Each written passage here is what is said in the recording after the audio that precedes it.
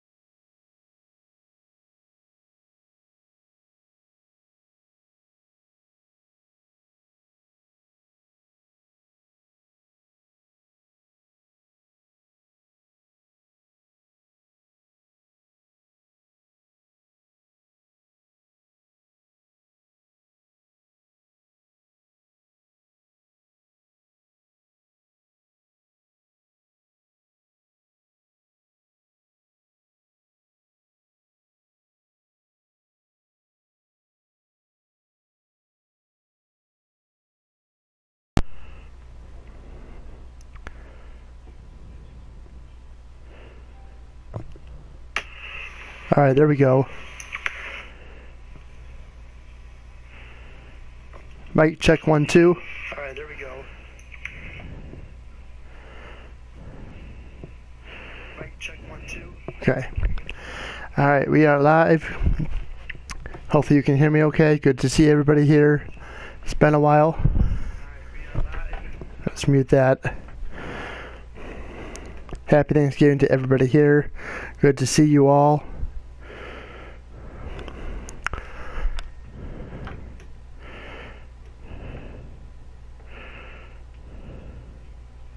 Hello James, good to see you. How you doing?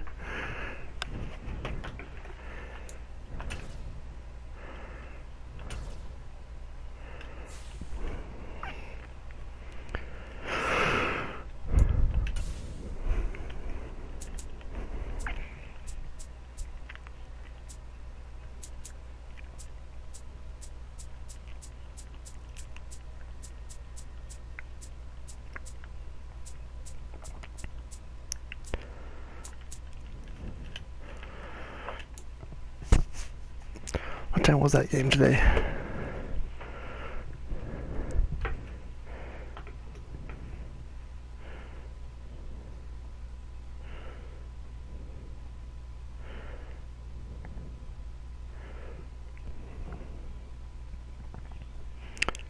I know you've been playing some games here. I am checking out your channel. You got 19 subscribers. Not bad.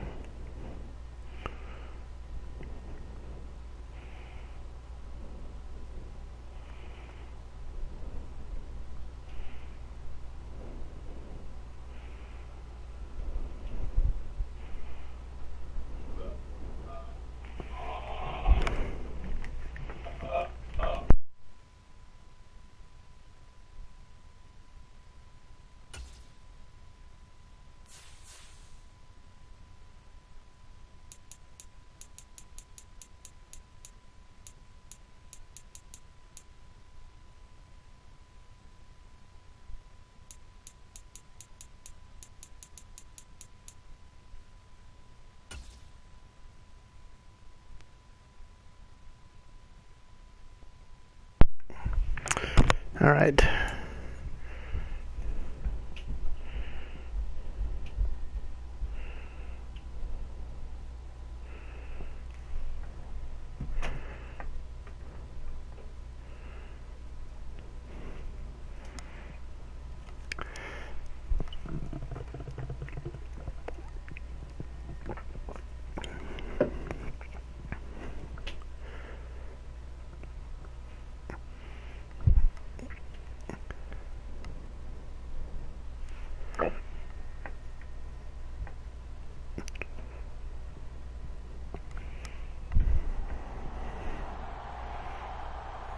Today, from Ford Field in Detroit, it's a special Thanksgiving Day presentation of the NFL on EA Sports.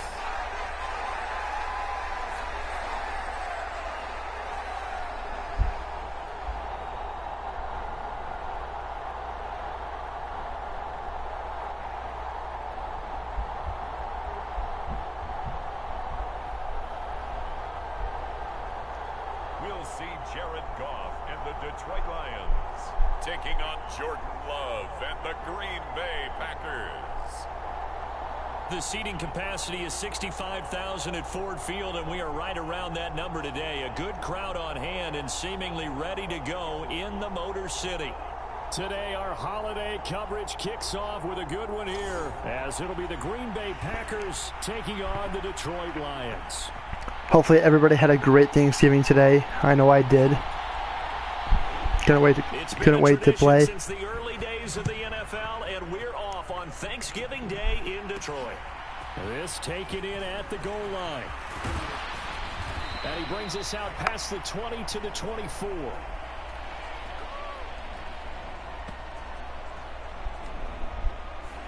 6'4" Jordan Love taking the field for the first time. The 2020 first-round pick from Utah State set to lead Green Bay. And at the start of Jordan Love's NFL career, he had one of the best seats in the stadium watching Aaron Rodgers work.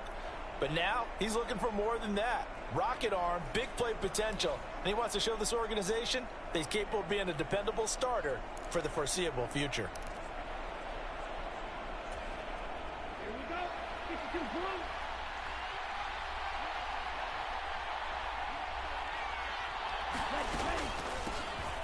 Now the man from UTEP, this is Aaron Jones. Takes it to the 26, just a 1-yard gain. Oh, there's plenty of traffic waiting for him up the middle. But give him credit, he tried barreling through anyway. They're fortunate to get a yard out of that one.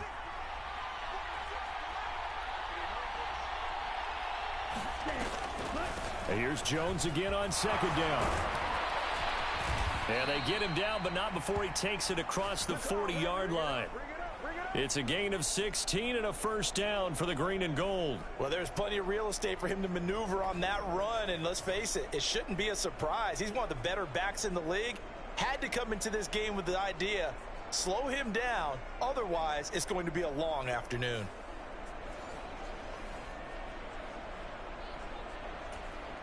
After the run by Jones, here's 1st and 10. To pass, here's Jordan Love. And that's going to be incomplete. Well, Charles, this Thanksgiving tradition, so great. I mean, going back essentially through the full century of the NFL, I know you probably have a lot of fond memories of Thanksgiving Day football yourself. I certainly do, and I don't have the Turkey Bowl tradition. You know, the families that go out and play and then come in and sit down to their feast and watch football. But I remember reading about, remember the Lions jumping on the Packers on Thanksgiving Day. The only loss the Packers had in 1962, and they sacked Bart Starr over 10 times in that game. And I remember Dave Williams from the Bears returning the overtime kickoff for a touchdown to win a game on Thanksgiving Day. I remember so many different things happening. But how much fun is it each and every year to know that you've got football on Thanksgiving Day? And that might have been a situation where even though you don't hit on the deep throw, you at least put in the defenders' minds early in the game that we're going to press the ball deep against your secondary. And that can have a ripple effect on how they function throughout. I don't know. It's 4th and 9. I don't know if it's going to make it or not. They're on the sidelines. Offense going to go for this on No. the opening drive. Should have won it. Oh, well. That's right. Going absolutely nowhere. He'll wind up losing a yard or two. A surprising move here on the opening drive of the game. And this defense delivers a turnover on downs on the very first drive of the afternoon. So now the Lions go on offense in a great starting spot. They'll be led out by their quarterback, the guy out of California, the former Cal Bear, Jared Goff. And at one point, the ascension of Jared Goff was really, really strong. Back-to-back Pro Bowls, took his team to the Super Bowl, and came really within one quarter of winning it. But since that time, he's had bouts of inconsistency, and that's been the struggle for him as he tries to get back to the form he showed earlier in his career.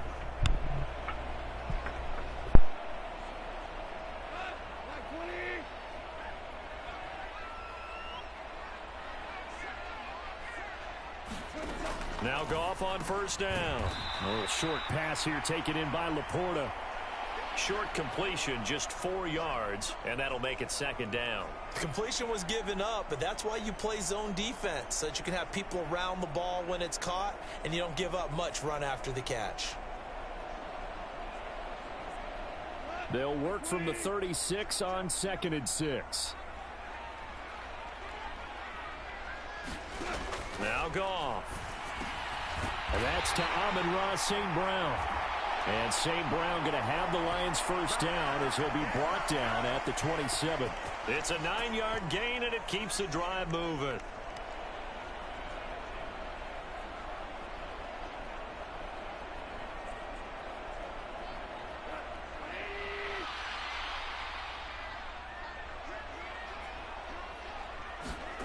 On first down, Goff. And that's to the left sideline and incomplete. He didn't just deny a big throw there. He broke that one up in the red zone. An excellent play, one that may help save points on the board when this drive is over.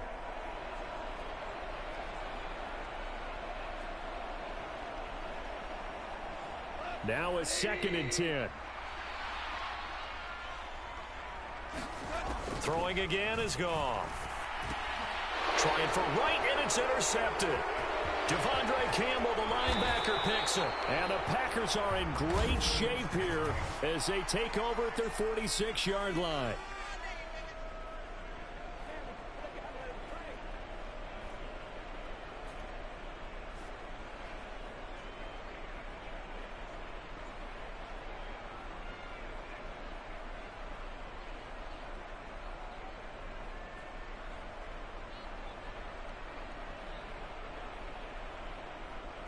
So 15 yards on the face mask, going to put them all the way up near midfield. And that's a mistake in the same way that a broken tackle or a missed assignment is a mistake. You've got to be smart enough to know not to get that hand up anywhere close to the face mask because they're going to get you every time.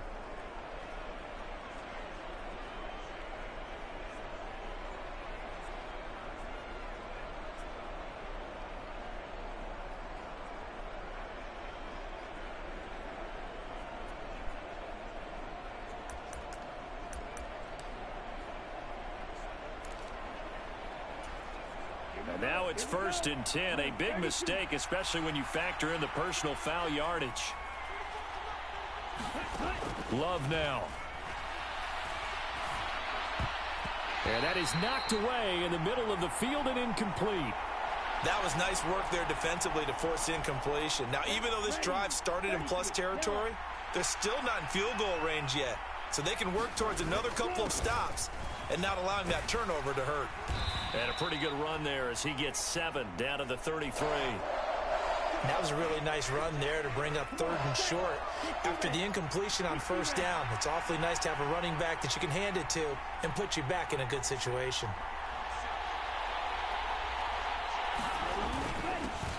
They'll run with a big back, A.J. Dillon. And brought down, but not before they're inside the 25.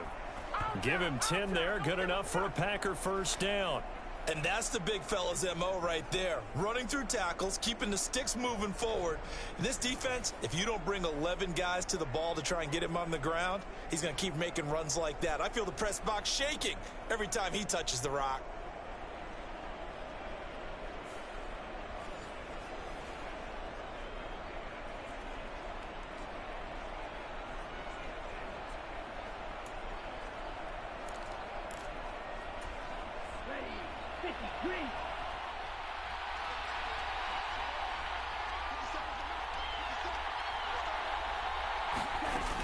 1st and 10. Love. And that is incomplete. And he's missed now his first 4 passing attempts. The rhythm is just not there to begin this ball game. Here's 2nd and 10.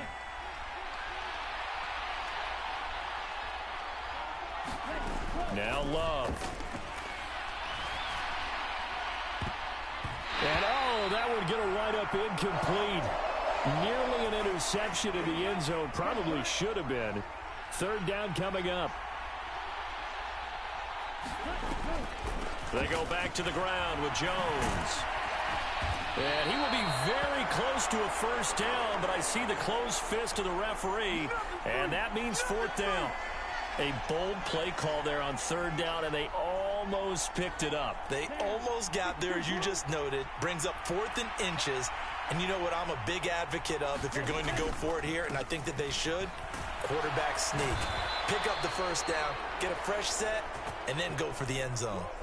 Just a gain of 3, but they'll certainly take it as they convert on 4th down. So this offense able to convert on 4th, and now a fresh set of downs here, 1st and 10. Again, it's Jones. They showed some tough running, but they'll drop him at the 5-yard line. 43 yards rushing for him now in the ball game. From the 5, 2nd and 4.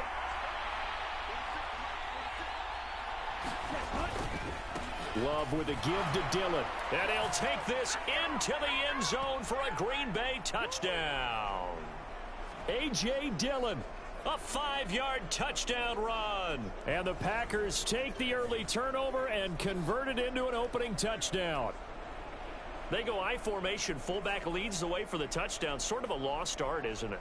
It really is, but sometimes when you're able to bring it back and use it against other teams, they're not prepared for it. They haven't seen it in a while, and now you gain an advantage, and we just saw that advantage result in a touchdown.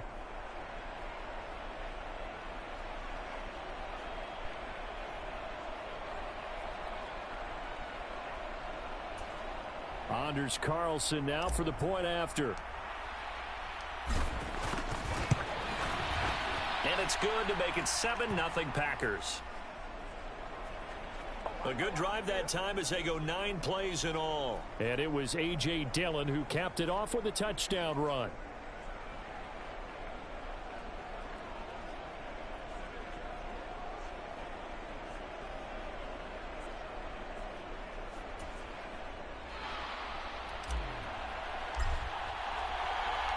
So now Carlson, after the touchdown, called on to send this one away.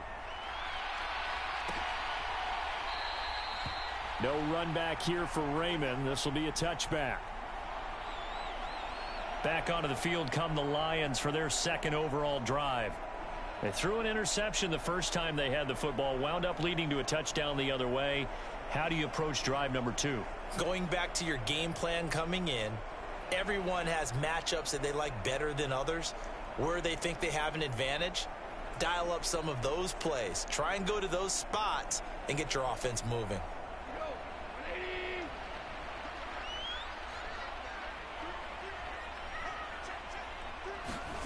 Goff on 1st down. That's going to be caught by Josh Reynolds. And they nearly get this all the way to midfield. Mark him down at the 49. That one goes for 24 yards. And that's how you shake off the interception you threw on the opening drive. Come back and throw another strike and gain nice yardage. And I give credit to 2 people on this one. The man throwing the ball and the person calling the plays. They're not shutting him down early in this game.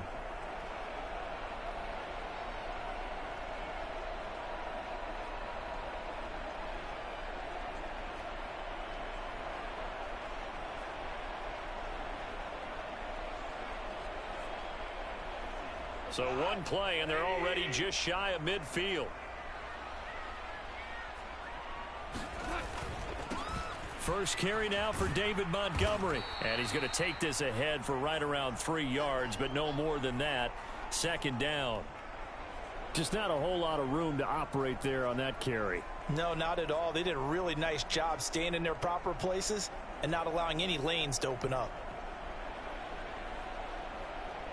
They'll come up 2nd and 7. And they'll send the slot in motion left. Here's a fake on the jet sweep, and instead a give up the middle. Takes this to the 45. Not much space after that broken tackle. 3 yards on the pickup. That's going to set up an interesting third and about 4 to go. Well, at that rate, picking up 3 yards a carry, you and I both know that doesn't cut it in this league and trying to get first downs unless you're playing 4-down football. Then that's a whole different situation, but I don't think that's what they're trying to do here. 3rd and 4, though, is still manageable. Goff now looks to throw. Oh, he had him. He was open, but he couldn't get it to him. It's incomplete. Well, the other day they told us when we've got 3rd and 5 or less, we have to be able to convert. And I guess every team would say that, Charles, but an opportunity missed there. What they were trying to tell us is they believe it's a matchup game at that point. And they liked some matchups that they had, thought they could exploit them, unable to do so on that play. And here now the punter Fox as he sends this one away. And this will be out of bounds. Now it's a question of where they'll mark it. And they'll say it crosses at the 11-yard line. The Green Bay offense ready to take over. They've got a 7-0 lead in the football as well as they start out 1st and 10.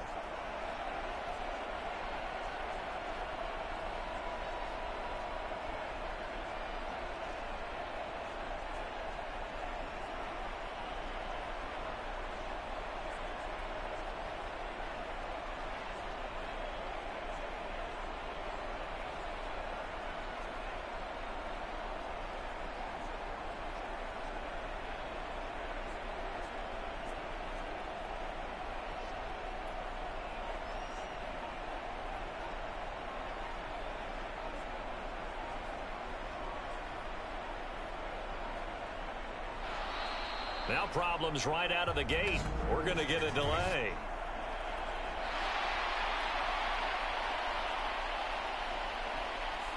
That flag accepted, and it backs the offense up a little bit. The delay of game backs them up 5, 1st and 15.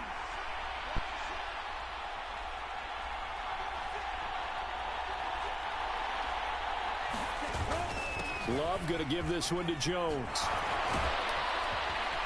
And they're able to bring him down at the 20. 56 yards rushing for him as he's got the afternoon off to a great start. Play fake. Here's Love. Blitz coming, and down he goes. They overload him that time with a safety blitz, and he winds up being dropped for a loss of 7. Oh, free safety blitz. That can be a gamble, but it proves fruitful there. Yeah, you're exactly right about the gamble because oftentimes the free safety is the last line of defense against a long pass. And when he comes at the quarterback, he better get home and make the play. Otherwise, a big play could result for the offense. 9 yards on the play and a 1st down. So finally completes his first pass. Credit the defense, though. They've been showing him some different looks, keeping him off balance. Yeah, I like the observation that you had there because when you give him different looks and you give any quarterback different looks, it takes just a little bit longer to process sometimes, and you don't throw the ball with the same confidence. You're not sure that that's where you should go with the football, and that's worked for the defense early in this game, and now he's got his first completion. Let's see if his confidence comes back, and he starts to get into a nice little groove. Here we go, set, clock 40.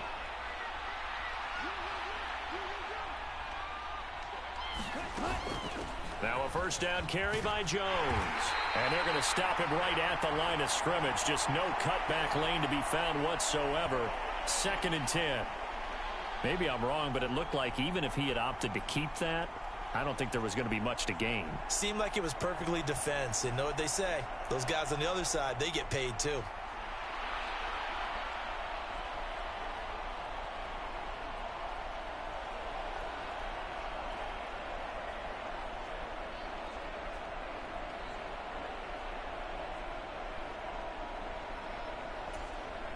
Second and 10. Yellow,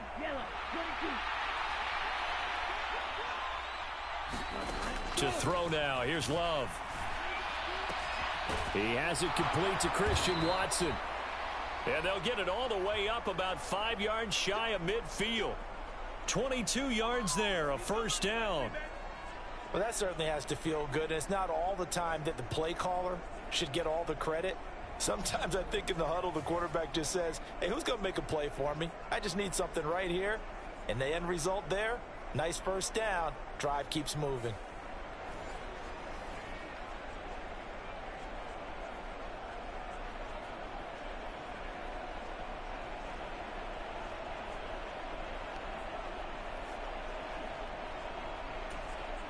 So after 2 first downs, they get another here. 1st and 10 at the 45.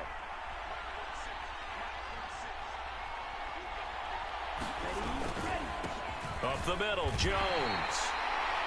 And he's going to be hemmed in and brought down right at the line of scrimmage. Tackle made that time by Aleem McNeil. And the big fella stuffed that one up in a big way.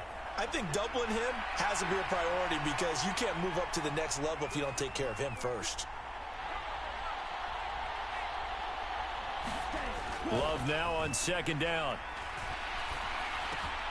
Over the middle here, it's hauled in by Watson. And it's going to be another first down as they'll get him to the ground at the Lions' 28. That'll wind up a gain of 27 on the catch and run. So many times in my career I've heard coaches talk about completions are one thing, but as long as we're there at the catch and we get guys on the ground, we can live with that. But if you're going to give up 10, 12, 15 yards after the catch, then your defense is going to be in a lot of trouble. So the ball moves into Lion territory now. Here's 1st and 10 as they've got it to the 28-yard line. Love, they go play action now. And this is going to be intercepted. Chauncey Gardner-Johnson with a pick. And the Lions are going to get the football here as the ball will come out to the 20. That's a beautiful read there by the safety. It's zone coverage, so he's just going to sit back and watch. He knows he can't get beat deep because he has the end line to protect it. So he can react to everything in front of him, and he makes a great break on the football and comes down with the interception. Here's the Detroit offense now as they head back out onto the field. And it's been a rocky start for them thus far. They had the turnover and then the punt on those first 2 drives. So there is optimism because they've improved, right? Turnover, you just noted it on the first drive. Punt's better than the turnover. The punt is better on the second one. Now they're hoping to turn into first downs and hopefully points. Goff and this Lions offense set for a 1st and 10. At the 20. And they start things off with a carry by Gibbs here. And they'll get 8 out of this before being stopped at the 28. But you often say that sort of opens the playbook now, 2nd and short. What do you think, early shot here? I like where you're going. Obviously, we've been together for a while because you know me. I want to take that shot early and loosen things up. Line of scrimmage, the 28 now as they come up on 2nd and a couple. Play action. It's gone. And that'll be caught. It's St. Brown.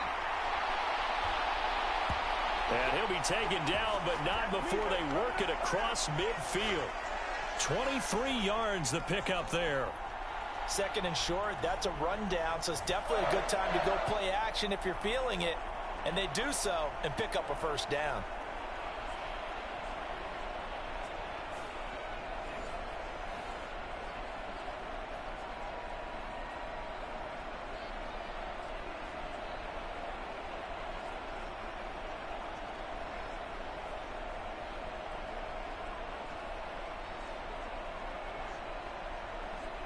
So into Packer territory now. Here's 1st and 10 at the 49-yard line. Goff now looking to throw. Oh, that's into double coverage and intercepted.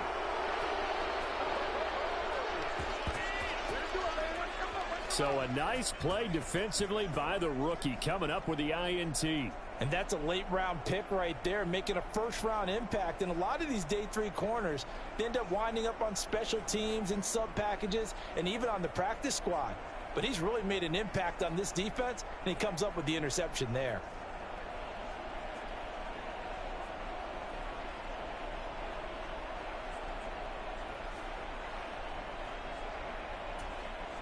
Love going to break the huddle, lead the Packers up here 1st and 10. At their 35-yard line. And he'll begin the drive with a give to Jones. And space tough to come by there as he'll get maybe a yard to the 37. No doubt about it. A really nice job there by the defense, not allowing him to get to the perimeter. but that means your defensive ends, your outside linebackers, the guys that you pay big money to sack the quarterback, they also have to have interest in the running game as well. And they did a nice job there of holding the point of attack and not giving ground. And he whips that one incomplete there. Well, nearly another interception there. That would have been 2 drives in a row with a pick. He's got to start taking care of the ball way better than what we're seeing. Interestingly, that throw was probably worse than the one he threw the interception on last drive, but fell incomplete. He's going to launch this deep for Watson. And it's knocked away and incomplete. We've always got to remember that once the ball's in the air, the defender has every right to go after it that a receiver does. And that was a battle for positioning on that play. And in the end, he's able to force the incomplete pass. So they're forced to punt on 4th as this one's away. That'll be a 41-yard punt, 4 yards there on the return, and the Lions will take over. Detroit's offense ready to take over. They're probably lucky to only be down 7-0 as they come up 1st and 10.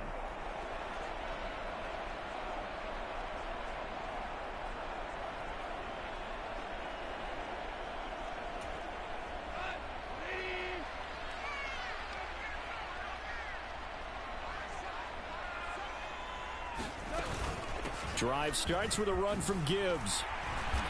And he's able to plow forward up to about the 29, just shy of the 30.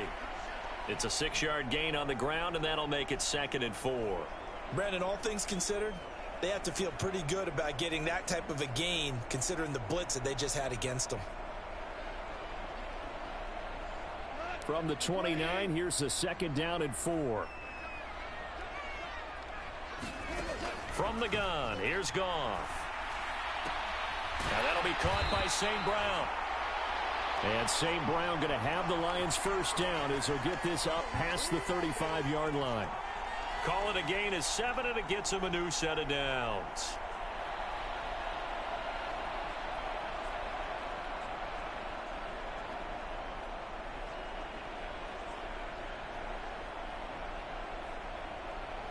So from the 36 now, 1st and 10.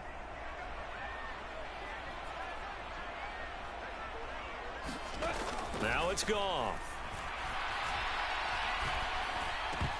And that is incomplete. Oh, the coverage a little too good there, and it's 2nd down. As defensive coordinators around the league tell me all the time, that throw is not for every quarterback because you've really got to drive the ball downfield. It's going to be a tight window for him to fit that one into. In this case, unsuccessfully. Here's Goff now on 2nd down. Packer pressure, and down he goes. It's Preston Smith. He gets the sack there. Okay, I'm not sure you could actually draw up a better pass rush than that one right there. Nowhere to go outside. He had to keep backing up and backing up and backing up. Eventually dropped for a huge loss.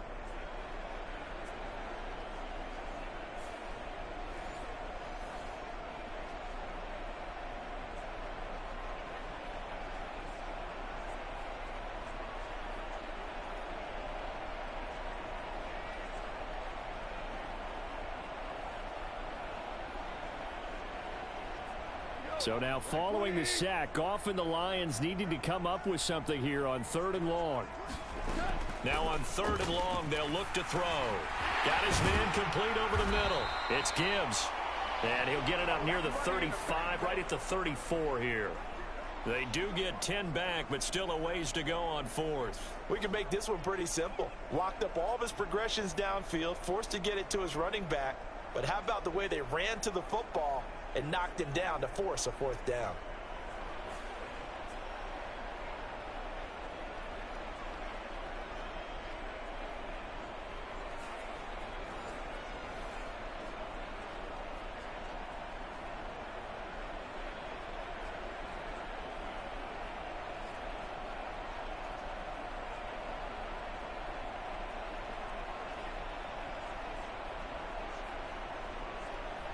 Jack Fox out to punt here on 4th down.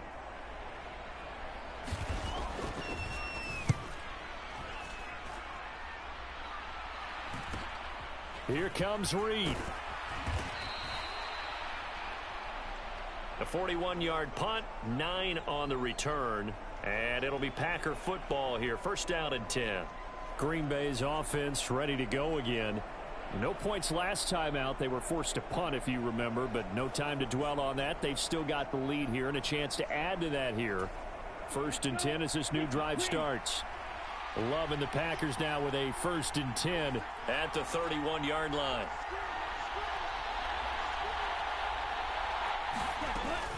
They'll start out on the ground with Jones. And they'll get it up just short of the 45 at the 44. 70 yards rushing for him now as he's carried it 13 times. One thing's for sure, this defense has to figure out how to stop the ground game. He's eating them up here in the first quarter. It looks like they have to go to different forces, aren't they? The conventional things aren't working too well. So I remember a coach of mine saying way back when a back's having a great game, you've got to get the ball out of his hands. See how far he can run without the ball. And what he meant was takeaways, knock it loose, because maybe you can't just stop him with just regular tackling. Here we go. Ready, 38.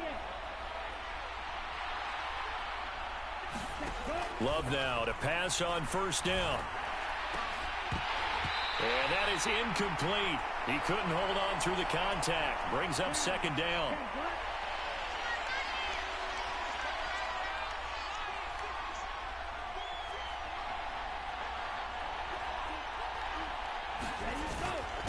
An inside give to Jones. And he is going to lose yardage here. It'll go as a loss of a yard, so now they deal with 3rd and 11. They're backed up here. Tough spot, needing 11 yards to pick up the first. On 3rd down, Love. He's going to launch this deep for Watson. Well, he tries to force it in, and it's intercepted. Picked up by Cameron Sutton. And the Lions are going to have the football here at their own 35-yard line. And partner, I think this is where long-term starters in the NFL separate themselves from the rest of the pack, because there's still 3 full quarters left in this one. More than enough time to move past a pair of early mistakes and find a way to lead your team to a win. Mental resiliency, a characteristic every NFL team's looking for in their quarterback. Now the Lions offense, they get ready to head back out there.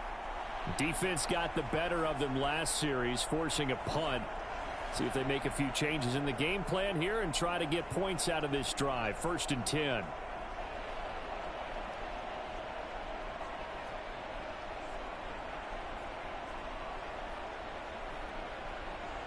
So good starting field position for them here as they come up 1st and 10 at their 35-yard line. They'll start on the ground with Montgomery. And hard running's going to get him over the 40 to the 42. It's a 7-yard carry to set them up with a 2nd and 3. Well, that run right there was an offensive line coach's dream, wasn't it? Guys picked up all of their assignments, created a nice gap for the running back to get through, pick up 7 yards. Yeah, he's probably chortling on the headset right now saying, we got it going, boys. Let's keep it going. Here's 2nd and 3. Again, they'll go ground with Montgomery. And he'll be brought down, losing yardage back at the 40. It'll be a loss of a couple on the play, so now 3rd down coming up.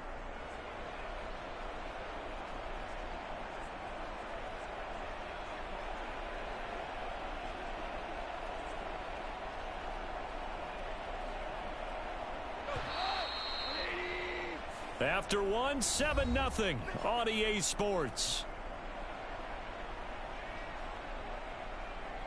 Second quarter action now from Detroit, and it's the homestanding Lions who have the football as they've got it with a 3rd down coming up.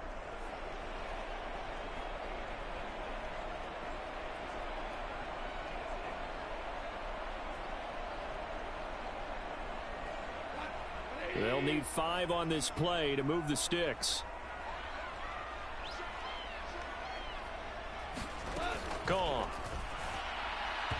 And that is incomplete. Not many boos just yet from this home crowd, but they may be starting soon as I'm starting to detect an uneasy murmur through this crowd. This offense, they've been lifeless in this first half. And now here's another punting situation and a 4th down. On 4th down, Jack Fox on to punt for Detroit. He's been a busy man here in this first half as he gets it away. The return is Reed. It'll be 37 yards there on the punt. And they will take over 1st and 10.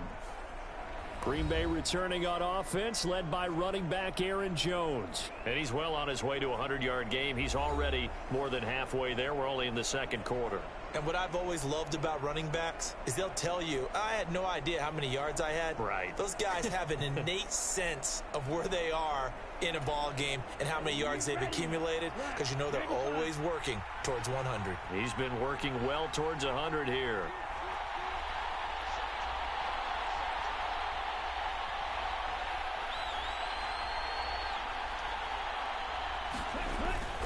They'll start the drive with a carry by Jones. He'll get a yard, that's all, as they get him down at the 28. You know, thinking of this Thanksgiving Day game, Charles, for years we've heard the talk, why don't we open up these Thanksgiving Day games instead of just being Detroit and Dallas every year, give other teams a shot to host? I know you're kind of like me, a bit of a traditionalist, but what do you have to say to that, CD? I think it's a great argument, and the league could support it quite well, where you could move games to different spots and still be very successful on Thanksgiving Day. But you're exactly right. I am a traditionalist. I really don't want to. And for the third time here in this half, it's intercepted. Picked by Emmanuel Mosley. And the Lions are going to take possession here at their own 16-yard line. So this defense coming up with a takeaway, and maybe that's something that can bring a little life to that sideline. Well, I don't want to say that they've been sleepwalking through this first half, because that's simply not true. But you're right. We haven't seen a lot of fire from these guys, really, on either side of the ball. So maybe that's the catalyst that they needed to get them back into this game.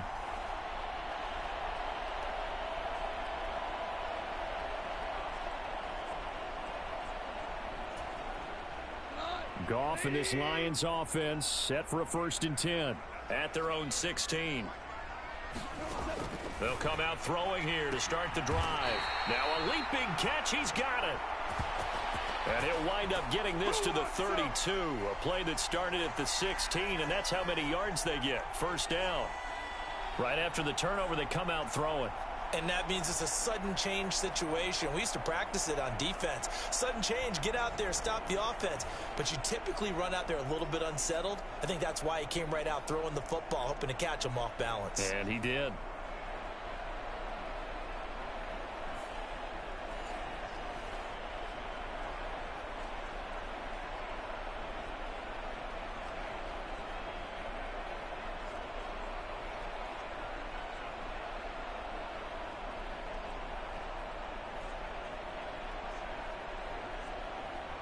From the 32 now, here's 1st and 10. Out of the gun, they'll give to Gibbs. Knifes his way forward here, but just 3 yards on the play. 2nd down. Yeah, I don't know if it's exactly a win-win, but if you're on offense, you'll take that kind of a run, all right? It was kind of stacked up, found a little bit of yardage, and frankly, they're pretty close to staying on schedule on offense. The playbook is still open for the coordinator. From the 35, here's 2nd down and 7. Here's Goff. Throw to St. Brown, complete on the left side. And he'll be out of bounds just shy of the 40. 23 yards the pickup there. Well, there's no disputing. He's made some poor throws in this first half, but this was a good one. And you can bet this is an offense that isn't going to pull back.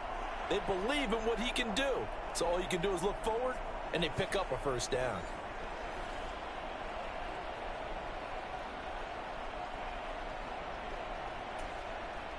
This offense finding its legs now. Here's another 1st and 10.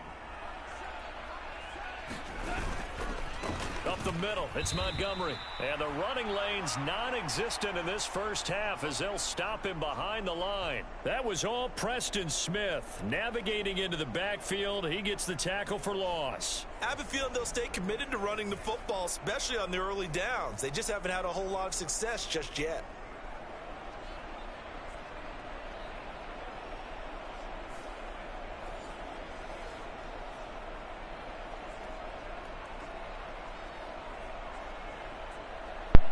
Alright, so I hope you guys are having a great night so far, Thanksgiving so far.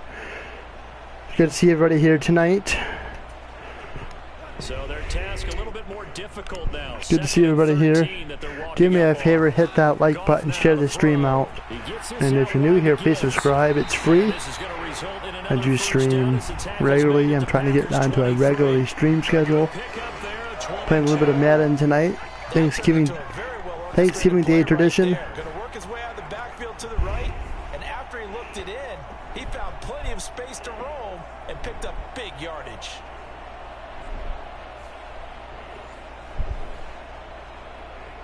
It's good to see everybody here tonight.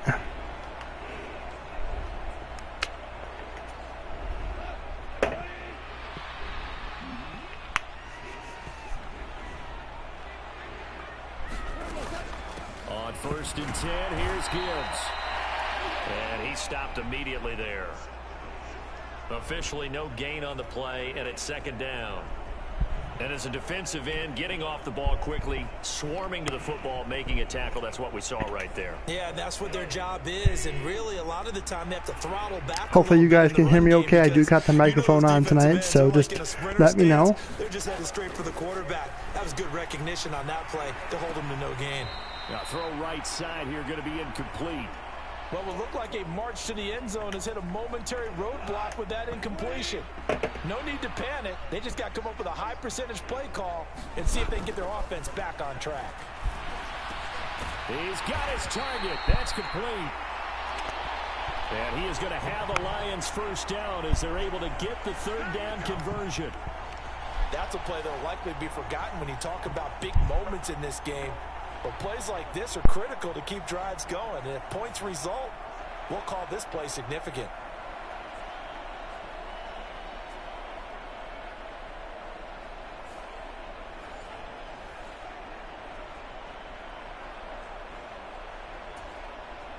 Now a 1st and 10 at the 11.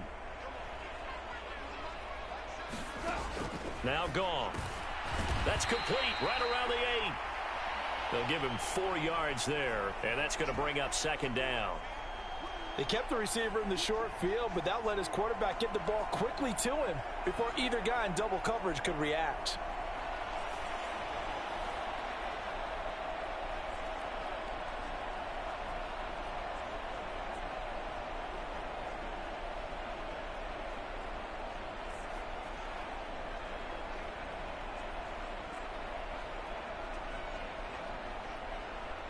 Second and 6 with the ball on the 7.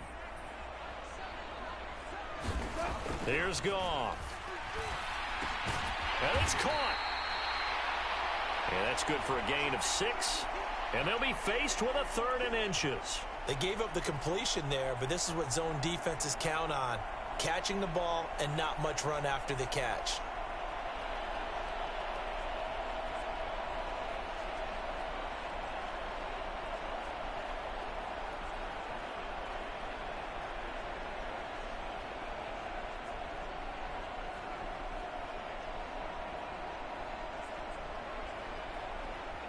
The offense on 3rd down tonight, they've only converted once in 4 tries. They're looking at 3rd and a few inches. They'll run it. Here's Montgomery. They're able to convert on 3rd down, and that sets up a 1st and goal. I think they like this drive a little bit better there, partner. Running game helping out, picking up some of the slack. Because remember the last drive, they went 3 and out.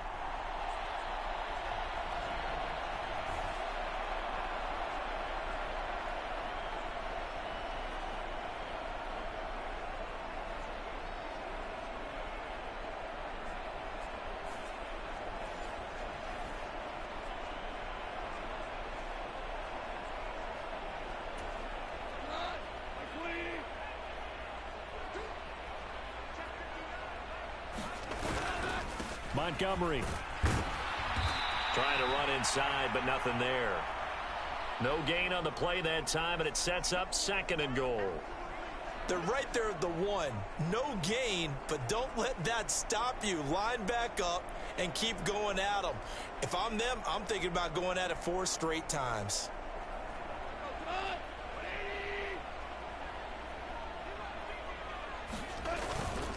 They'll run for it with Montgomery. And this time he is in. Yes.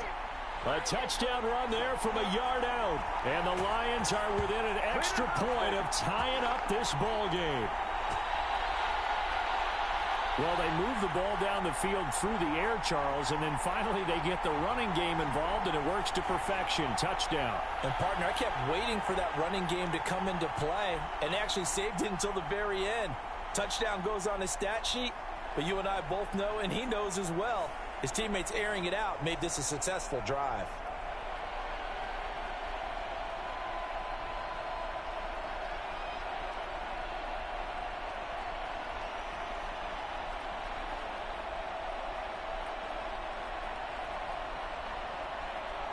Michael Badgley on for the extra point.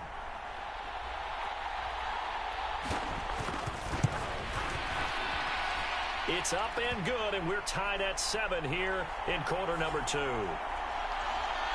So that drive spans 13 plays, and it was David Montgomery's touchdown run that polished it all off.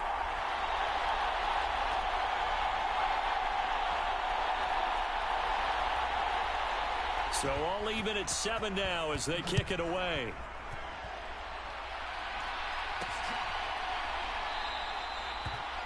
Nixon elects not to return it, and this comes out to the 25. Now the Packers get set to go. They had the interception last drive, led to the tying touchdown, so 7-7 the score as they begin 1st and 10.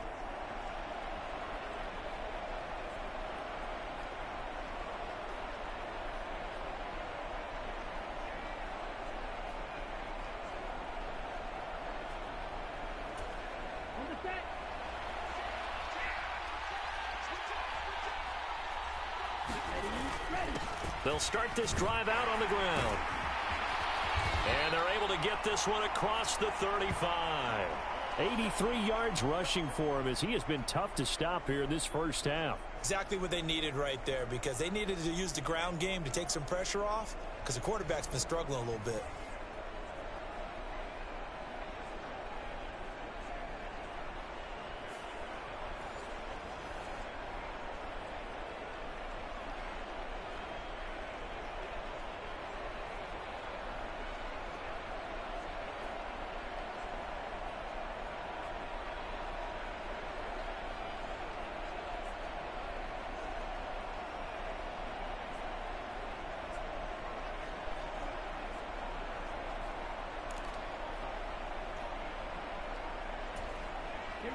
So here's a 1st and 10 at the 38. The Packers going to use one of their timeouts. They'll have 2 remaining as we step aside here in this second quarter.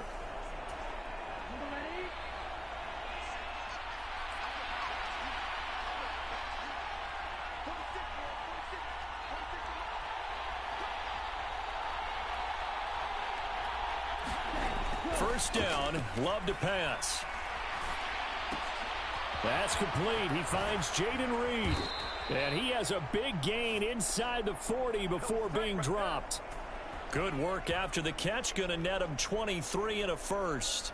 Well, with the problems they've had giving away the football in this first half, they've got to be over the moon that this is still a tie ball game. So here's where a quarterback has to move the turnovers to the back of his mind and focus on the present. And that's a good throw there to pick up a first down. Dave and Wolfie, how you doing? Good to see you. Hope you're doing well. Happy Thanksgiving to you. So the ball moves into Lion territory now. Here's 1st and 10 at the 38.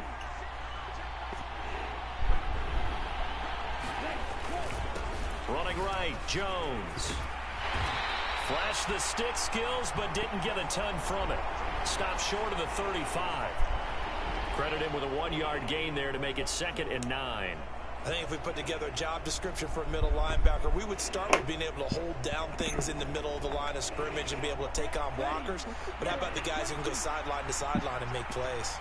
Love a guy that can do that. We saw a perfect example of it right there. He lets this one fly toward the back of the end zone. And that is caught. Boy, how about that one? He reeled it in one-handed for a touchdown.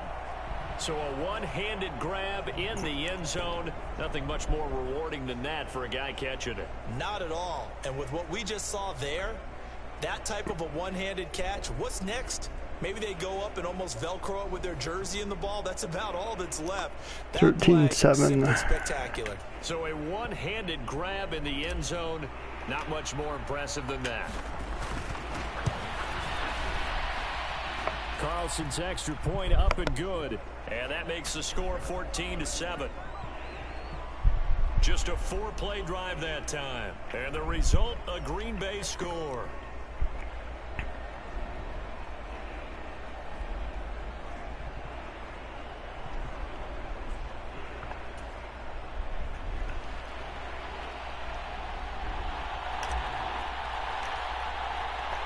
Carlson back out there now to send this one away.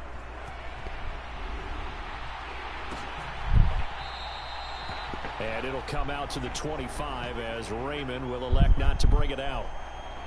David Montgomery and the Lions about set to begin this next series. He's had a good chunk of carries. Problem is, and I'll probably average in a turkey coma tonight. On his shoulders, but that's a big reason they're losing right now. Have to be very careful. I had a little bit of turkey, had a little bit of ham, had some stuffing,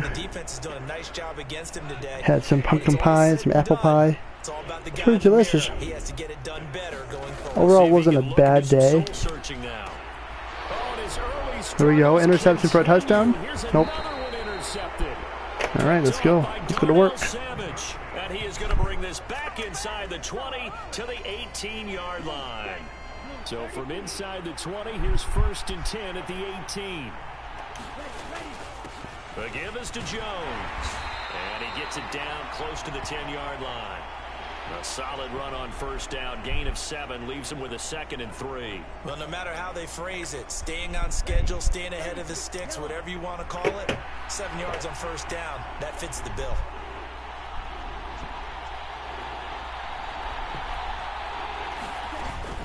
Second down, another shot for Here we go. Jones. And he will get this into the end zone. Touchdown, Green Bay. Aaron Jones taking it in from 11 yards out. And the Packers are able to strike quickly to add on to their lead. A solid blocking up front from the guys on the offensive line allowed him to get in for the touchdown. Yeah, some might say that the guys on the offensive line were in concert. I used to have a coach who called it marrying up. Meaning, when you get on a guy, you just stay right there. Each guy has his own assignment. That allowed the runner to make the big move towards the end zone.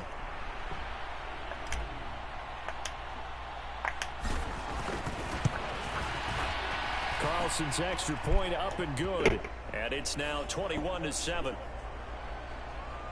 They had the short field, and they made quick work of it.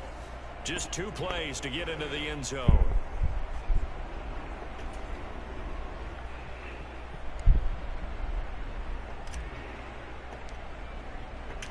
So after the made field goal, here's Carlson to send it away. No run back here for Raymond. This will be a touchback. And Detroit getting set to go now.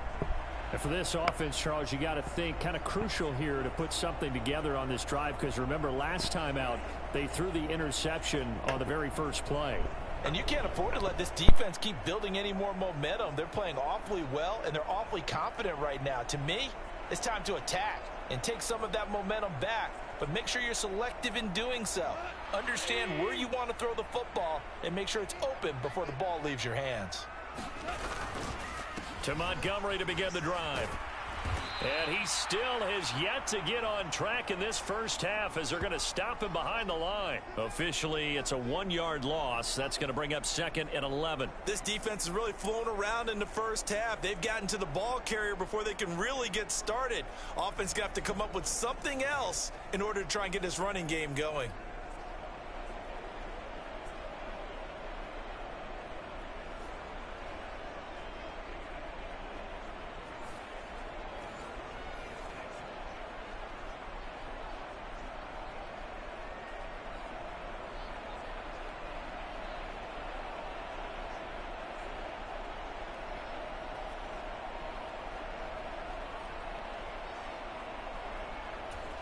A loss of a yard there to start out. That leads to a 2nd and 11.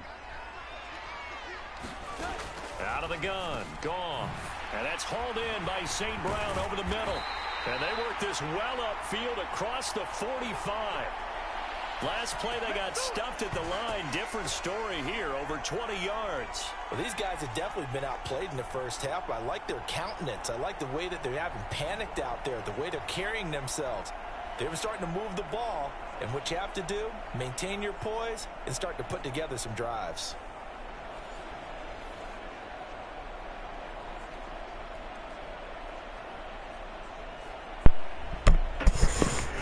The Lions are going to choke, LOL. We'll see about that. Right now I'm playing Detroit. I'm Detroit, so. On first down, it's gone. Slant pass, he's got Reynolds. And he takes But good to see you, Kelly's Real Fan Adventures. Hope you're doing well. That good for 21 yards on the catch. Hope you had a great Thanksgiving. That was a nice job there. Quarterback and receiver reading the pressure that was brought. They both knew it was going to open up the middle of the field. Nice little shake and bake at the line of scrimmage. Got right into his route. And the quarterback hit him in stride, and he was able to run free after the catch.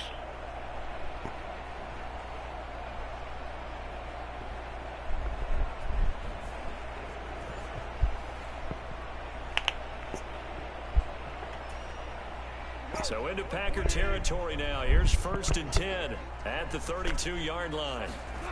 Goff. St. Brown making the catch on the out route. You're relaxing from all the cooking? And he'll be out of bounds as he gets this down about the Well, I'm glad to have you here. People worry about throwing the out route because often it can get jumped, and that can turn into either an incompletion or an interception. But not on that one. Everything came together, and he catches it and goes over the sideline.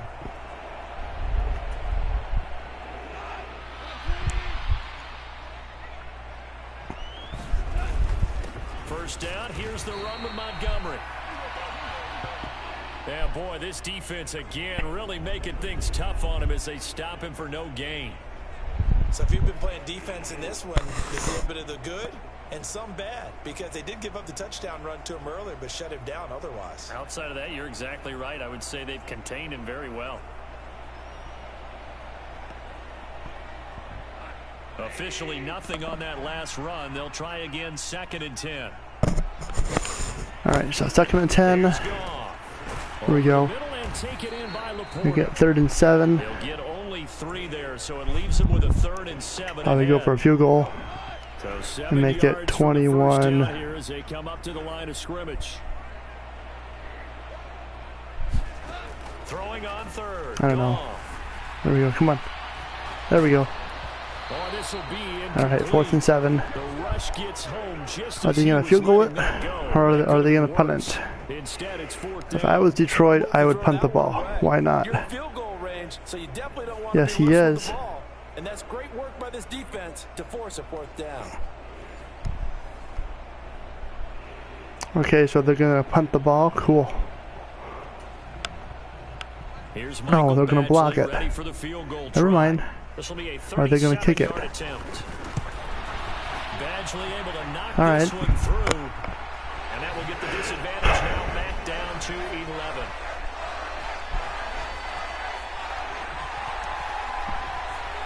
So the 3 points. 21-10. Okay, let's go. It's going to work. Yeah, partner, when you're losing, any points you see go on the board in your favor, you're happy to take them. Okay. Nixon elects not to return. 1st and 10 Packers. Out to the 25. Here's Aaron Jones in the offense trotting back out. He's already cruised past the 100-yard mark. We haven't even gone away for halftime yet. He might not want halftime. All right, why cool off? Keep everybody here. Let's stay out on the field and keep going. But all that being said, everything is really working well for them. The play calling's been excellent. The blocking's been terrific. And obviously his vision and legs have hurdled him to this big number so far. We could be seeing something really special here. And we'll see how much they give him the ball here. Well, they had the run for no gain. Now they'll try again from the 25 on 2nd and 10. Love looking to throw it. Eyes the crossing route and hits Watson. 9 yards, and that leaves him just short, so it'll be 3rd and less than a yard. Brandon, so many times we see the crossing route start as a quick hitter, but in this play, he had time in the pocket and waited for him to clear going across. The offense on 3rd down tonight. Get the first down here. Just 2 for 6 thus far. They're looking at 3rd in the nose of the football. They'll try to run there we go. First with Dillon, and he'll bring it up here to right at the 40-yard line. Call it a gain of 5 as they move the sticks. You know I'm old school, so I always want a hammer in my backfield. But in short yardage situations, 3rd down pickups, I got to have him. And he picked it up for him right there.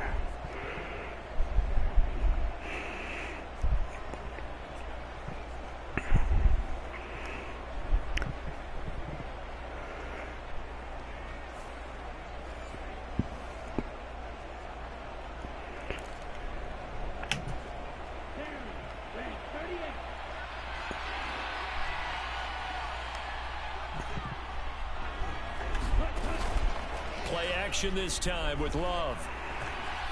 Looking deep here for Dobbs. It's caught inside the 25.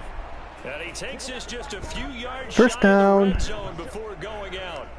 That one goes for 36 yards.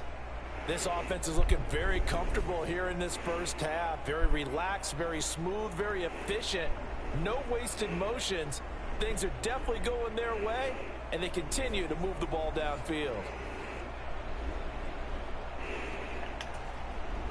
So the big play gets them all the way down to the outskirts of the red zone here for 1st and 10. Love going to give this one to Jones. They'll get this down to the 21, just on the edge of the red zone. Give credit to the defense for stringing that play out, and they gave up no cutback angle. You know he was trying to dart through. No place for him to go. A nice job there, only giving up a 3-yard gain. Nope. Under pressure, and he'll go down. All right. Back at the That's right. That's right. line. Levi Onwuzurike charging in and finishing off the sack. He was still looking through his progressions and going through his receiver options, and while he was doing that, the defense. I mean, it's 3rd and 12. I am in field goal range, so it don't matter at this point. All the receivers were covered, and he couldn't evade the rush back in the pocket. Touchdown, Packers. Too easy. Romeo Dobbs, 26 yards, and the Packers are able to extend their lead. Well, that's what I call an answer right there. They gave up a sack on the previous play. How about what they did to finish things off, turning it right back around? That's the response, and that O-line feels a lot better now. Yeah, I had a great Thanksgiving. Thanks for asking. That just hurts those guys. Oh, no. It's good. Come on. I think they're going to at least take a look at this. It's good. He's in. They're taking a peek at whether or not those feet were in bounds, and obviously a big call here in the end zone. And not just the feet. I bet you are. The ball possessed while the feet are hopefully getting down. That's good. Bounds. That's what they're trying to look at. He's in. To see if it all comes together.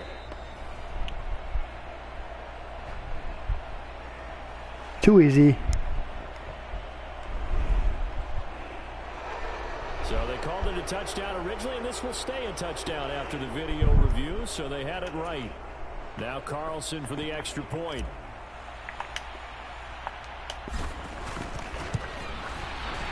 And the lead is up to 18. And that's how the cookie crumbles. 28-10. So a 7-play, 80-yard drive. And that drive all capped off with a Romeo Dobbs touchdown.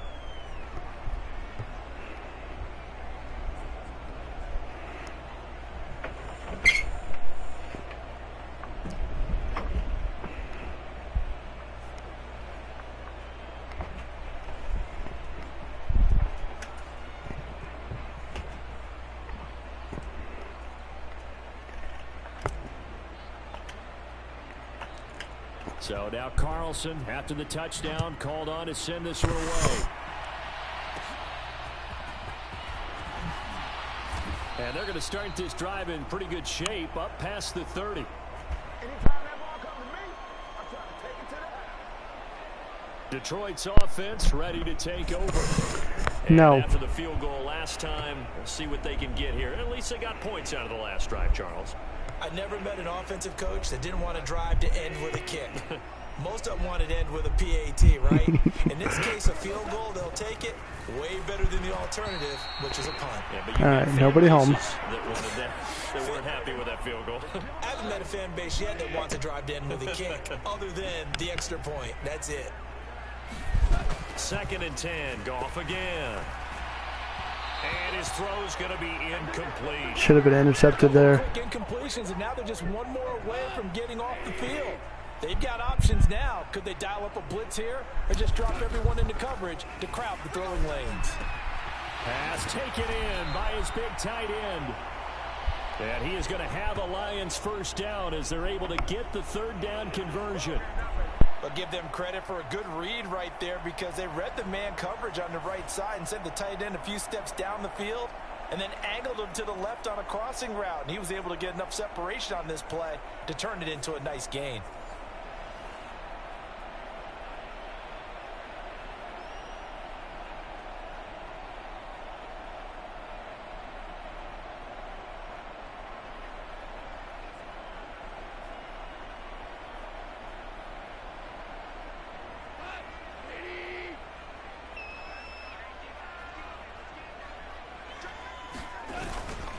Going up the gut, Montgomery. And they'll get him down here at about the 42. 7 yards on the pickup there, and it'll leave him with a 2nd and 3. Even though they gave up more than they wanted to on that play, it actually illustrates how well they bottled him up throughout the game because that was his longest run of this contest. That is caught by Laporta. And they will get him down, but not before he gets very good yardage there, as that will lead us right into the 2-minute warning.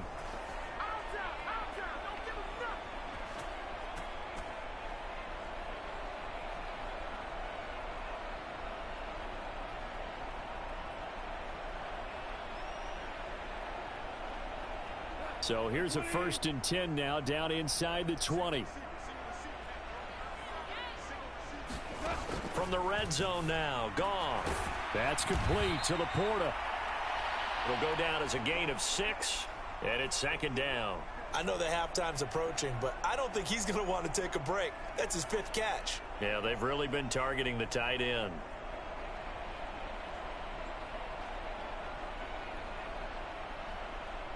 This 2nd and 4. A shotgun snap for Goff. Going underneath, Gibbs has it. And the Lions are going to have a 1st and goal coming up as the tackle made at the 3-yard line.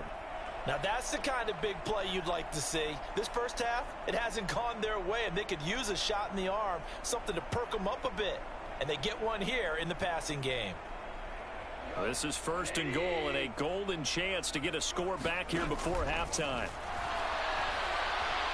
Nowhere to go here. He lost the football, and the Packers pick it up. And he'll bring this one back to the 29. Well, give some credit to the defense. They forced the big play, knocked the ball free from him, but it's a cardinal sin by the quarterback. Know where you are on the field, and he just gave up at a minimum 3 points. Instead of getting down, takes the contact. The turnover ensues.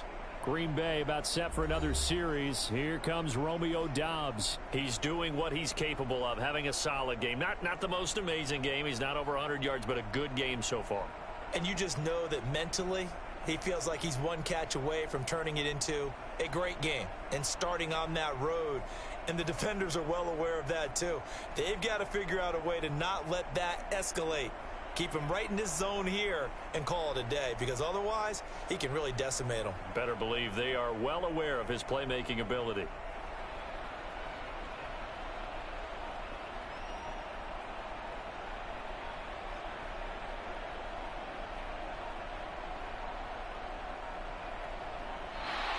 Play clock down to 0, and this is not the way to start a drive.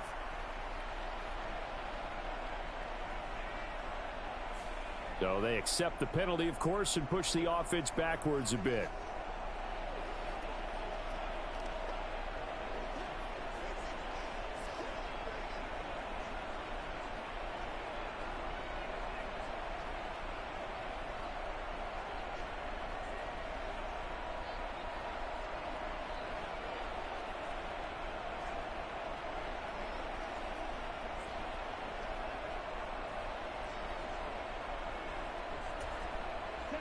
Well, they need 15 yards on this series after the delay of game. 1st and 15.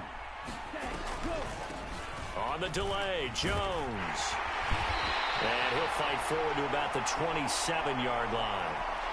He'll get 3 of those penalty yards back here, leaving him with a 2nd and 12. Well, obviously, they would have at least liked to have gotten back to the original line of scrimmage. Instead, now, they're dealing with 2nd and long. I thought they would have passed it after the penalty. Probably wish they would have now. Looking deep here for Dobbs. And a penalty flag comes in as that one winds up incomplete, but the contact is going to move the ball well downfield.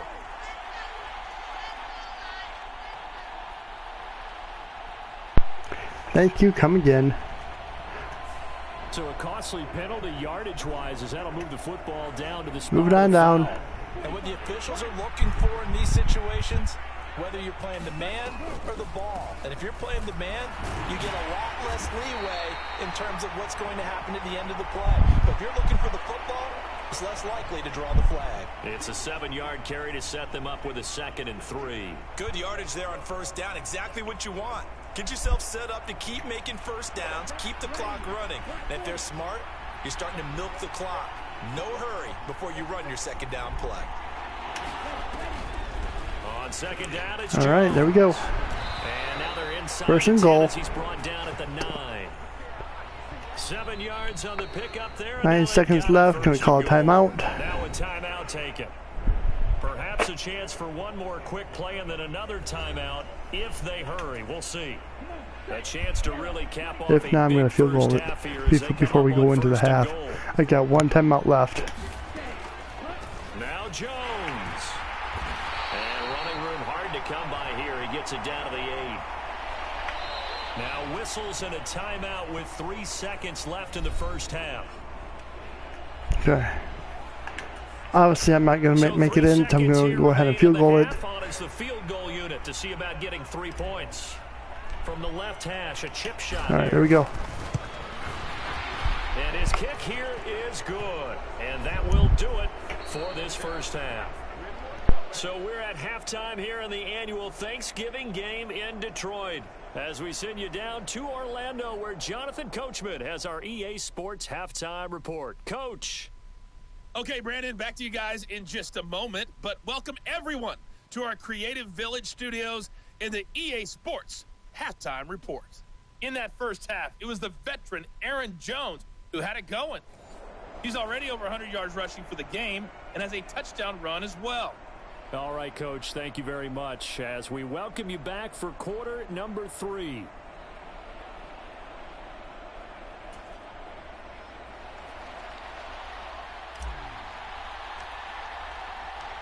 It'll be Lions football to start the 2nd half, and they trail here as we get back underway on EA Sports.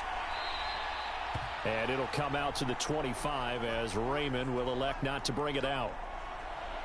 The Lions offense now with a football first here to begin quarter number 3. Well, they look up at the scoreboard facing that deficit. A 3-score game, Charles, but look, there's plenty of time to go here. The old football cliche that comes to my mind is you can't get it all back at once. They probably need something, though, out of this drive, at least 3 points. Are you trying to say that there's no 3-score drive on that play sheet for any one of those coordinators? They just don't have it, right? You're trying to get it all back. You know you can't get it back in one drive, but maybe cut into it a little bit as you just suggested. Try and create a little bit of momentum, a little bit of a spark, and then maybe that'll carry over. 2nd and 6, just inside the 30. To throw is gone. Got St. Brown running the quick slant here. And they'll get it up just short of the 45 at the 44. His first catch of this 3rd quarter, he had 7 in the 1st half. It's also a 1st down. And he's been one of their few bright spots here this afternoon. And as you pointed out, so far he's gotten his. That's not been the issue at all. But the teammates, the other guys, they've been shut down. That's why the defensive guys have to feel pretty good, even though he's over 100 yards. Yeah, he topped 100 with that last catch.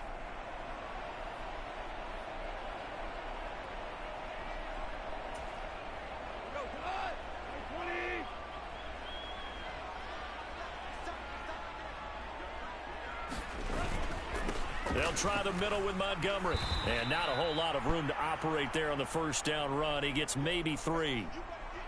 Well, that's just a pile of bodies there, and that's when you kind of find out who's a tough guy, right? Who can stand up and make a play. It was only a 3-yard run, but for both sides, they had to walk away from that feeling like, okay, I can stand up. And the Packers give him nowhere to go, and they bring him down.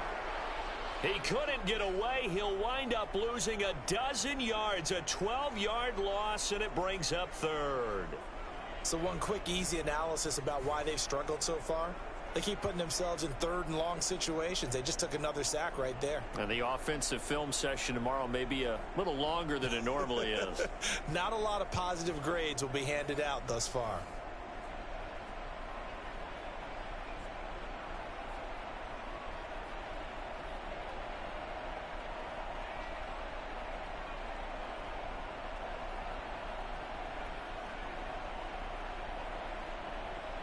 So now following the sack, Goff and the Lions needing to come up with something here on 3rd and long.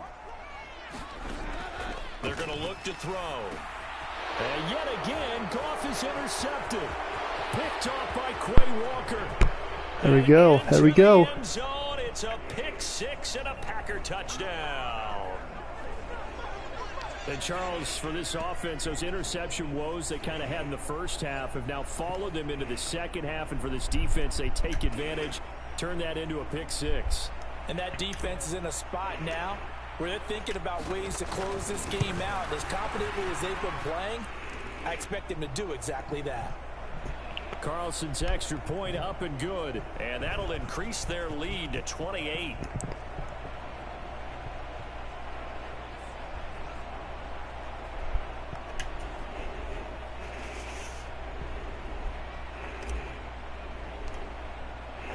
So they throw the pick 6. They'll get another shot at it now as this one's in the air. No run back here for Raymond. This will be a touchback. We get a look at Amon-Ra St. Brown as his offense readies for the next drive. And I know that they've double-teamed him a couple times, but not a ton. Whatever they're doing isn't working. He's up over 100 yards. We'll see how they adjust. And when they do that, they weaken their defense in other places as well. And how many times have we done games where we've seen a guy have a big game like this, but it's usually not by himself, is it? Right. Usually it opens it up for other people to have big games as well. He'll be dropped after a gain of about 6 across the 30 to the 31. Running lanes were at a premium in the first half, but he's able to find some room there, and he's hoping that that's a precursor of a big second half.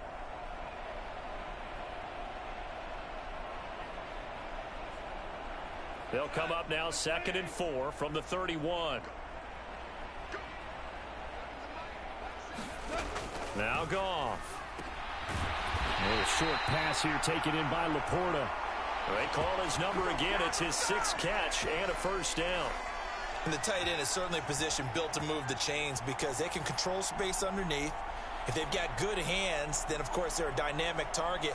But one other thing is they're right in the sight lines of a quarterback on just about every play, and that makes it easier for the quarterback to pick him out and deliver. Line of scrimmage, the 37 on 1st and 10. Back to throw, Goff. Throw left side to Reynolds. And he'll be taken down, but not before he gets into enemy territory. First down, Detroit, 16 yards on the pickup. Well, still in the 3rd quarter here. Now, you look at the scoreboard, that deficit probably a little too much to overcome, but completions like that may be something to build on for future weeks. Yeah, it's all about ending things on a strong note here, isn't it? Because my mindset is it's a new ball game from here to the end. Make sure it's a good one and close it out.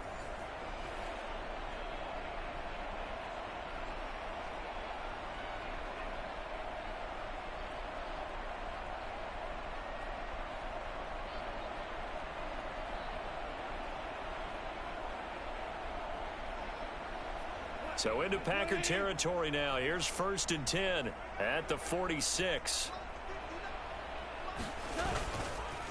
Handoff comes to Montgomery as he's got this down inside the 40 to the 39. A solid run on first down. Gain of 7 leaves him with a 2nd and 3. Getting had a ton of success here so far, but you get the feeling that he might be on the verge of popping one. Yeah, even on that one, there was a little bit of a hole, but it closed there quickly at the end.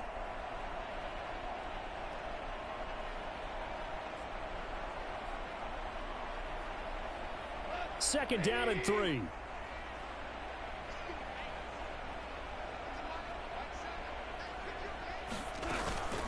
From the gun, Gibbs will get it.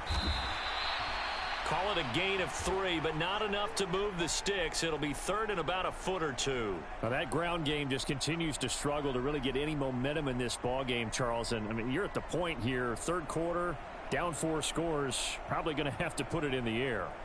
Oh, no question about it. So that's your only chance, your only opportunity. But think of the pressure you just put on your offensive line, because if you're a pass rusher, you're not even thinking about them running the football. All you're doing is getting into that sprinter stance and going after the quarterback. It'll go as a gain of 6 that time, and it moves the chains as well. And that's why you spend a first-round draft pick on a running back, not for just the fancy runs, but these dirty, gritty 3rd and 1s, 3rd and 2s. That's why you draft him.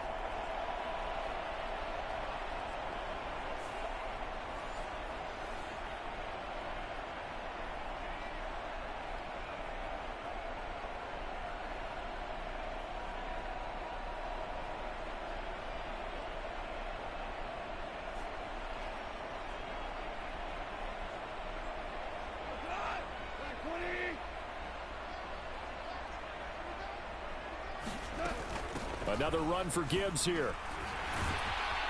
And he's got it down to the 28. Well, this defense, they've got the 4-score advantage, and you can see why they continue to bottle up the run game, and really they've just been sharp in all facets here in this one, CD. Yeah, they've kept that offense in check the entire game, and I think it's been led by what you just talked about, that defensive front, which has not allowed them to run the football and establish control of the line of scrimmage. They'll try the air now with Goff. And his pass is intercepted for the 4th time today. Picked off by Jair Alexander. And they finally put it into this return, but not before he's all the way down to the 37. That is now 5 interceptions that he has thrown in this ball game. If I asked you to speculate what's possibly going on in his head, what would you say? Well, if he's as mentally strong as I believe he is, he understands that not all of these picks have been his fault. You know, some of the throws, yes, but there have been a good number of them where he hasn't been helped by his own receivers, and they've turned into interceptions. So he knows if he keeps firing, perhaps good things can happen, not just in this game, but especially in later ones. Now a first down carry by Jones. He'll work his way up the middle for a gain of about 4, 2nd down. Well, at the end of all that hitting and hollering, it was a 4-yard run, so the offense is going to go back to huddle and feel pretty good about themselves. Defensively, you have to feel okay because you didn't let it turn into a bigger run, but the goal, shut it down for 2 yards or less. That's when you start to feel good about yourselves. From the 32-yard line now, here's a 2nd down and 6. Love. And he's going to be taken down. Pressure gets there back at the 39-yard line. Lee McNeil, what an effort to get in there and drop him. 3rd down and 13. On play action. Love to throw. And this is caught inside the 5. And all the way to the 2-yard line there before crossing over out of bounds. They're able to convert on 3rd down, and that sets up a 1st and goal. Despite writing it down on my notes, I never give enough credit to the offensive line, and we have to here. The protection, that's what made this play a success. Quarterback had to wait for his crossing route to develop, and that takes a little bit of extra time. Excellent job by the big fellas up front. They'll motion out one of the tight ends. Dillon will take this one in for a Packer touchdown.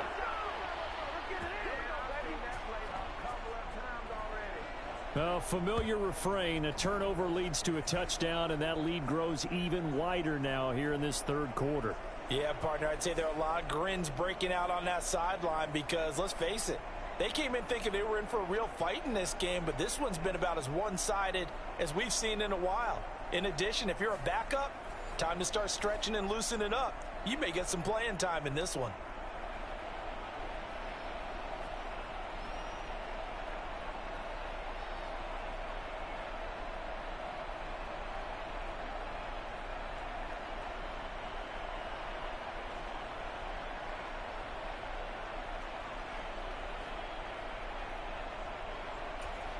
Carlson on for the extra point.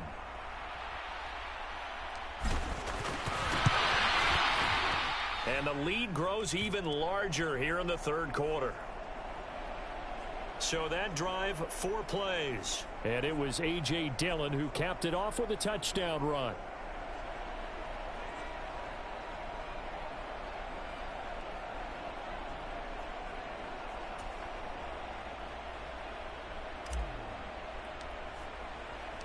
Carlson back out there now to send this one away.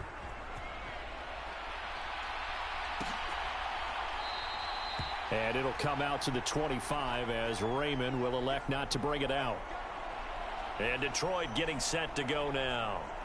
Well, we're still in the third quarter, so there's some time to kind of clean this up and make it look more respectable. Now, a win, that's probably gone out the window, Charles, but I don't know. Do you look at this as a time to just improve and maybe start to look towards the future? I think you have to find something to play for, something to grasp onto until the clock runs out. But, Brandon, we've been around this game a long time. This is an outlier. You don't get many blowouts like this no matter how the game looks on paper going in. This one has turned out to be everyone's worst nightmare realized.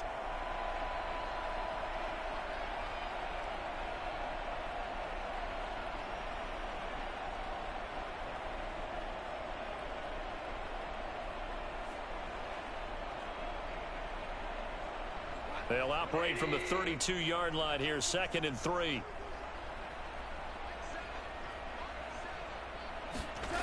Goff now looks to throw. Packer pressure, and down he goes. Devondre Campbell flies in to blow that play up. There's a reason inside linebackers are often captains of a defense. They call the signals. They have the opportunity to affect the game in coverage, against the run, and, of course, on blitzes. Living in the best of both worlds here. Already has an interception. Now he gets to record a sack, too.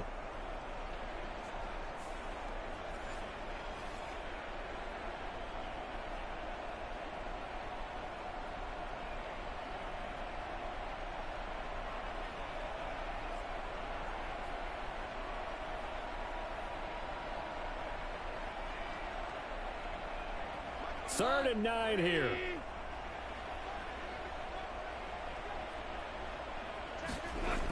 They'll look to throw. Nowhere to go here. He lost the football. And this is going to be Packer football.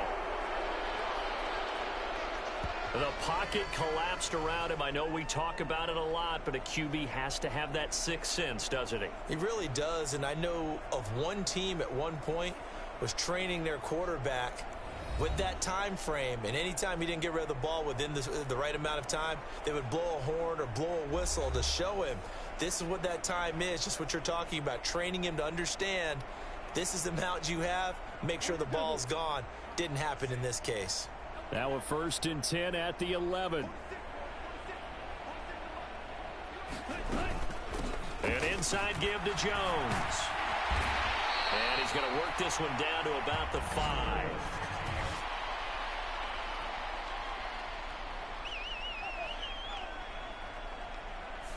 Now the offense knew it. They were already starting to walk back as that one is accepted.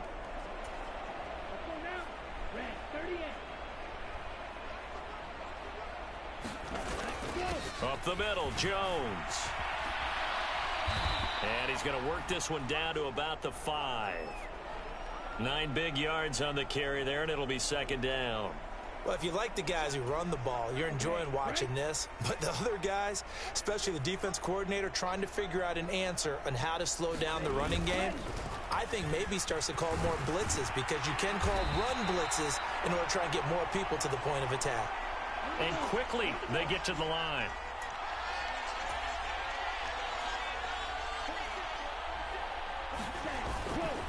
On third down, here's Dillon. And he's going to take it in. Touchdown, Packers. A.J. Dillon, a 6-yard touchdown run. And the Packers get another third-quarter touchdown to add on to that lead. We see this a lot on third and short yardage, especially down here in the red zone. They're going to sell out to stop the run, try and hold them to a field goal. But once the running back gets past the first wave, the resistance can evaporate after that. And he not only picks up the first, but he takes it all the way into the end zone.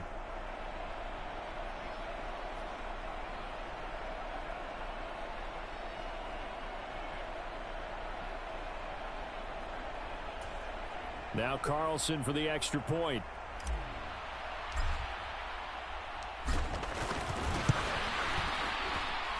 And the lead grows even larger here in the third quarter. The drive there only spanning 3 plays. And it was A.J. Dillon who capped it off with a touchdown run.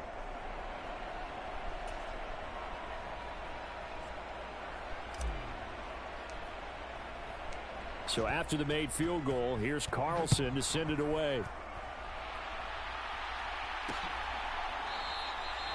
No run back here for Raymond. This will be a touchback. Detroit's offense ready to take over. Well, it's a game that they would rather probably forget about, at least to this point, Charles. And one reason is turnovers. The turnover on the last drive, they had the issue in the first half as well, and that's really, unfortunately for them, helped to put this game out of reach. And you know they won't want to admit it to themselves, but we know that winning the game is pretty much out of the picture now.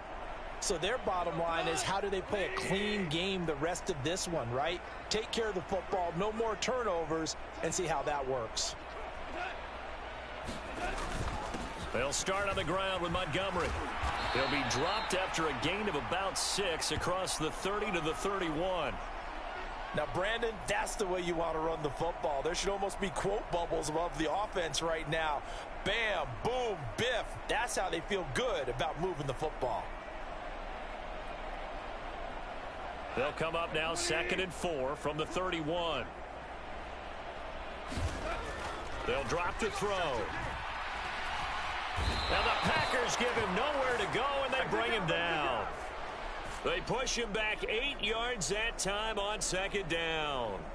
This defense, they just continue to feast. 5 sacks now as a unit. It's been quite an afternoon getting to the quarterback. And we're seeing it come from a variety of places as well. Sometimes just the guys up front and getting to them. Other times you add extra guys rushing the quarterback, twists and stunts. It's been a variety, and they've had no way of blocking them.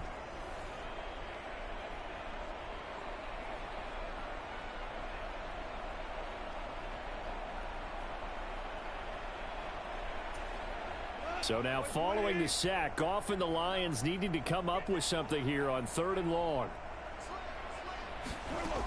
Out of the gun now on 3rd down. He's got it complete to Gibbs. And he's taken down but able to slip across the 35.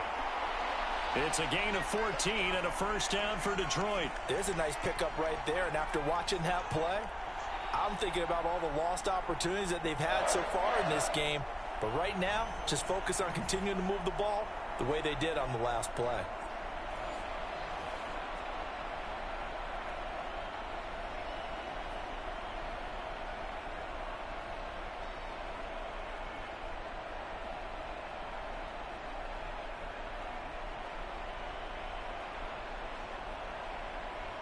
Line of scrimmage, the 37 on 1st and 10.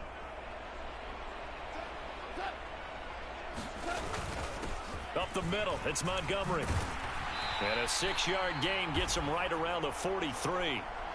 That's a really nice job by them picking up the run blitz and detecting it and blocking it and turning it into a nice run. And a lot of times you think if you blitz a running play, you're going to smother it. But a lot of the blitzers, they come in a little bit high. They don't have great leverage, and they're easily blocked and turned to the side. And that is going to be incomplete as he led him a bit too much. Now they face a 3rd down and 4 after that incompletion on 2nd down. Goff now looking to throw. That is caught. He'll take this to the other side of midfield before going out of bounds. That catch puts him right at 100 yards receiving now, and it also gives him a first down. Well, maybe this offense has learned something from watching their counterparts work. I'm wondering if their coaching staff said, let's do what they've been doing the entire game, because that's worked well. This offense, they have not looked particularly good all game long, but a nice throw there for a good gain and a first down.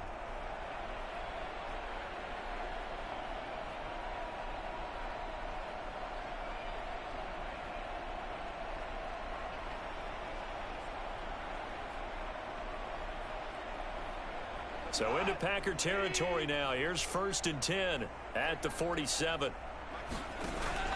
Off play action. Here's Goff. He's going to let this go. Back of the end zone. A leap, and he's got it. Josh Reynolds with an acrobatic catch. And the Lions are able to eat in just a bit to this sizable deficit. I know there are a bunch of people that actually hate this route. They don't think it's successful very often. But if you get a little bit of space and you throw it in the right spot, you can see the end result. We just saw a touchdown. Yeah, we did. Who's it usually tougher for? Obviously, that was a great catch. Is it tougher on the passer or on the receiver there on the fade? I think it's tougher on the passer to put it in the right spot and give the receiver an opportunity. The receiver just usually goes and finds the football. He did there and got a touchdown out of it. Badgley on for the extra point.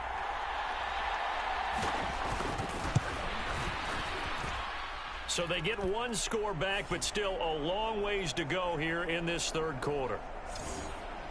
So that drives 7 plays in length, and it's capped off by a touchdown for the Lions.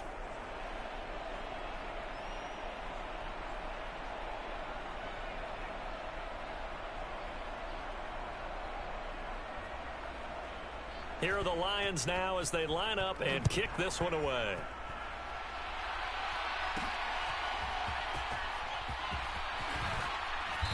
And he's up past the 20 to the 22-yard line.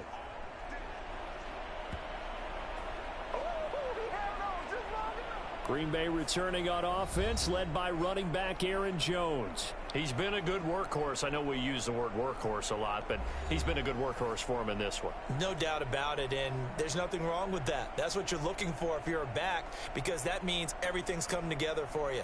The big guys up front have created space. You've run through it, and you've probably gotten some help even from the wide receivers who want to catch passes as opposed to block, but they're helping out too. Yeah, everyone's pitching in. He's had a good game.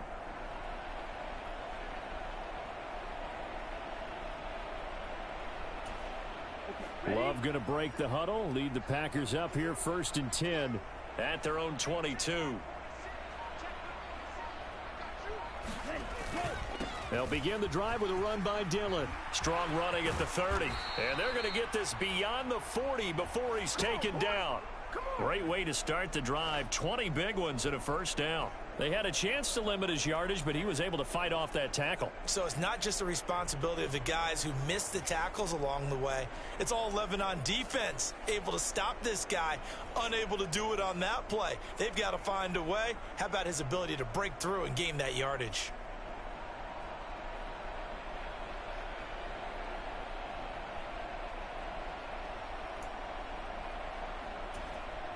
One play has him up past the 40 already, and another 1st and 10. Now Love. And Watson has it right side. And he'll be taken down across the 50 at the 45 in enemy territory. Back-to-back good plays have him on the move on first down. A give to Jones. He'll get it to the 40. Broke a tackle there to get some extra yardage. 5 yards is the tally on first down. That brings up 2nd and 5. Here's Love. But his pass is intercepted for the 4th time today. Picked off by Cameron Sutton. Well, with the size of lead that this offense has, I don't think that interception is really going to affect them much. But at least for this defense, something small to hang their hat on. Yeah, and let's face it, they're not even scoreboard watching anymore, right? They're just trying their best to make a play, get themselves off the field, which they just did, and salvage a little bit of pride in this one.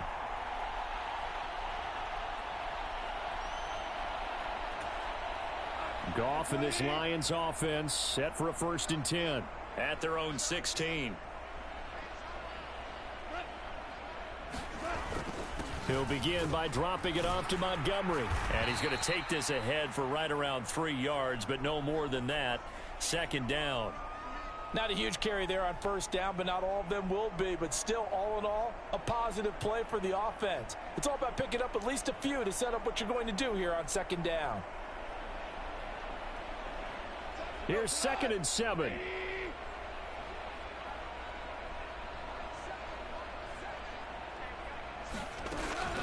Out of the gun, they'll give to Gibbs. Just a couple on the ground there, and that's going to bring up 3rd and about 6.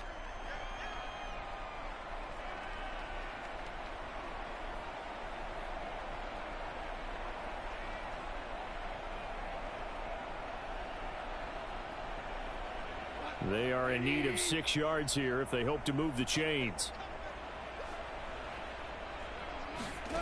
Now it's Goff.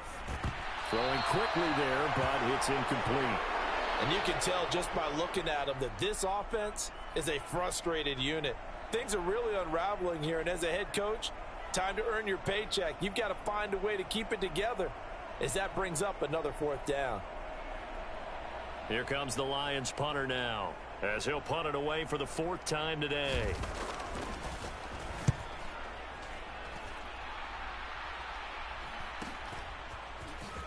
He can't get him down. They'll net only 35 here following a 43-yard boot, 8-yard return. And out will come the offense as they take over. There's A.J. Dillon, such a powerful runner, ready to lead this offense again on this next series. I guess it kind of goes without saying at this point, but he's had a great game, as we like to say, a nose for the end zone, no doubt. Continues to find it throughout this game, and I'm sure he's got a nice place to live. He might want to make an offer on the end zone for a second home, because that's what it's been like throughout this contest. He knows how to get there, and boy, he looks happy when he does. He's already bought all the property in the end zone. That's the problem. He's going to sell to himself now. And a pretty good burst there as he'll get this across midfield and down to the 46. The drive starting with a 1st down, 11 yards on that pickup. And he continues to pile up the yardage. That puts him over $150 now. And this defense has really had its problems trying to keep him contained.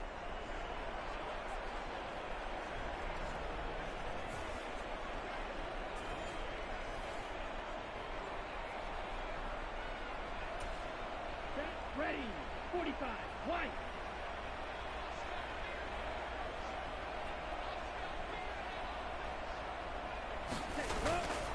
And they'll keep on the ground with Jones. And a pretty good burst right there as he'll take this down to the 33. 13 yards, 1st down, Packers. Consecutive plays now where that offensive line has really created a lot of space. And we've seen the confidence rise, haven't we? It borders on arrogance now, and that's that good arrogance, believing you can run the football whenever you get good and ready.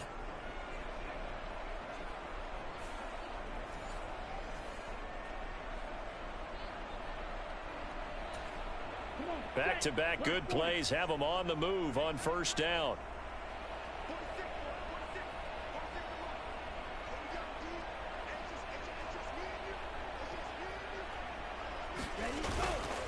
They'll go again to Jones. And not a whole lot of room to operate there on the 1st down run. He gets maybe 3. Well, praise has to go to the guys on the offensive line because they've had a very nice, productive day running the football. How about that poor defensive line? They've been knocked around the entire game, and while they slowed them down on that run, can they continue to do so? Because they haven't had much success throughout this ball game.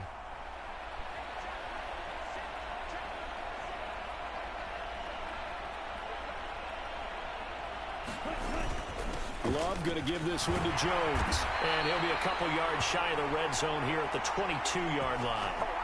That one a 1st down pickup of 8. They're making it look easy out there. Another 1st down. So far on this drive, let me do this little bit of math here. 4 plays, 3 1st downs. That's a pretty good recipe for success.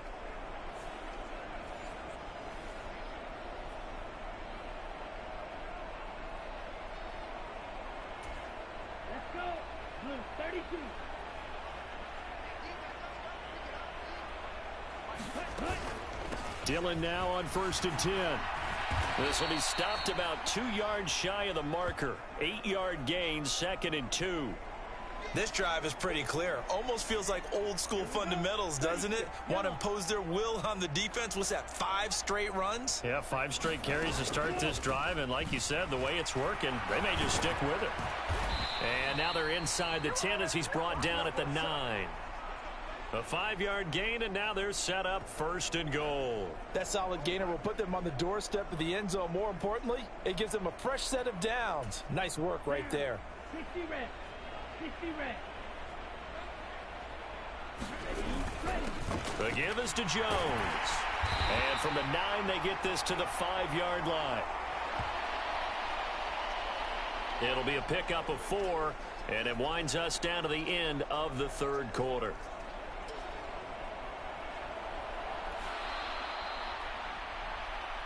We have played 3 quarters. You are watching the NFL on EA Sports. Back now at Ford Field. And this is a blowout so far as we get set for the 4th quarter. A very one-sided affair. And the ball smack dab on the 5-yard line. Here's 2nd and goal.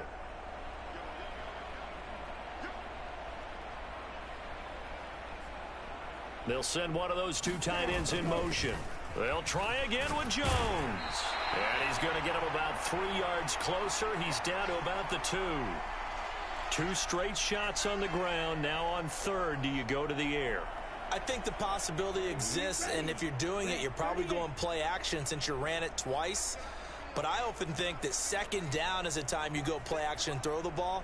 I say commit to the run and think about it being 4-down territory. And he'll take this one in for a Packer touchdown. A.J. Dillon taking it in from 2 yards out. And the Packers add 6 more to their point total. And they're on cruise control right now here in the 4th.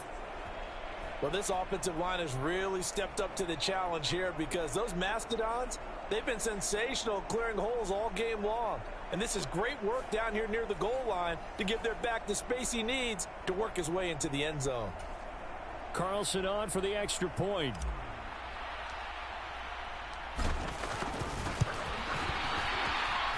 Now, this one was over a while ago as they just add on to their big lead. Let's go, boys. Let's go. That time, a 9-play drive. And it was A.J. Dillon who capped it off with a touchdown run.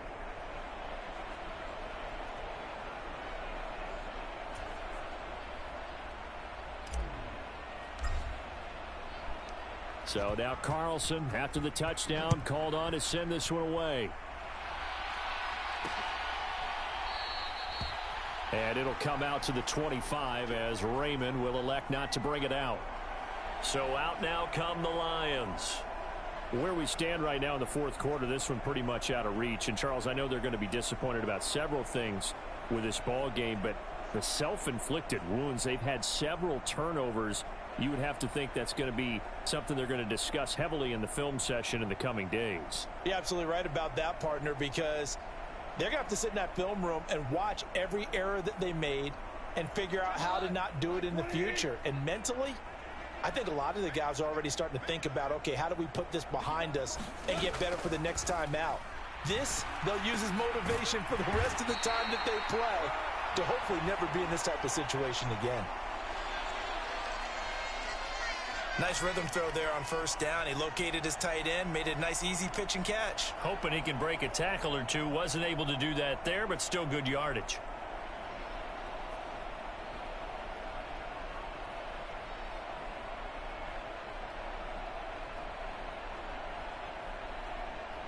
Here's a 2nd and 2 now from the 33. Gone. And that'll be caught by St. Brown. And St. Brown going to have the Lions 1st down as he'll get this up to the 39.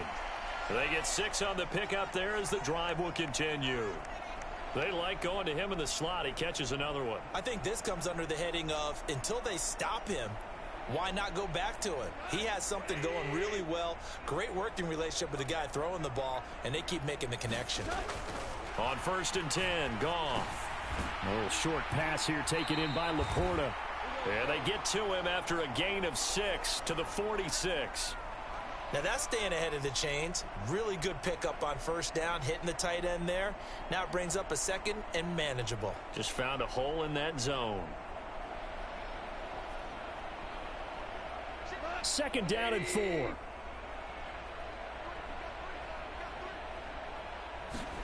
To the air again. Goff. Throw to St. Brown, complete on the left side. And this is going to result in another first down as the tackle's made at the Packers' 44-yard line. It's a 10-yard pickup, and it moves the chains.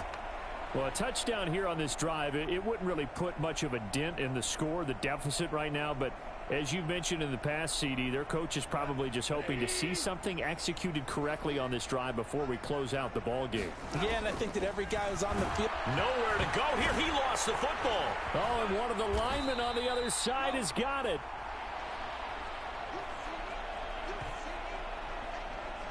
Much like a running back going through the line, quarterbacks have to be aware of protecting the football as well. He left it exposed that time, wound up having it knocked free, but fortunately, had an alert teammate who was able to get it.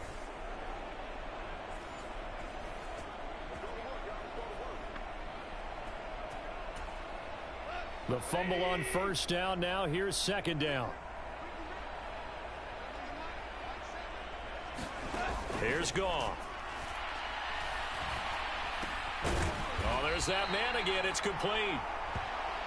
They'll wind up getting 10 back as that sets him up for third down. Charles, he's now over 400 yards passing in this one. It feels like he has a zillion completions. Just a very memorable effort from a guy that we thought could be in line for a big game, and he has exceeded our expectations.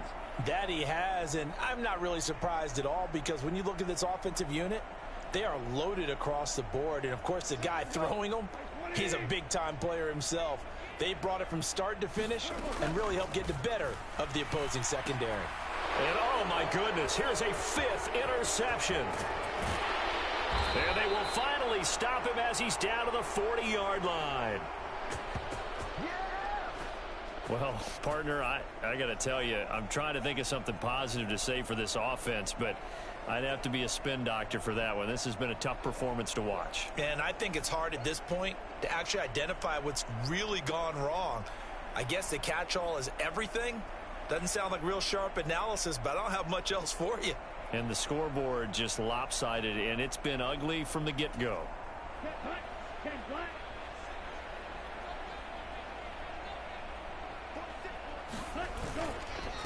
Now Jones. They'll get this down to the 38. Brandon, I've got to think this offensive line has got some smiles on its faces. And I know it sounds crazy, but they practiced for this back in training camp. They knew they'd be in situations where it'd be extra defenders in the box coming after them, trying to keep them from locking down a game. Right now, they want to show the world they're up to the challenge.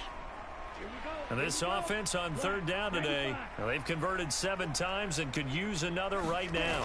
This time it's 3rd and 3. And just good downhill running there as he'll take this to the 15-yard line. Give them 18 on that play, and Green Bay has the first as well. It carries like that. That's how they're going to continue to salt this thing away here, Charles, in the 4th quarter. Yeah, how about that? A new set of downs. Clock continues to move. No better way to close out a game than to tap those mastodons you have up front and say, guys, keep pounding them. Let's keep the ball, keep their offense on the sidelines, and let's close this one out. And they'll let the quarterback keep it here on 1st and 10. It'll be a pickup of 5 on the keeper. It's 2nd down. Oh, man, that wasn't far from breaking in a big way into the secondary. Read option, quarterback kept it, and while he didn't get a first down, he did get a nice chunk of yardage. Only a nice tackle prevented it from maybe going all the way.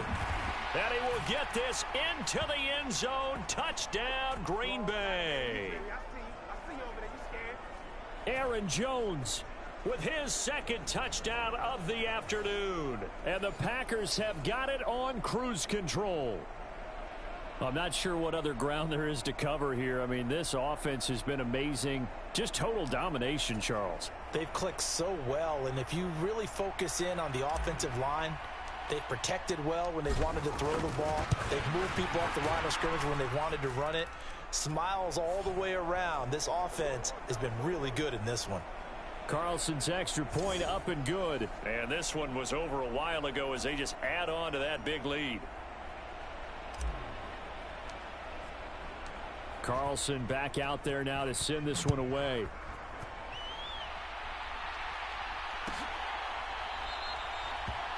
No run back here for Raymond. This will be a touchback. And Detroit getting set to go now. Well, we said it at halftime that they would need a nearly perfect second half to erase that deficit that they were facing, CD. But unfortunately, the second half has pretty much been a carbon copy of the first. Yeah, that early lead was almost insurmountable the way their opponent was playing. And, partner, they do have some good news, though. This one is getting close to being over, and they can try and hit the reset button starting tomorrow. And he takes us up to the 40-yard line before being corralled.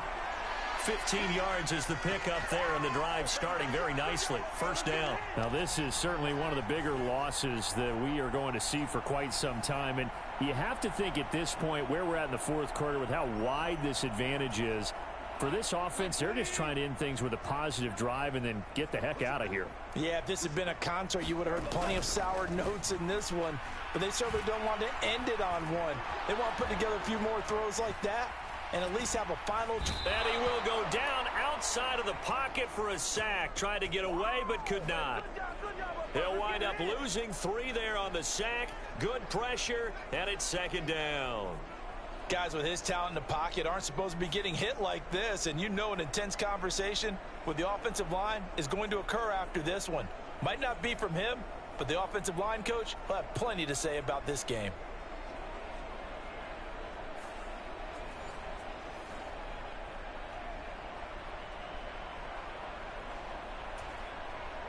So after the sack, they'll come up on a still manageable 2nd and 13. Goff now to throw. This ball tipped, and it's going to be incomplete. Fortunate maybe to get that back. It's 3rd down.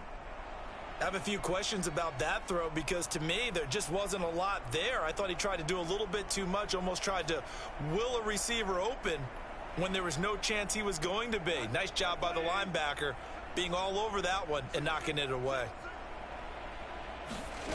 Now on 3rd and long, they'll look to throw. And he's going to be taken down. Goff is sacked. Quay Walker picks up his 2nd sack of the afternoon. You can almost see all the defenders rubbing their hands together with glee because we all know they relish the chance to bring down a quarterback of his caliber. Anyone who brings him down has plenty to talk about. Not just a sack, but a big win built off the efforts of this defense.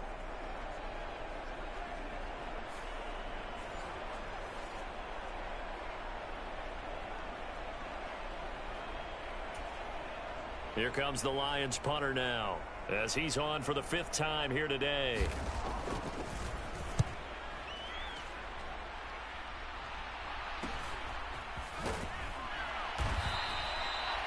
A 40-yard punt, give him 3 on the return. And it will be 1st and 10 as they take over. The Green Bay offense now about ready to take possession here. Well, we've paid this offense plenty of compliments already, but, I mean, they are deserving as they start another series. To be leading by this much with so much time left to play in the 4th, Charles, it's really, really been impressive to watch. It has been, and you have to think to yourself, the preparation that went into this, but the absolute focus that they kept throughout in order to have this kind of a result, this is Super Bowl-esque, and they've got to feel awfully good about what they put out there today. Well, they'll run it here on the jet sweep. Oh, and this one, it may need to go back to the drawing board. He's going to be swallowed up right away. The 2nd down play, not much better than the first, just a gain of 1 there. Let's give a lot of credit to the offensive line. They've been able to move the ball really well on the ground the entire game, and while that wasn't a huge one, that's okay. They'll take them in short, steady bursts. And they'll get it up just short of the 45 at the 44. 14 yards, good for a Packer 1st down. No doubt those are the types of carries they're looking for here, Charles. The lead in the 4th quarter. This is when coaches that have a reliable running game, they breathe a little easier on the sideline. Yeah, they love the idea that they can take the air out of the football at this point of the game. That means they're really counting on that offensive line, counting on the runners, taking care of the football. because you're going to tell your quarterback, hey, no time to be a hero. We're not going to throw it here. Just eat up that clock. And if you have the ball, they can't score. Let's go. Yellow,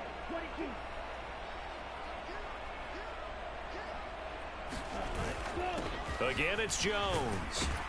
And a good pickup there. He gets about 6 up to midfield. Looks like they're establishing a pretty good pattern here because they've been very heavy in the running game on the last 4 plays. Yeah, you took the words right out of my mouth. So far, 4 plays in this drive, all 4 on the ground.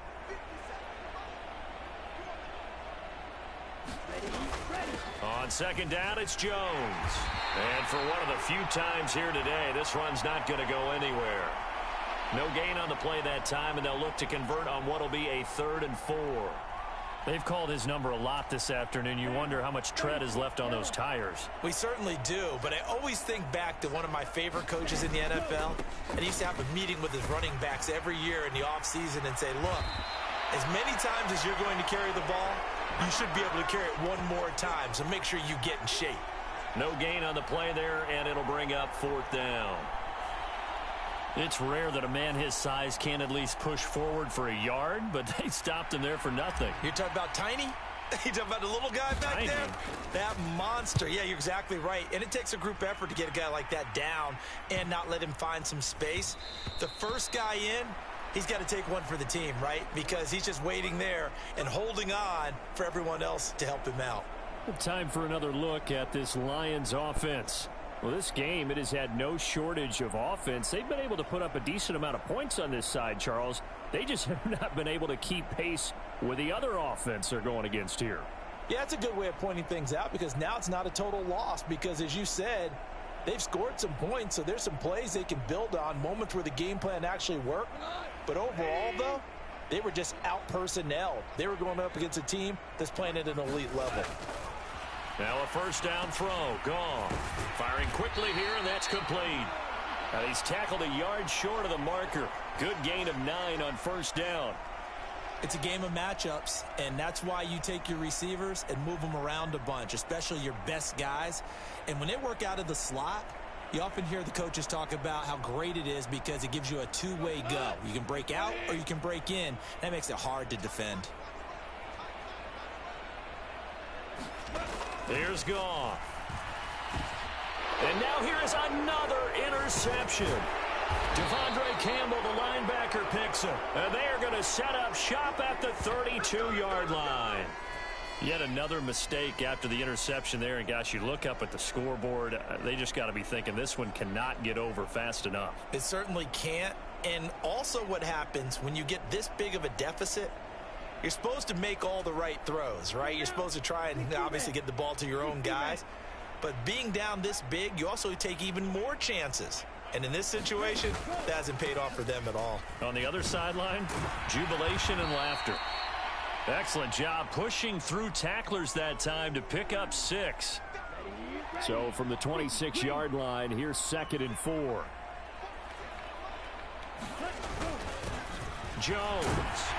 And he'll be brought down at the 21, just shy of the 20 in the red zone.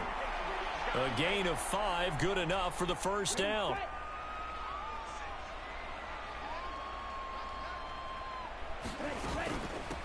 From the shotgun, a give to Jones.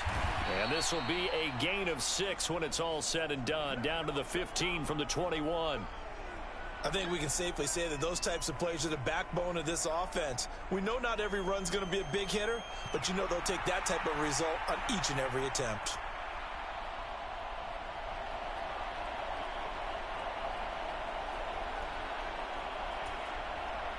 Here now, 2nd and 4.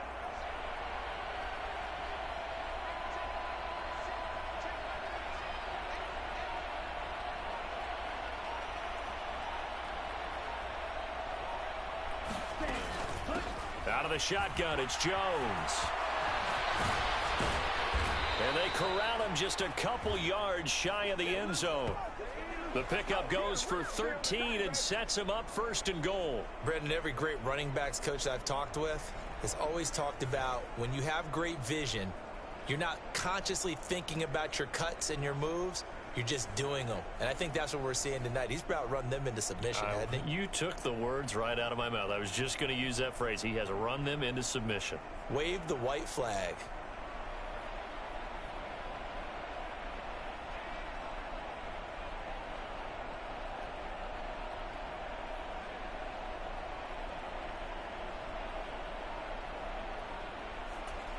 Here we go. Set. 10 black. Switch red.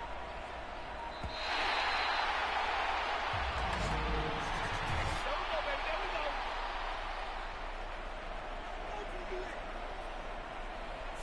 Well, you got to think, Charles, that one's on the quarterback as everybody was up at the line of scrimmage. He just didn't call for the snap in time. Yeah, I think he needs a little bit better awareness out there because you got to know when the clock's in single digits and either snap it or get a timeout called if you have one. After the penalty, it's Jones. And he's brought down right at the 5-yard line. Give him 2 on the play. All of a sudden, those lanes that were there earlier in the drive dry up near the goal line. That's a good job defensively to diagnose the run and stop it for a very short pickup.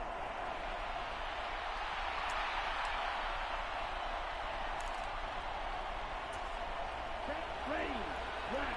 95.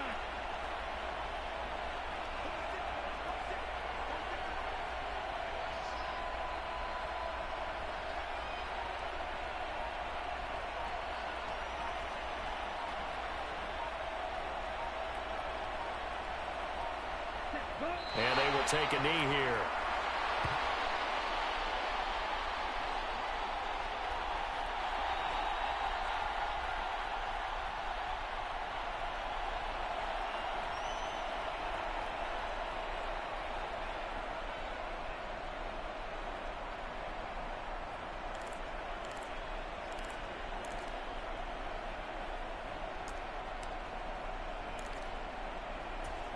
Come on. Set. Yellow. 43.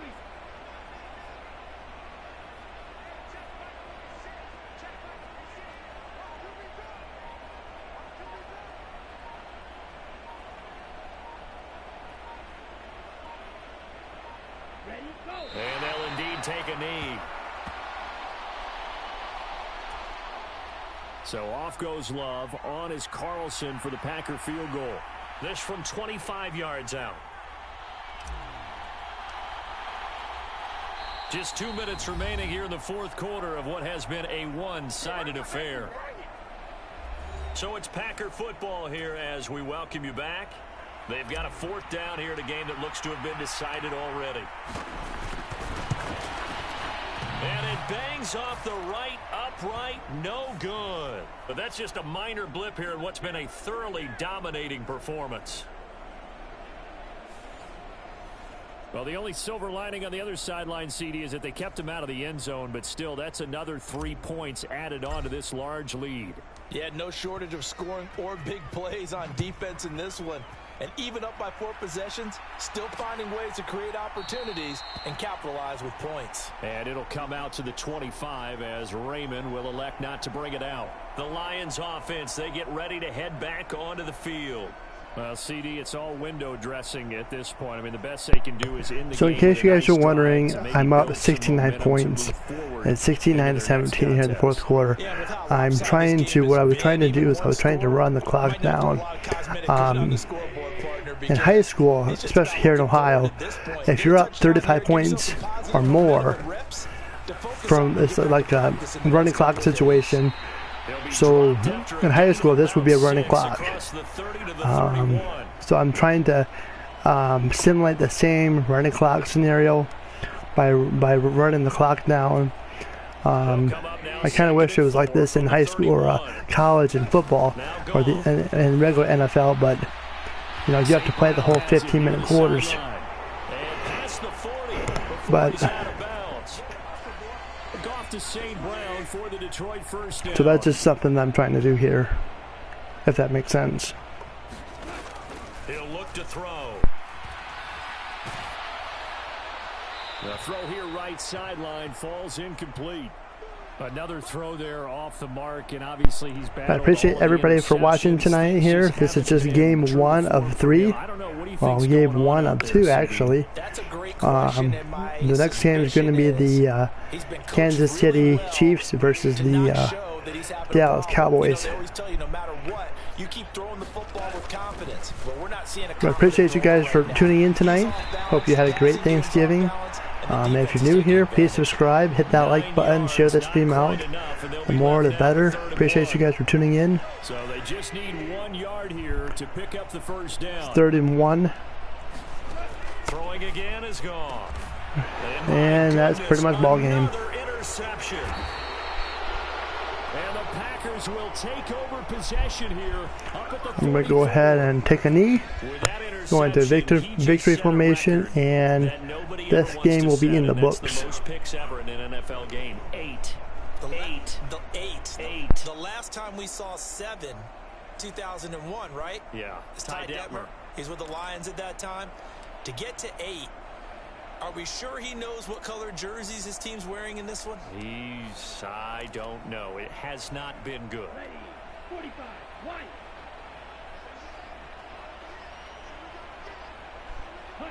And they take a knee.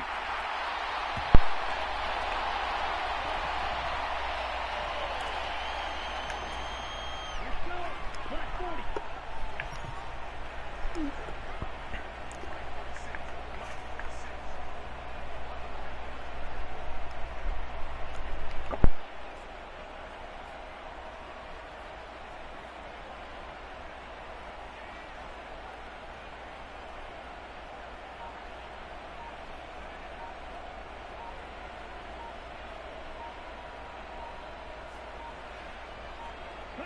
And they will take a knee here. And that should do it here, folks.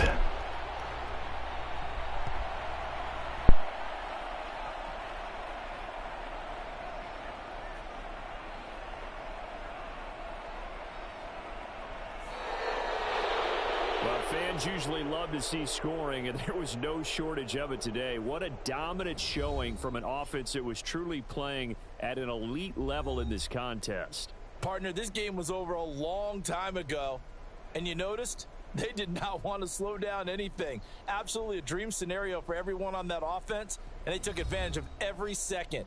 Guaranteed popcorn for everyone in their film session. So that's a wrap for Charles Davis. I'm Brandon Gaudin, and this has been a presentation of the NFL on EA Sports. For more, check us out at easports.com. With that, we say so long, everyone, from Ford Field.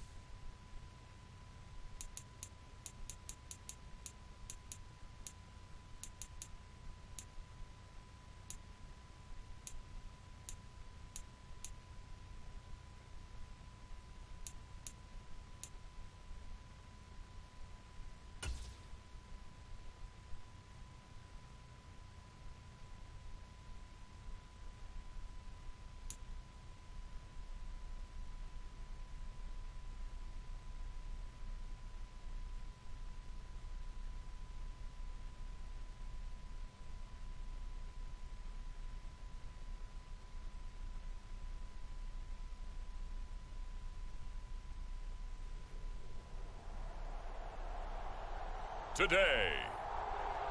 From AT&T Stadium in Arlington, Texas. This is the NFL on EA Sports.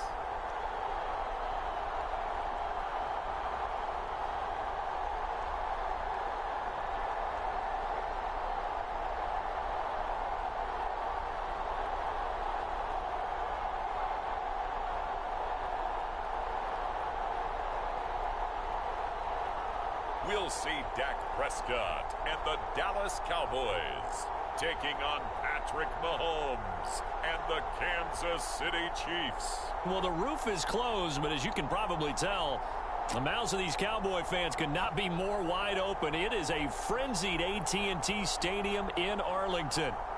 Coming up, we got a good matchup on tap here, as it'll be the Kansas City Chiefs taking on the Dallas Cowboys. Here's the kicker, Harrison Butker, ready to get this one started. And we are underway here on EA Sports. And we will not see a run back on the opening kickoff. This will be a touchback. Time for Dak Prescott and the Dallas offense to go to work. Prescott, of course, the former fourth-round pick in 2016 out of Mississippi State. It's been a lot of fun watching him advance in his career. Many people question his ability to throw the football coming out of Mississippi State. He's conclusively answered that question.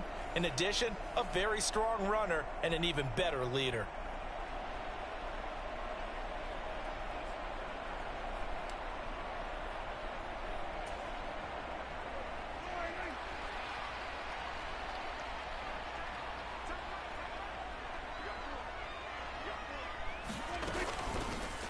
So the drive's going to start with Pollard. A solid stiff arm. And they get him down, but not before he takes it across the 40-yard line. Successful start to the drive, 17 yards. It moves the sticks. All right, I got to ask you, with these RPOs, essentially the quarterback has three options, right? So what's different from that versus the triple option that we see the service academies run at the college level? As a general rule, the triple option at the college level, most things are called outside of the quarterback faking it to the runner and then keeping it himself and maybe having a trail back. What I mean is, in the NFL, that option to throw the football all comes about organically. It's a natural deal based on reads. In college, if you're going to throw the football off a triple option, you've actually called that play.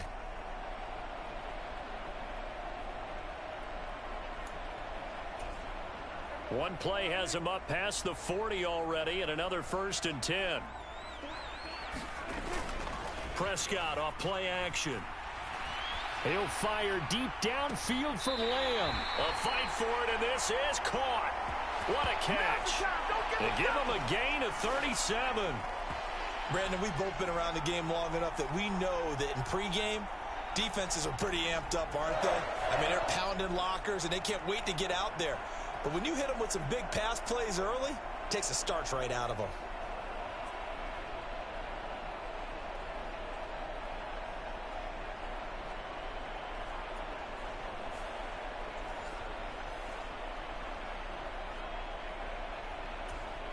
So the big play gets him all the way down to the outskirts of the red zone here for 1st and 10.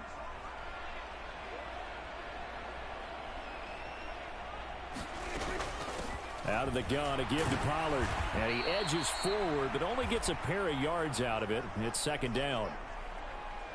Well done to sniff that out defensively. He had it diagnosed pretty quickly.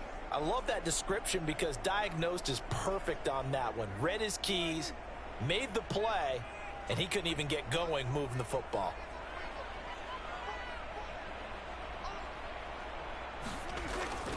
They go back to Pollard on 2nd down. And he'll get this one down to about the 17. Give him 3 on the run there. Now they're looking at a 3rd and about 5. Some of the most unselfish players on any football team, defensive tackles, because we ask them to just eat up blocks and allow other people to make tackles. But when he can make a play himself, as we just saw there, that's a big day.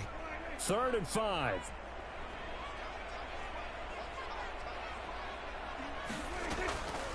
On the draw, it's Pollard. And he will be brought down at about the 6-yard line. They're able to convert on 3rd down, and that sets up a 1st and goal. A stop there on third. They could have held them to 3 on this opening drive. Now they have to bow their necks on 1st and goal. And if I'm looking at this from the offense's point of view, that's a big-time pickup right there, and I'd go right at them with another momentum play. I'd go quickly and attack them, because right now they probably have their heads down a little bit since they didn't stop them on 3rd down. A terrific opening drive has them knocking on the door. 1st and goal. They'll run with Pollard. And he gets halfway there from the 6 to the 3 on a gain of 3. Here's where we need to see some tenacity from this defense, because they've been pushed right down the field on this opening drive. They've got to find some way to push back, and that's a good first step. So the ball position now at the 3. Here's 2nd and goal. Pollard is in. Touchdown, Dallas.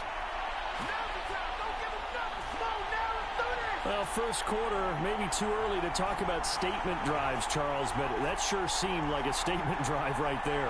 Well, if we're going to talk about statement drives, I think what they're saying is we're going to establish the run. They gave it to him early and often on this drive, and he wound up taking it into the end zone.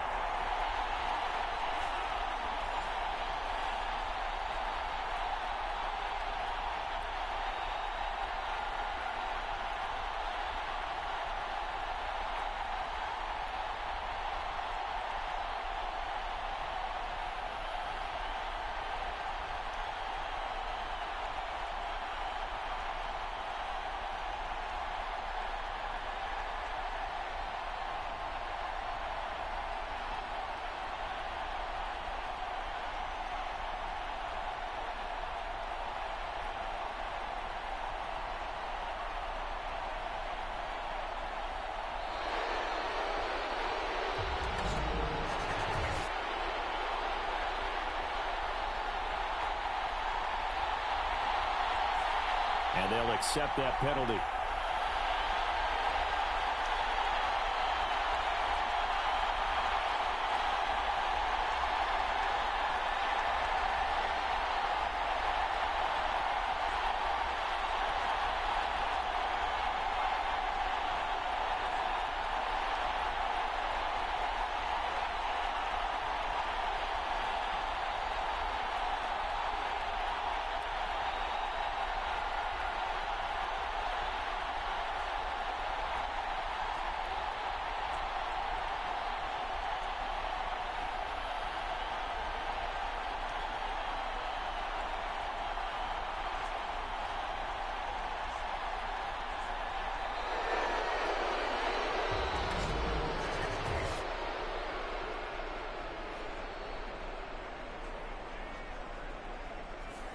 And that flag accepted.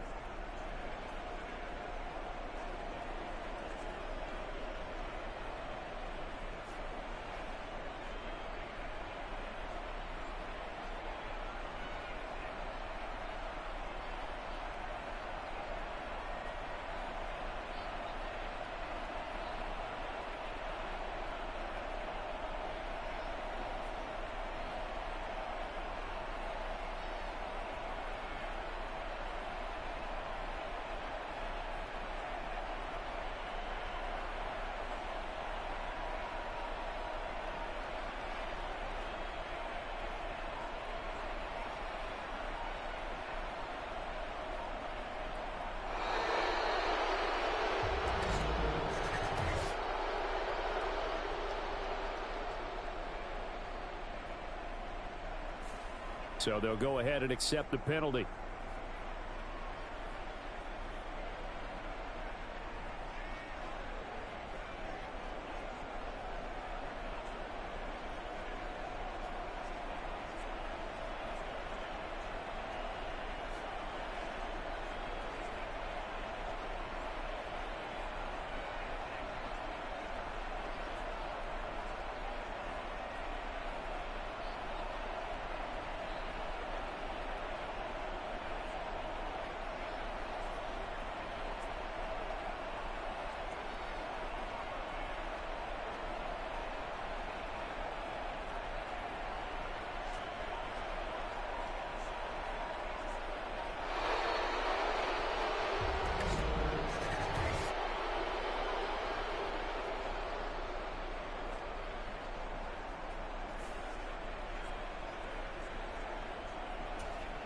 Now Mike McCarthy going to decide to go for 2 here.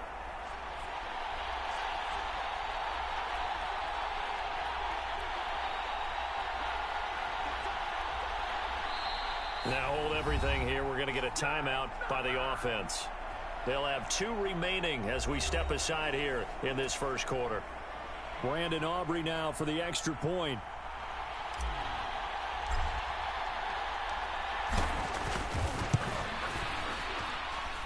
And this is up and good to make it 7-0 Cowboys. So this drive spans 7 plays, and it ends with a 3-yard scoring run.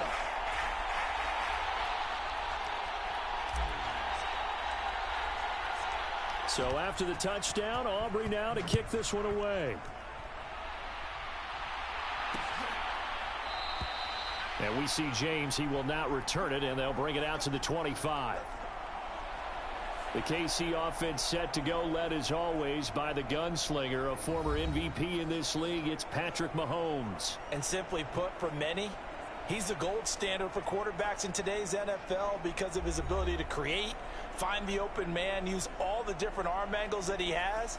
He's a complete package, and boy, his team loves to play around him.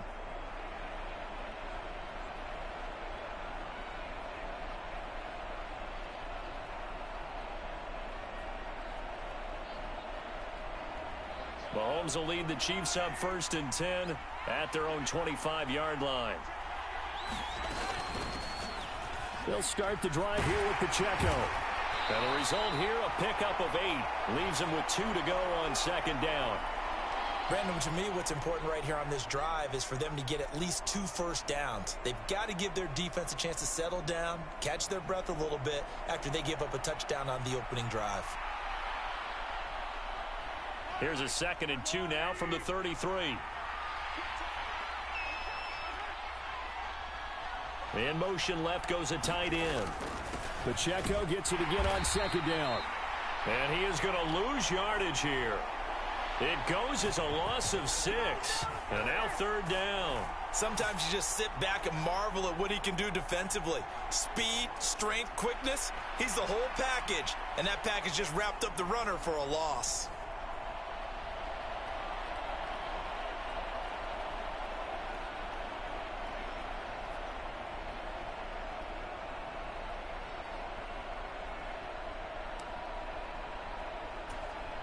Here now a 3rd down and 8. Mahomes going to throw. Able to find the open man. That's complete. And he will have a Chiefs first down as they're able to get the 3rd down conversion. I know at the end of games, coaches always tell us that no one play won or lost a game. But this seems pretty important early, doesn't it? Their ability to pick up that first down on 3rd down, I thought that was key. Well, you're already in the hole after the touchdown on the other side. How will you respond? We talk about that a lot, and they responded pretty well there. You go 3 and out, I think you give up a lot of momentum. You get down 2 scores, could be an entirely different game. So they've got a nice drive going now. They're in good shape. What's interesting to me is they're also in that spot of the field where you would take a shot. Do you change that up just because you're down a touchdown?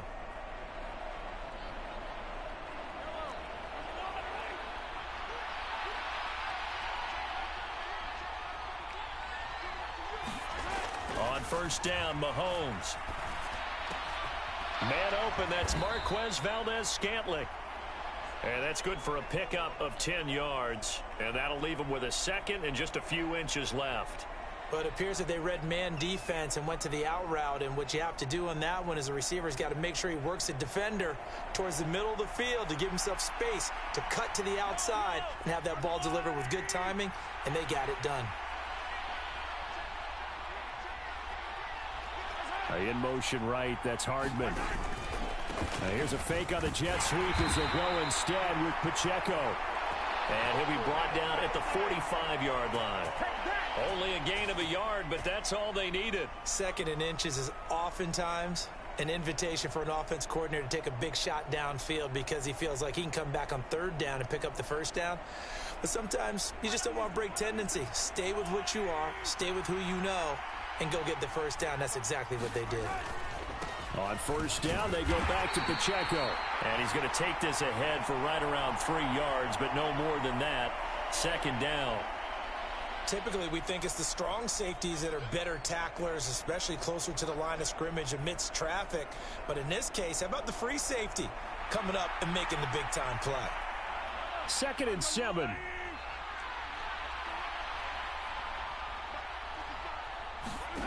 Looking to throw is Mahomes. He finds McKinnon, complete. Room to maneuver at the 35. And he's going to have another first down here as the tackle's made at the Cowboys 16. A good pickup there, 26 yards. And when you're throwing the ball downfield really well like they have been on this drive, it's really a nice time to work one of the screen plays in. One of my favorite play callers in the game has always told me he starts every game with 10 to 12 screens because if he starts feeling the pressure from the defense, he uses their aggressiveness against them.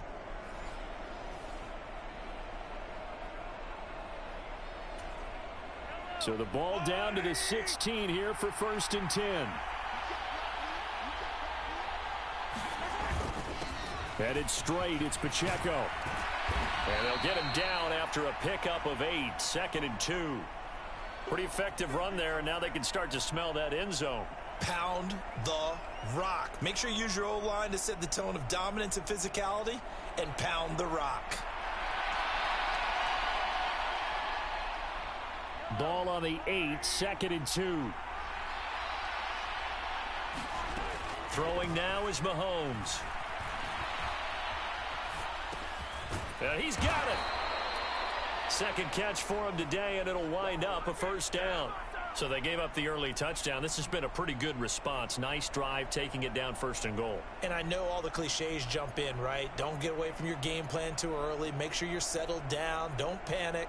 But it's all true, isn't it? Because otherwise, you get out of what you plan to do during the game, and it's still early. Don't get crazy because you gave one up. Just respond as you just noted. Pacheco is into the end zone. Touchdown, Kansas City.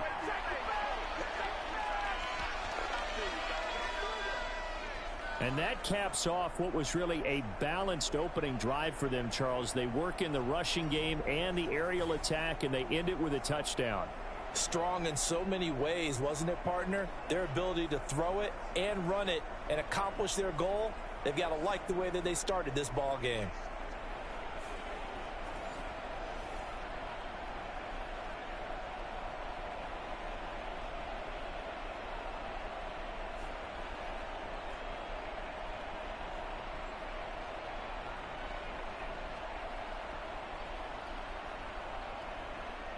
Harrison Butker is on for the extra point.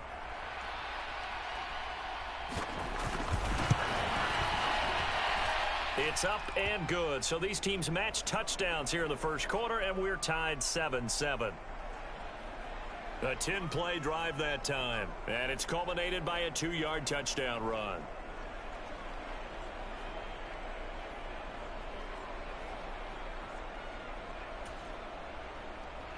Each team's had it. Each team has scored. 7-7 here as the kick's away. No run back here, down to a knee, and this drive will start at the 25. Second drive forthcoming here for the Dallas Cowboys. So both of these teams, Charles, coming off touchdowns now, but this offense, they just had to stand on the sideline, watch their opponent author a really impressive drive to reach the end zone. Yeah, and I think you're not telling yourself the truth if you don't think there's some one-upsmanship going on right now, because they just had their touchdown answered by a drive of double-digit plays that also found the end zone. Now they want to do something even more impressive to answer that one.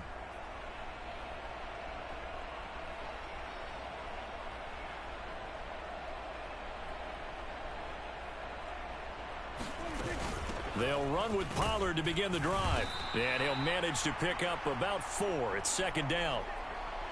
They'd love to just strike back with a touchdown right here, and if it's a long play, so be it. But the main goal, get a couple of first downs, run some plays, run some clock, allow their defense to get a chance to catch their breath, settle down, and relax a little bit after they just gave up a score. Looking downfield for Pollard.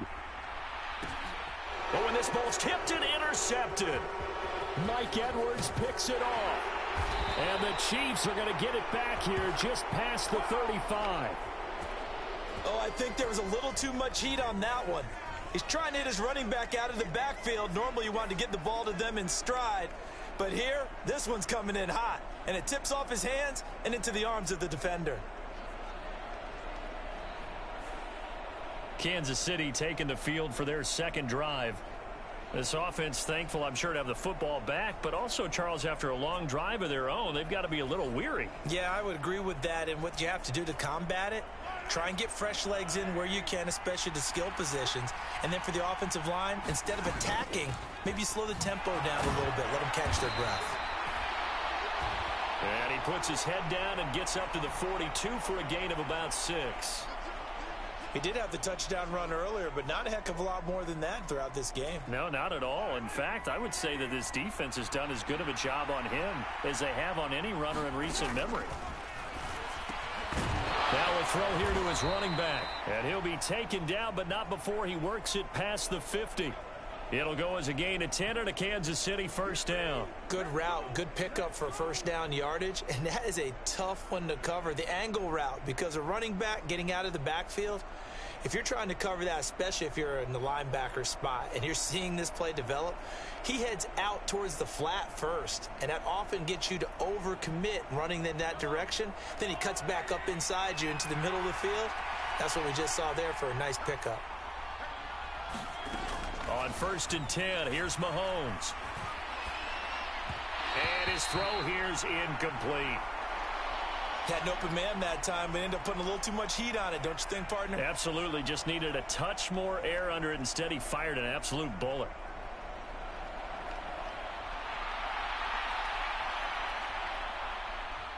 Now a 2nd and 10.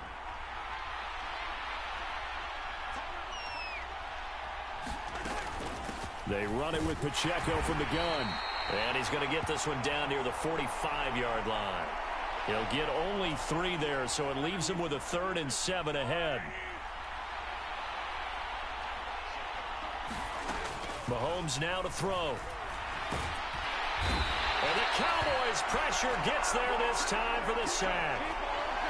Chauncey Golston drops him for a 4-yard loss there, and that brings up 4th down. You know, on these types of plays, we're always looking to assess blame. Okay, where did it break down? Sometimes it's just a great play.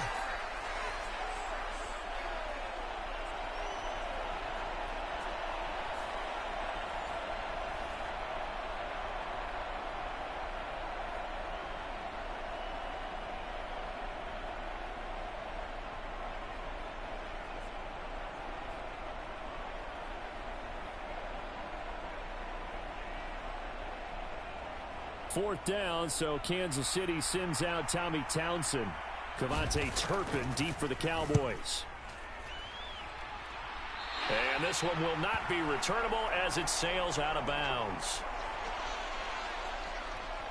Dallas offense set for this next drive. And we'll see if they can bounce back from that last drive. In particular, if they can bounce back at the quarterback position, Charles, after throwing their first interception of the ball game. Yeah, and some guys, you know, they're going to want to try and get a big play right away and take control back. Others, they're going to look to hit a couple shorter passes and get a little momentum back that way. But for the defense, that goal's not changing a bit. They want another pick. You're exactly right about that. In fact, you got to watch them a little bit because in coverage, they may cut down their gaps a little bit, maybe their splits a little bit in order to try and get to the ball even faster. So Prescott of the Cowboys now with a 1st and 10 at their own 27. The throwing to start the drive, but that one incomplete. Even without a ton of pressure in his face, it just shows how difficult it is to pick apart his own defense. Those guys are sitting back, and they're not playing receivers as much as they're playing the eyes of the quarterback and when he delivers the ball. Running right, it's Pollard. And not a whole lot there, maybe a yard to the 27. Well, that's a good start to this drive on the defensive side of the ball. Force the incompletion on 1st down. Then you're able to shut down the running play on 2nd. Yeah, I wouldn't be surprised now. A little bit of pressure. And he's going to be brought down here in the backfield. Multiple players combined for their team's first sack of the game. Now that was a passer's nightmare. The front door totally shut down by the defense, so he kept going backwards, hoping to find another avenue of escape. It didn't exist.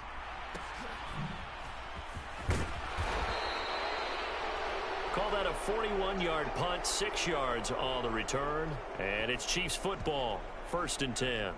And now this offense comes back out onto the field. The crowd may be losing just a little bit of the edge after back-to-back punts.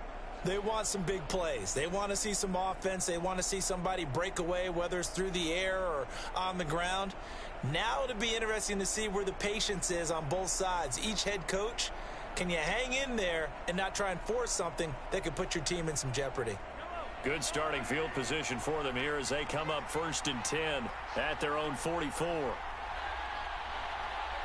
In motion right, that's Hardman.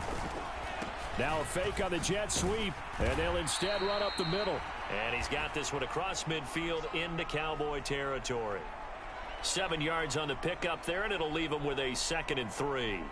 A nice run here early on. It doesn't take a great play caller to realize you want to establish a guy of his caliber with runs like this early because they'll pay dividends as the game progresses. From the 48-yard line, here's 2nd and 3.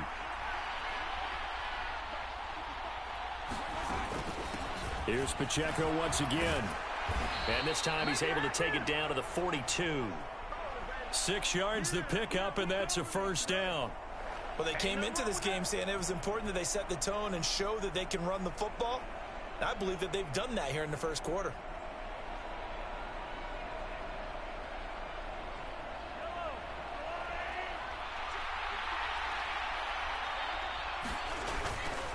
On 1st and 10, here's Pacheco. On a nice burst there as he'll take this inside the 30 to the 28-yard line. 52 yards rushing for him now as he's run it 11 times. Partner, there are strong running plays, and then there are plays where you simply outclass the defense, and we saw the latter there. They ran straight up the heart of that front for an excellent gain and 1st down. Simply put, you've got to put up more of a fight defending the middle. Otherwise, this is going to be a long game.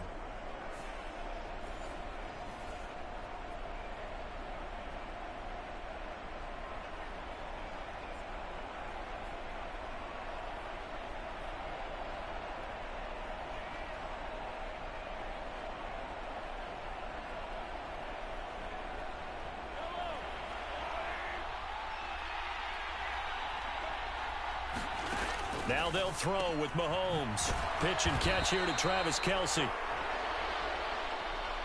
Not a big window to throw. Coverage wasn't too bad there. Yeah, they had him under wraps pretty well, but somehow able to muscle his way open and catch the ball.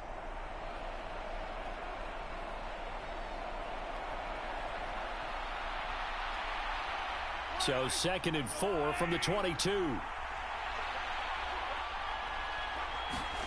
Working from the gun, Mahomes. Gets this ball to his running back, Jerick McKinnon.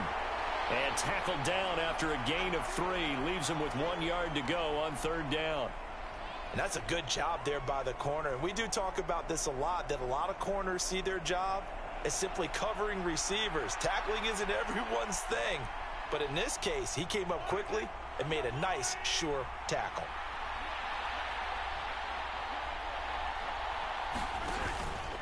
They'll try for the first with Pacheco. And on this one, he'll get to the 15, right at the 15-yard line. They're able to convert with a gain of 4. 3rd and 1, partner. No need to be fancy there. Just use some force and move forward and pick up the 1st down.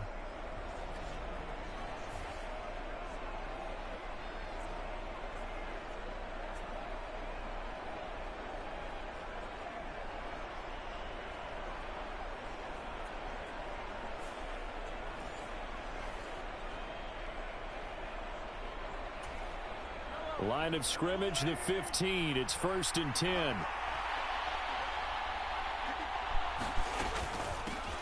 Here's Jerick McKinnon, his first carry of the ball game. And they get to him quickly here as he stopped right around the 13.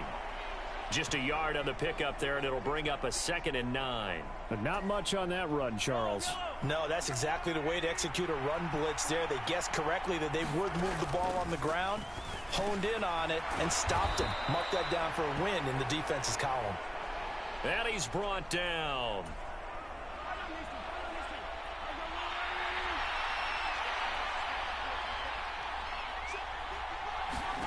Here's Mahomes to throw.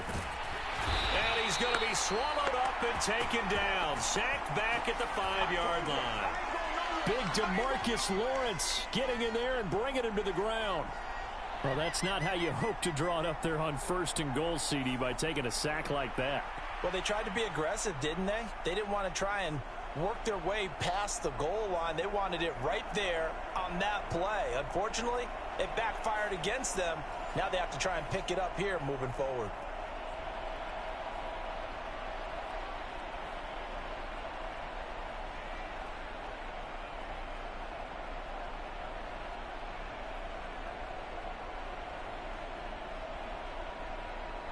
Second and goal from the 6 this time.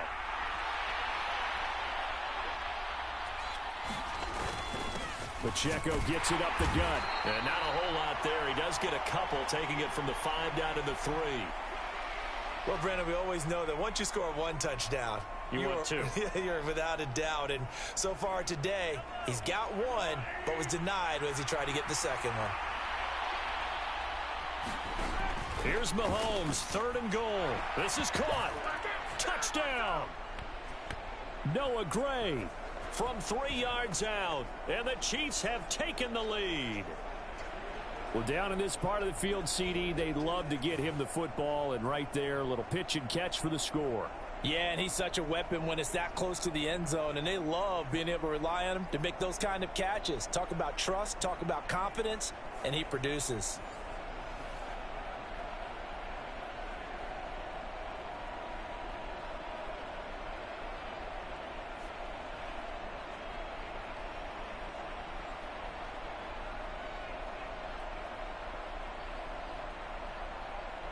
Butker now to add the extra point.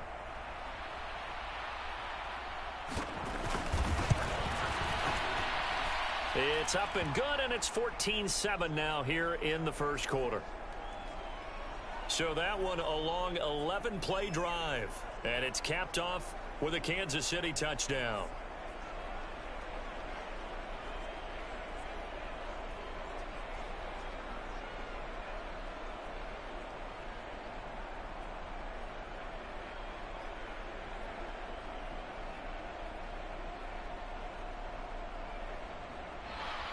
Now after the touchdown, here's Butker on to kick it away.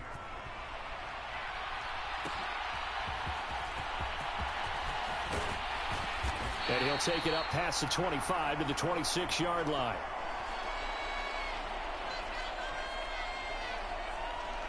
And now Dallas gets set to take the field. These guys definitely hoping for a better showing than their last appearance. They couldn't really even move the football much beyond the shadows of their own goalpost, Charles. We'll see if they can get a better, more sustained drive going here. Yeah, and every team that we ever talk to says the exact same thing. When you start a drive from that deep in your own territory, the goal is a minimum of at least 2 first downs, because even if you have to punt then, you change the field position, right? You flip the field a little bit. They didn't get that done. This time they want to string together a nice drive and help themselves out.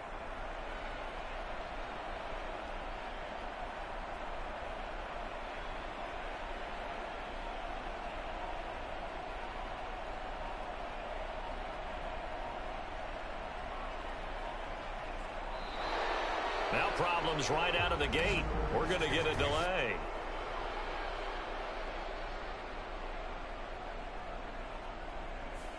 Play clock all the way to 0. Didn't get the snap off. 5-yard penalty. And you see the head coach writing that note on his play sheet right now. He's going to be addressing that with his staff. A sense of urgency, get to the line of scrimmage, snap the ball. So a little bit of a stiffer challenge now. 1st and 15 following the delay of game. Prescott. Over the middle, hauled in by Lamb. That's a gain of 11. Would have been a first down if not for that penalty moments ago.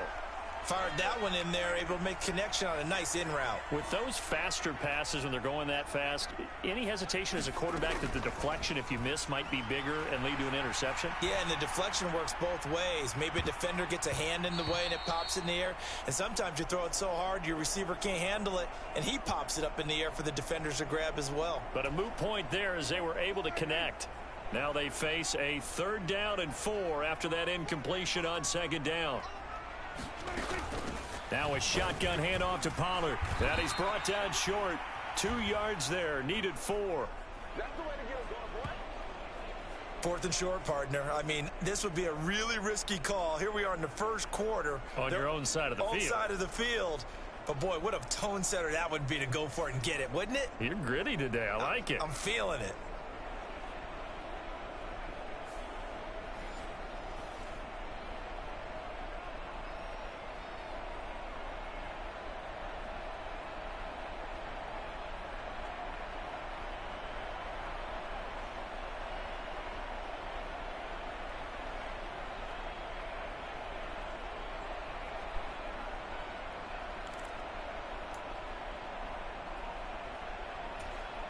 And how about the call here? They need 2 yards in their own territory on 4th down, and they're going to go for it.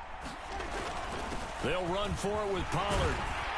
And able to get this one across the 45 before he's brought down. A curious decision to go for it, but it pays off with a first down.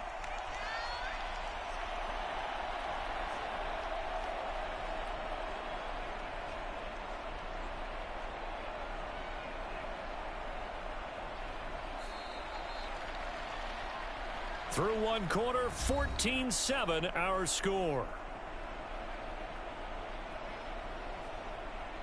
Start of the second quarter, and it's the Cowboys in possession as they've got it with a 1st and 10.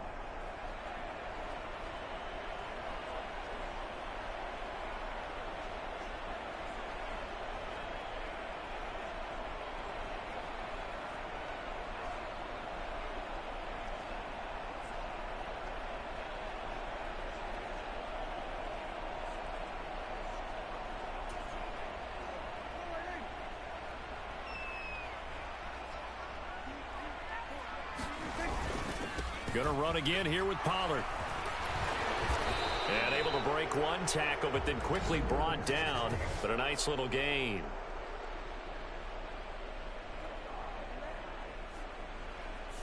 So that time they get the tight end on the hold. Normally he's a pretty good run blocker, but this time he just didn't get his arms extended and let go quickly enough. The flag came out as a result.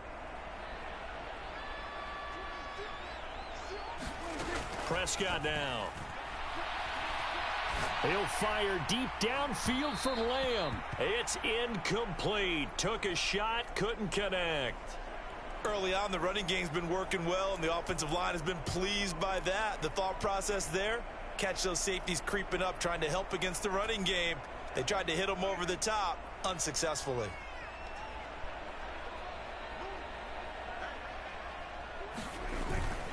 Pollard going to try the right side. And very little daylight there. He'll get a couple up to the 44. When we talk about defenders, specifically linebackers, keeping their eyes in the right spot, he had that eye down the entire time. And you know that's not easily done because they throw a lot of misdirection at you. They try and fool you and get your eyes in the wrong place. But you're right about that one. He correctly figured that one out and made a really nice play.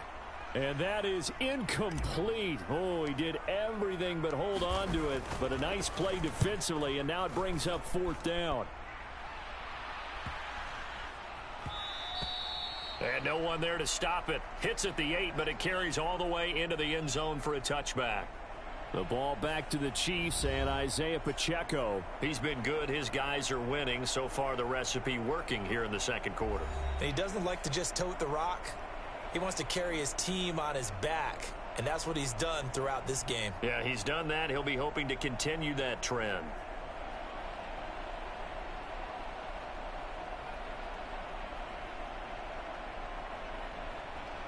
Mahomes will lead the Chiefs up 1st and 10 at their own 20-yard line. The drive starts with a handoff to McKinnon. And he's going to get this one across the 30-yard line. A gain of 11 to kick off the drive, and it's a quick first down. Partner, if you want more carries, I think we saw how you get them. Showed that he's got the fresh legs, and he picked up the first down on that run. Don't just ask for them. Show them that you're supposed to get the football.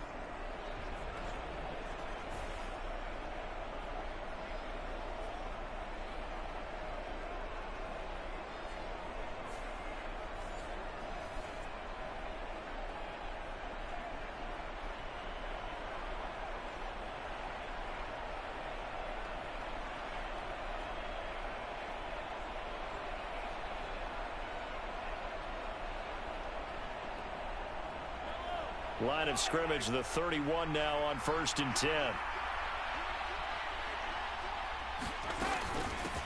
They run once more with McKinnon. And just no chance of turning the corner. He can only get back to the line of scrimmage. 2nd and 10 coming up. Absolutely love the effort there. The ability to flow from his inside spot and stop that one at the line of scrimmage. Nice linebacker play. 2nd and 10.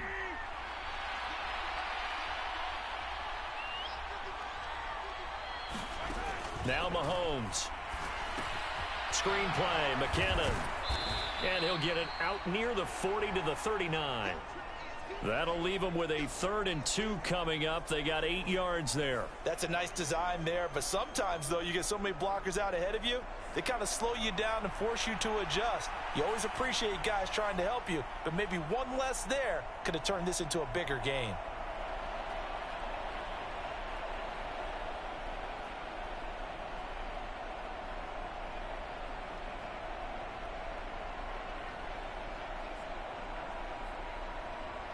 This offense so far on 3rd down, they've been good. 3 for 4 thus far. Here it's 3rd and 2. A handoff now for Pacheco. And he's got the 1st down yardage before he's brought down at the 42. A 3rd down gain of 3 yards, and that'll be enough. I haven't met a football team yet that runs the ball successfully that doesn't talk about having an attitude to be a running football team, right? You got to be able to put your nose in there, smell where the 1st down sticks are, and get there.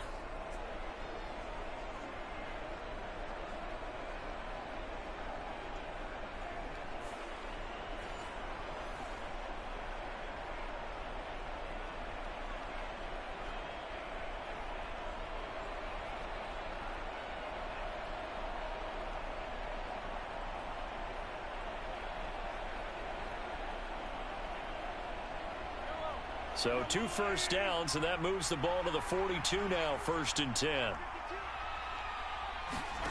To throw, it's Mahomes. The quick throw knocked away. It's incomplete. Nice progress down the field, was halted by that incompletion. They could try for some safe yards here to get things moving again, or keep throwing it and pushing it downfield to try and pick up bigger yardage.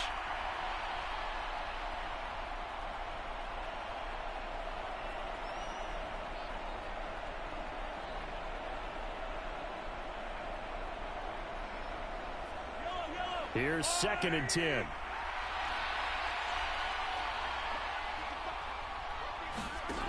Now here's Mahomes. That one caught by Rice. And he's going to have another 1st down here as the tackle's made at the Cowboys' 44-yard line. A really nice pickup of 14 yards, and it moves the sticks. Good strong throw and catch right there. And so far in this game, the alleys have been open for them to get completions, and they're taking advantage of it. So from Cowboy territory now, here's 1st and 10 at the 44-yard line. Back to throw here. This one complete to Mecole Hardman. And he's corralled, but not before getting it inside the 35. 11 more on that one, and another 1st down. I tell you what, if this is any quarterback other than Patrick Mahomes, I'm telling you how this is an ill-advised throw. But 15 is so good on the move with all those different arm angles and releases that all I'm saying now is that's a gorgeous play. On 1st down now, run with McKinnon. And he can only manage to get a couple. 2nd and 8 coming up. Not a big run, not an explosive run, but they've held the ball for plenty of plays on this drive. They're just trying to impose their will on the defense right now.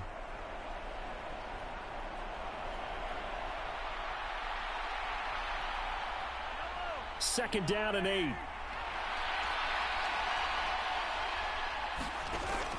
Out of the gun, they'll look to throw. That's to the sideline and incomplete. I see the surprise in your face there, partner. That is a rare incompletion from him. He's been on point this entire game. He has percentage completion-wise way up. Not that time. Work in the middle of the field, and he's got a man complete. And he's going to have another 1st down here as the tackle's made at the Cowboys' 12-yard line. That good for 19 yards as they pick up the conversion on 3rd. And when you're playing a quarterback with some experience and some moxie, You enter the danger zone when you decide to blitz him, because if he's able to diagnose as he did on that play, he can hurt you downfield. He reads defenses so well, doesn't he? He really does, and the best part about that play for him, I don't think that was his primary target. I don't think so either. I think he had the read, figured out where the blitz was coming from, and went to a secondary target for a really nice game. On the handoff, it's Pacheco. And they go the wrong way on this one. Losing yardage back at the 12. He'll lose a yard there, and it's 2nd and 11. That seemed to be linebacking 101 on how to diagnose and stop a run. And what we're doing nowadays is we're taking those former safeties, those bigger guys, and making them linebackers to utilize their speed. He just made an absolute beeline after he diagnosed that play and ended up making a nice tackle on it.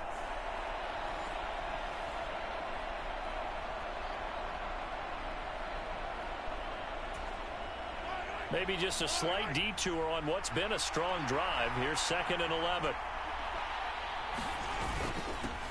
Again, it's Pacheco.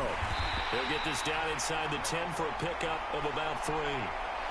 That play reminded me a lot of a former teammate of mine. We used to call him the trash man. His ability to sift through traffic and make plays was uncanny. And that's exactly what you want from your Mike linebacker. Throwing is Mahomes on 3rd. And in for the Chiefs touchdown. Rashee Rice, a 9-yard touchdown grab. And the Chiefs have taken a 2-touchdown lead now.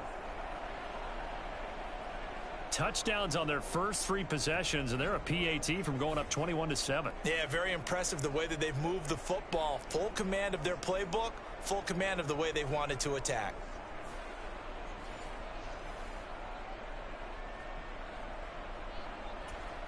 Butker on for the PAT.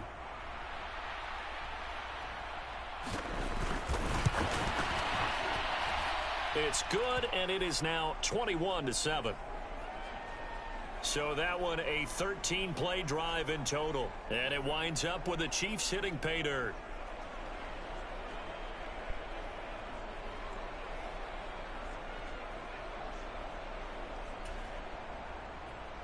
Now after the touchdown, here's Butker on to kick it away.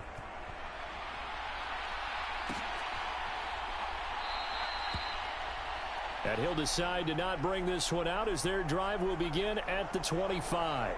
So out come the Cowboys now as their offense gets set to take over. The last series for them, a little disappointing, forced a punt. And now they'll try to do better here and come away with some points as they begin this drive, 1st and 10. So Prescott of the Cowboys now with a 1st and 10 at their 25-yard line. So the drive's going to start with Pollard. And he works his way forward to pick up 4 yards there, 2nd down. Well, it's time for them to be good teammates right here. And what I mean by that is possess the ball for a little while. Get at least 2 first downs. Give their defense a chance to settle down a little bit after they give up a touchdown. Now this one to his tight end out on the right side. His first catch, good for 8 and a 1st down. When you're struggling on offense, you're looking for anything possible to get you going. Sometimes you do it like basketball teams that don't normally press. You put a press on, bring people to life, make them move a little bit quicker. Maybe that'll help them as they head towards the half. They'll fire this deep for Gallup. And oh, he almost had his 2nd pick of the game. Probably should have. And he's frustrated as it falls incomplete. So now 2nd and 10 after the incompletion on 1st down. Pollard will take it up the gut. And he's dropped right at the 40. Gain of 3. Here's 3rd and 7. Here's Pollard again. And the play goes nowhere. Losing yardage back near the 40 at the 39. A loss of a yard, and it brings up 4th. It's a tough one right there. He ran right into the teeth of the blitz as the linebacker was freed up in order to stuff that one for a loss. I think quarterbacks got to see that. Got to find a way to audible into something a little more advantageous. Now on 4th down, they throw the deep ball, but it winds up to be incomplete. So certainly an interesting call there to go for it. And the Chiefs will have the football back in excellent field position. So from the 39 now, they'll come up on a 1st and 10. They'll They'll come out throwing here to start the drive. This pass going to be caught by Hardman. And give him 6 yards here as he's stopped near the 35 at the 34. An ex-teammate used to tell me all the time, I hate experienced quarterbacks because no matter what, you really can't hide what you're doing. And I think that right there, he knew right away where the blitz was coming from, where his primary guy was going to be, and he ended up going to a secondary target for a nice game. I was just going to ask you, that wasn't the primary target. He's so good at that, isn't he? I think he knew right away that he wasn't going to get to his primary guy. I think he read that as soon as he got to the line of scrimmage, knew where the pressure was going to come from, and said, I know how to beat that, and that's what he did. Many different ways to create space, but on that play, he did it with that big, wide body of his. Didn't get a whole lot of yardage on the play, but it did what it was supposed to. Pick up a first down.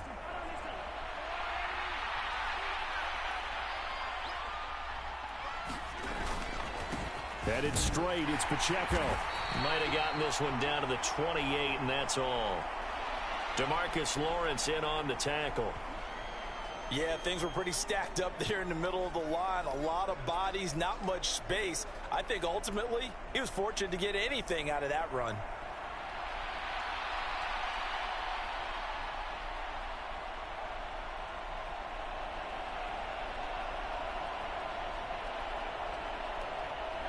Ball on the 28-yard line. Here's a 2nd and 9.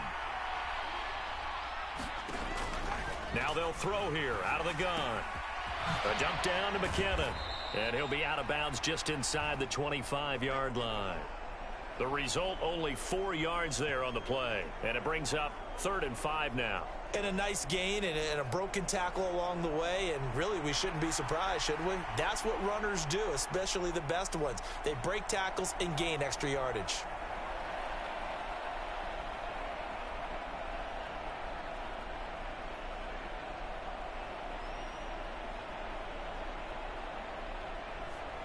The Chiefs on 3rd down. They've been excellent. 6 for 7. This will be 3rd and 5.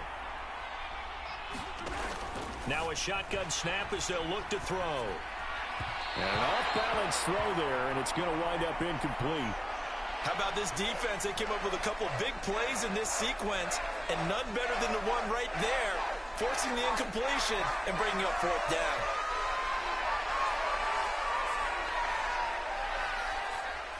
So on 4th down, Mahomes off, Harrison Butker on for the Chiefs field goal.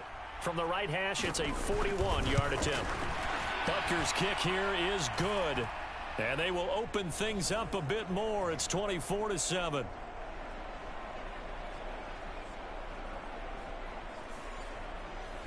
So 3 points there, and they continue to build this first half lead. Yeah, every little bit helps, and the more that you can put together drives and start controlling the tempo, controlling possession, finishing with points, the better off you're going to be. And he'll go down as this drive will start at the 25-yard line.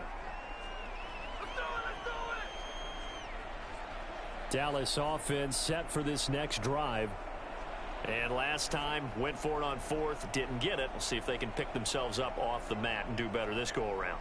Sometimes I have this vision of coaches writing notes to themselves before a game, and sometimes that note says, be aggressive, stay aggressive. Maybe that's what we saw in the last possession. Yeah, they were very aggressive. This time, will it result in points? We'll find out. And this is going to be a Cowboys first down as the tackle made at the 35-yard line. Although his reputation as a speedy runner precedes him, it's always fun to watch him work. It is eye-opening, isn't it? Because when you see him get the ball and just go, in addition to that speed, it helps out his blockers. They don't have to hold blocks for long because he's just going to speed right past them. 84 yards rushing for him now to this point. From the 43, here's 2nd down and 2. Running right, it's Pollard. And he'll be tackled at the 45 following a gain of just 2. Pretty good job defensively. Thought he was going to get it, but they knew where that marker was, and they stopped him just short of it. What it does is emphasize that strategic football and situational football is not just played on the offensive side, is it? Defense understanding, as you noted, where the first down marker was and making sure they didn't get there.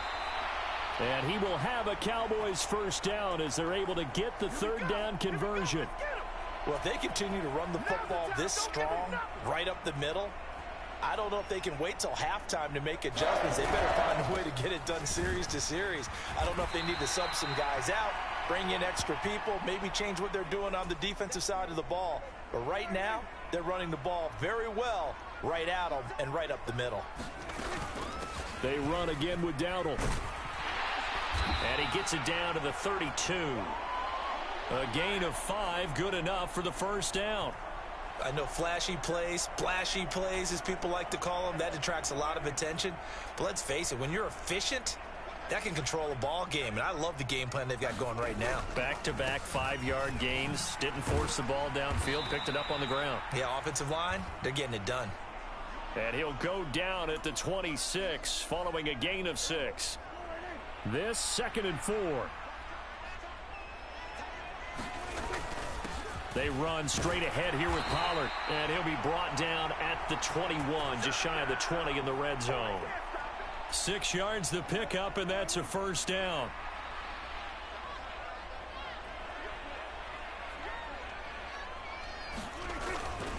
It'll be a handoff to Pollard. And he maneuvers up the middle for 3, and it's 2nd down.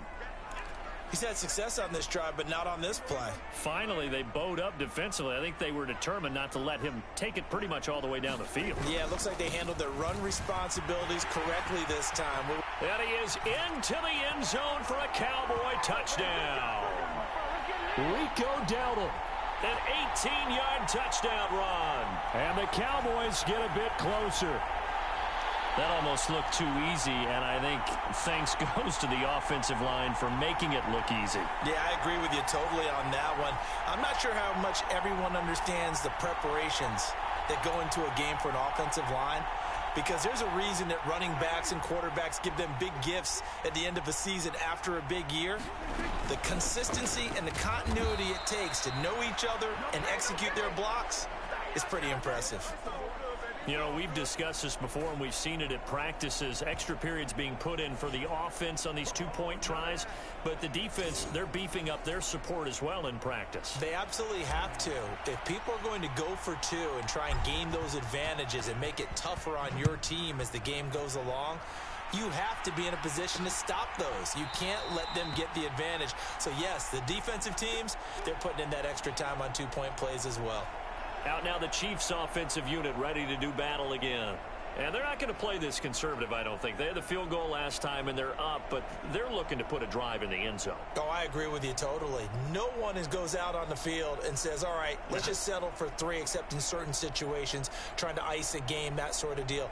Most of the time, it's end zone, and that's what you're thinking, and I believe that's exactly what they're thinking as they begin this one. Yeah, no quarterback ever goes out there saying, hey, let's get 3, right? Not one that I've ever met. Here's Pacheco to begin the drive. He'll be dropped after a gain of about 6 across the 30 to the 31. Well, I think after that run, the defense is getting back in the huddle and looking at each other and maybe starting to question their confidence a bit.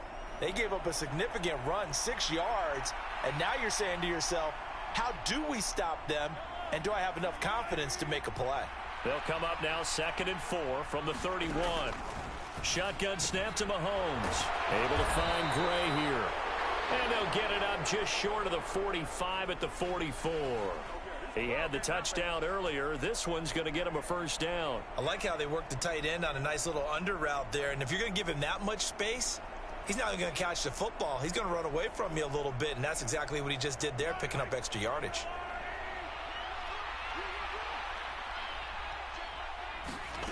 Mahomes now on first down. And incomplete, a drop there in the middle third of the field. That'll bring up 2nd down. It looked like they had something there, but I think that he was thinking about running with the football before he actually hauled it in, and that led to a big drop. An incomplete pass on first down. That leads to a 2nd and 10. From the shotgun, he'll look to throw. Catch is made by Hardman. And they'll get this well past midfield before being stopped just before the 35. Catch number 4 for him on the afternoon, and it'll give him a first down. And a good quarterback facing zone coverage, if he has just a little bit of time to survey the scene, that's what's going to happen. No doubt about it. If there's no pressure, he's going to continue to pick them apart because he'll have all that time to find someone open downfield. You can only cover for so long. So maybe they want to go to a zone blitz scheme, get a little bit more pressure. Remember when Carolina did that against Denver? They lost the game ultimately. They dropped the defensive end out, and he ended up with an interception in that game in Super Bowl 50. Maybe some sort of scheme like that to try and get more pressure at the passer.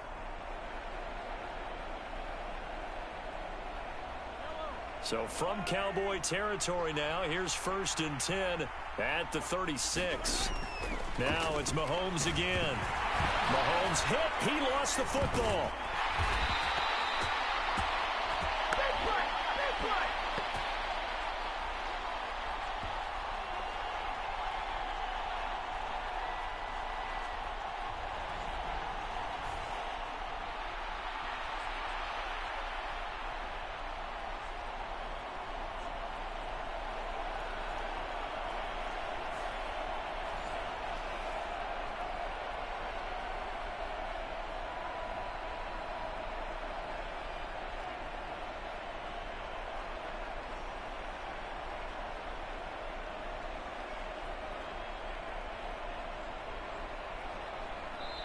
And we've hit the 2-minute mark in this first half of action.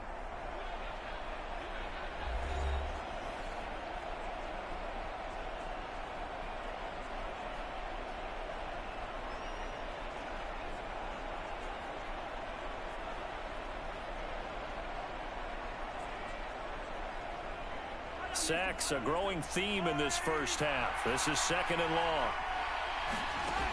From the gun, it's Mahomes. That'll be caught by Rice.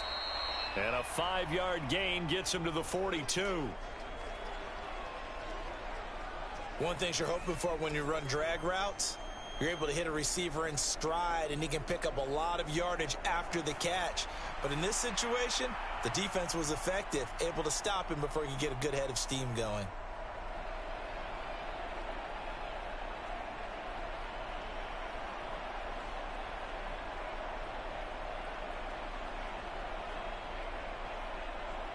Seventh play of this drive coming up, but a long way to go on 3rd down. That is caught. Touchdown. Mecole Hardman, 42 yards. As his guys are able to push that lead out a bit further. Brandon, what we just saw there were two guys who are in sync. The person delivering the ball, but especially the person running the route. Tremendous job. It results in a terrific play.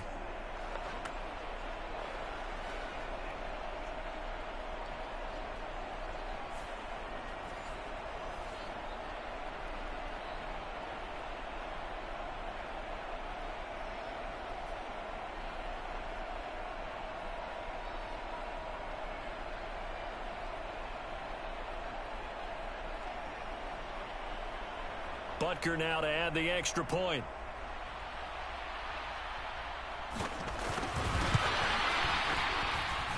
And the lead is up to 18 now. So that winds up a 7-play drive all told. And it's capped off with a Kansas City touchdown.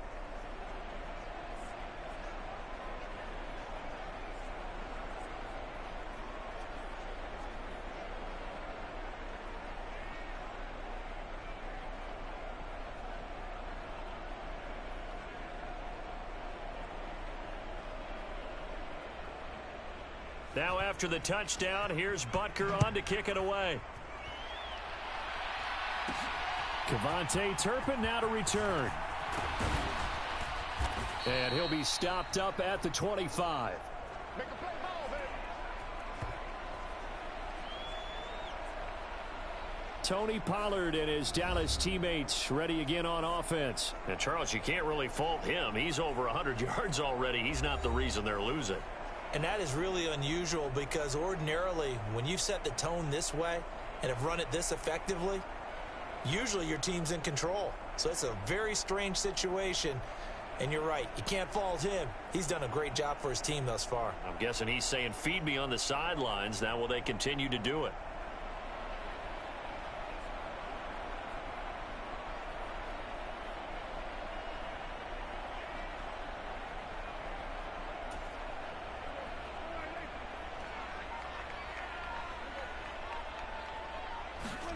On 1st and 10, Prescott. Able to hit his target, Lamb. And that's good for a pickup of 10 yards. And they'll be left with a second and about a foot. If you're going to blitz, likely going to leave you in man coverage with this guy, and that is less than ideal. It is, because just about any offense that has an elite receiver, if you blitz and have him in man coverage, you're going to him, even if he has an elite defender on him, because he usually knows where the ball is before the defender does.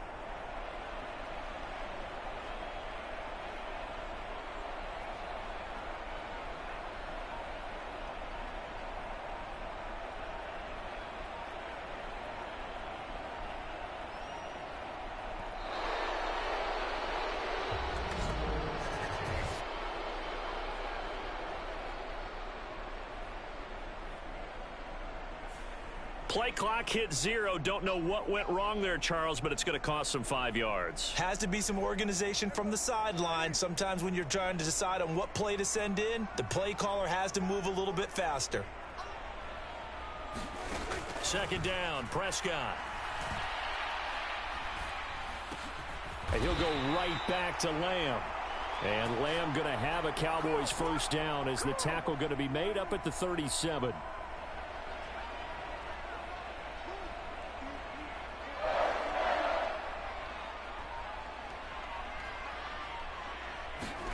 Final play of the half, Prescott. And his throw's going to be incomplete.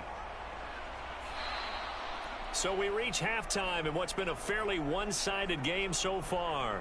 As we'll get you over to Orlando, where standing by is Jonathan Coachman. He has our EA Sports Halftime Report.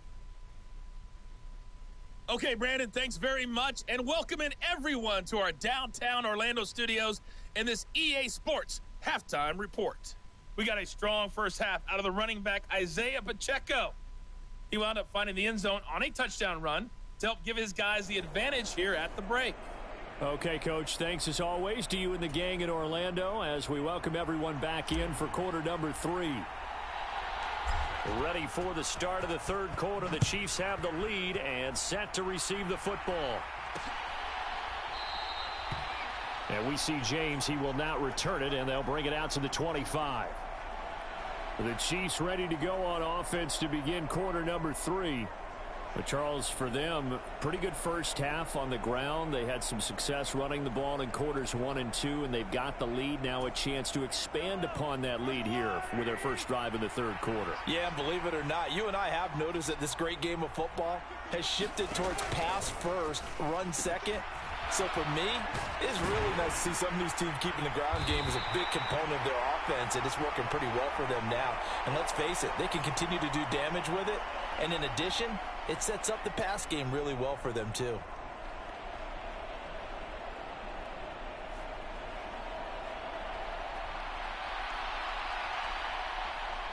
They'll operate from the 32-yard line here, 2nd and 3.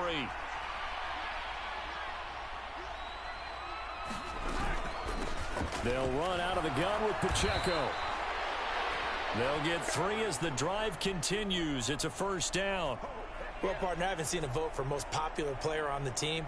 This guy's got to get a lot of votes. He does not care, does he? Totally unselfish, physical runner, doesn't worry about yardage, just keeps moving the chains, being a team player. So from the 36 now, 1st and 10.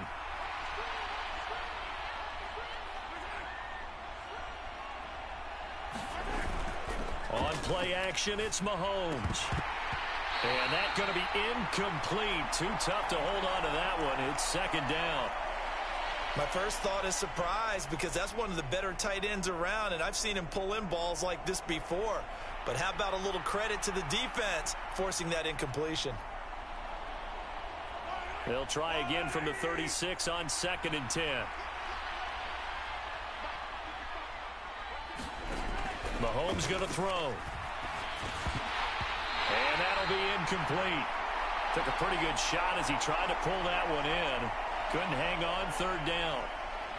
Oftentimes when you're losing a game and the team's still throwing with this kind of a lead, you start playing a little more physically. And they took that opportunity right there to be extremely physical and force that incompletion. So back-to-back incompletions, and that has them staring at a 3rd and 10. Now back to throw. Oh, hit as he throws there, incomplete. Well, it's too early to figure out what kind of adjustments this defense made at halftime, but that's a good start to the second half. They cannot afford to give up more points and fall further behind, so well done to force the punting situation here.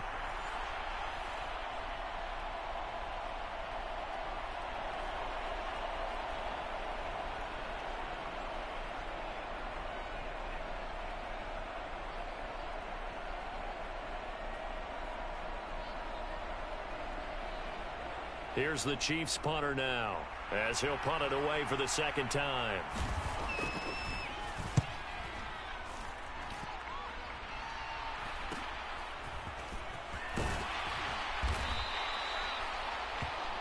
So a good punt there, but a nice return of 11 yards. And the Cowboys will take over the football with a 1st and 10.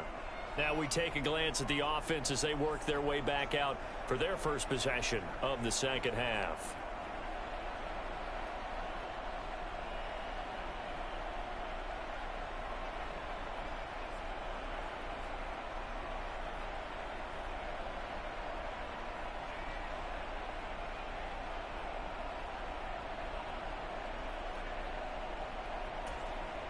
So Prescott of the Cowboys now with a 1st and 10 at the 31-yard line. They'll run with Pollard to begin the drive to about the 33-yard line. I think if they want to start getting back into this game, it behooves them to get better on 1st down. Yeah, certainly not what they were looking for there out of the opening play of this drive.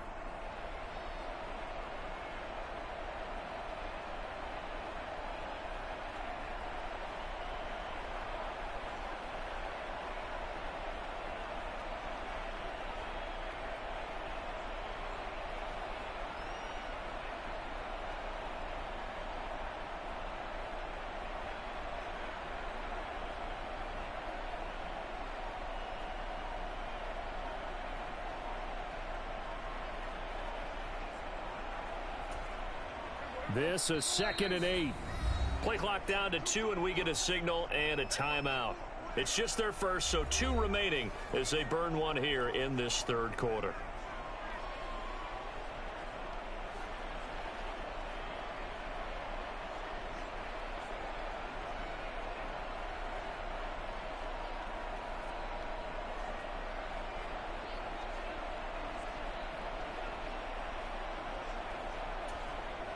Here's a 2nd and 8. On play action, Prescott. He's letting it fly for Cooks. And that's going to be incomplete. Good effort there trying to take a shot, but it's 3rd down. They'll be in search of 8 yards here as they hope to convert the 1st down. On 3rd down, it's Pollard.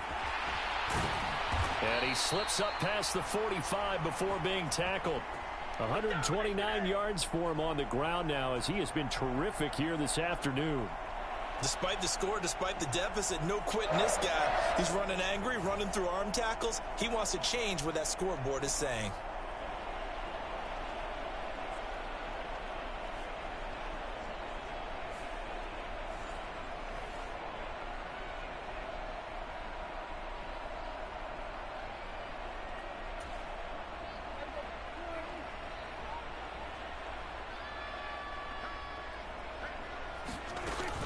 First down, and it's Pollard again. And he can only manage to get a couple. 2nd and 8 coming up. Certainly a nice job there by the defense rallying to the football and getting him on the ground. But I think the play gets made by the defensive front. Because if they can't get upfield, their job is to go ahead and get low, almost get into a ball sometimes, stack things up, and make it difficult for the runner to find a hole. From just shy of midfield, here's a 2nd and 8. Gonna run again here with Pollard. And he'll take it across the 50 and into Chief territory. Call it a gain of 5 there on the run, but they'll remain a yard or 2 short here with 3rd down coming up. But really, that was no surprise there. They've been running it well all game. And I know goals change all the time, but any team will take that type of run each and every time.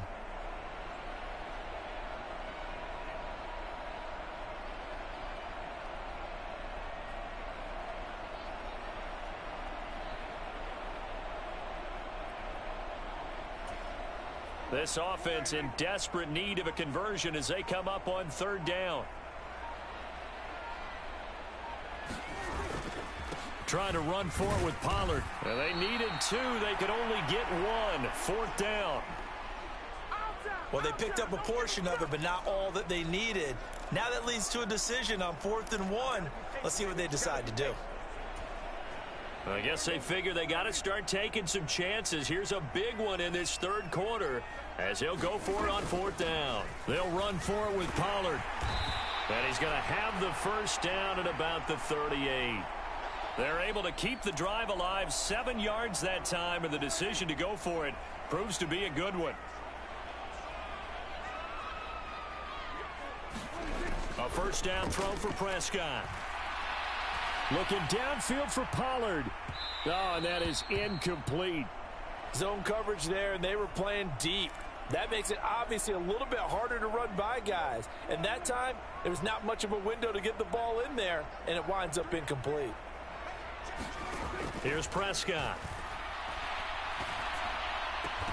A throw out wide, going to be incomplete. As this old brain remembers, when I see 5 wide receivers on the field as a defender, I know the ball's coming out hot. They expected it and got there and popped it free. And he'll be taken down well before the 1st at about the 36-yard line. Not too many offenses want to turn down long drives, but when you're down what they are, they've got to pay it off with some points.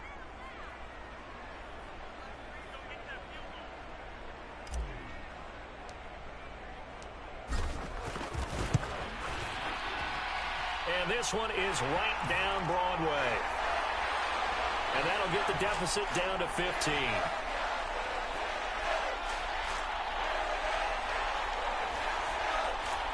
So that maybe not exactly what they were hoping for, but it does get them back within a couple of scores.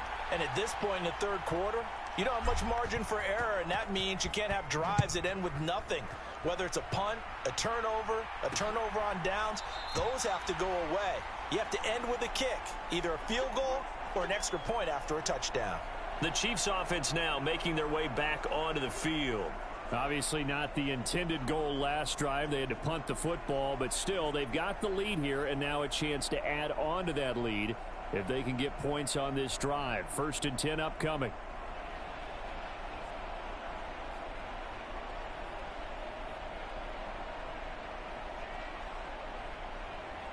Mahomes will lead the Chiefs up 1st and 10 at their own 25-yard line. The drive starts with a handoff to McKinnon.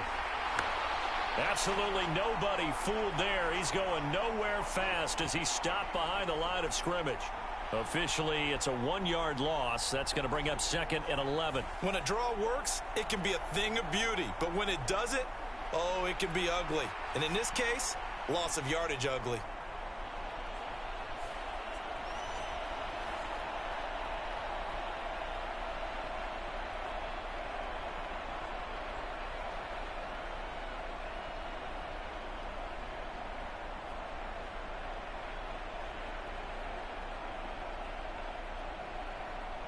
After the loss to start out, here's 2nd and 11.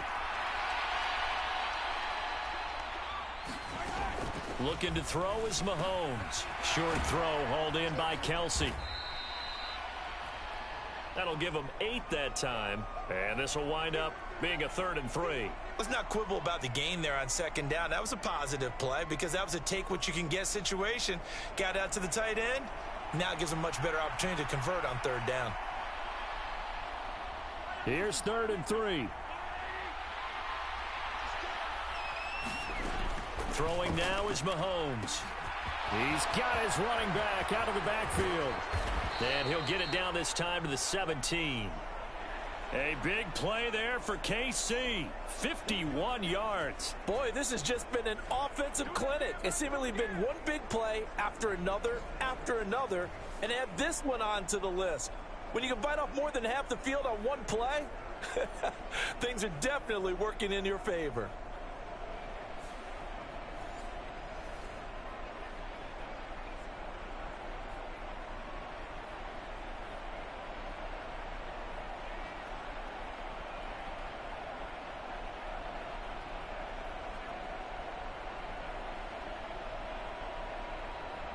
real field flipper there as all of a sudden they've got a first down in the red zone.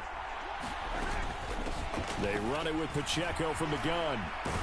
And he takes this into the end zone for a Chiefs touchdown. Isaiah Pacheco, his second touchdown of the afternoon. And the Chiefs take a 3-touchdown lead. So another touchdown there, and even though we're still just here in the third quarter, kind of hard now to see them giving up this lead. And this is just an offense that's imposing its will right now. You name it, they're able to do it. If you're the play caller, whatever you want to select is there. You want to run it, you want to throw it, pick a play, any play. They're rocking and rolling right now.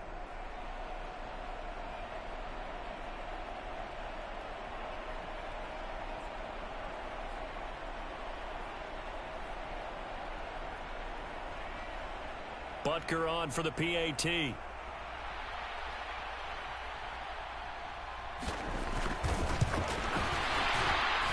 And he's been a busy man, 5 for 5 now as he knocks another one through to extend the lead.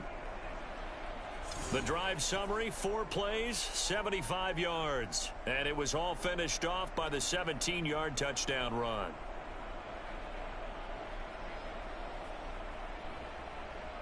Now after the touchdown, here's Butker on to kick it away.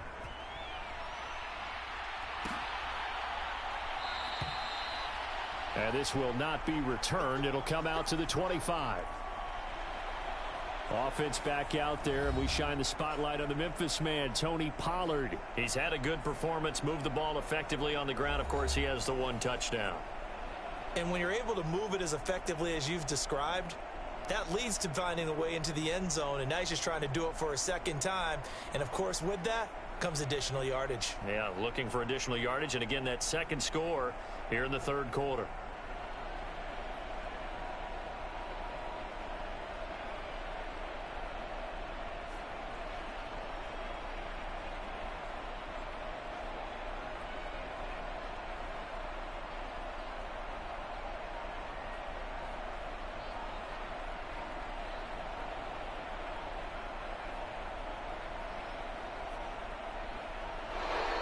Play clock down to 0, and this is not the way to start a drive.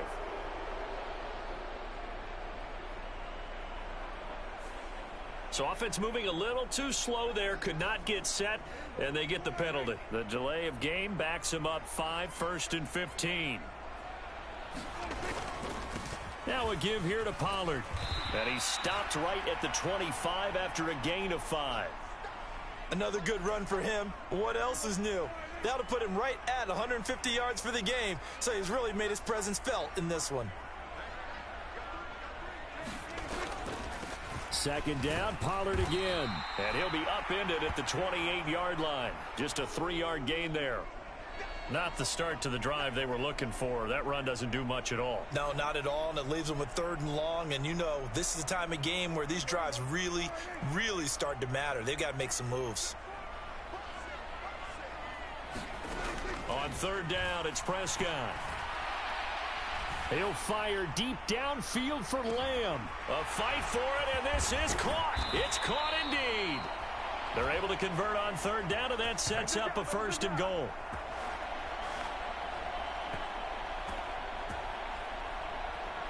Oh, my goodness. I'll tell you what, 3rd down, all you're thinking is, what can we do to keep this drive going to get enough yardage to move the sticks? You're certainly not thinking about taking this one almost the length of the field, but that's exactly what happens here. What a play, and what a change of fortunes. After the big play, a chance to finish now on 1st and goal. Pollard will score. Touchdown, Cowboys.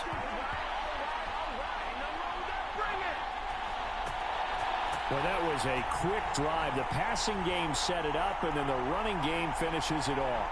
And how about how few plays it was to get it done, but they threw it downfield and then pounded it into the end zone. And as a former defender, I can tell you, it hurts just a little bit more when they run it into the end zone instead of throwing it. So Dak will bring the Cowboys up to go for the 2-point try. They'll try and run it up the middle. And he will find the end zone again. So he gets the touchdown and the two-point conversion. And that'll cut this deficit down a little bit further.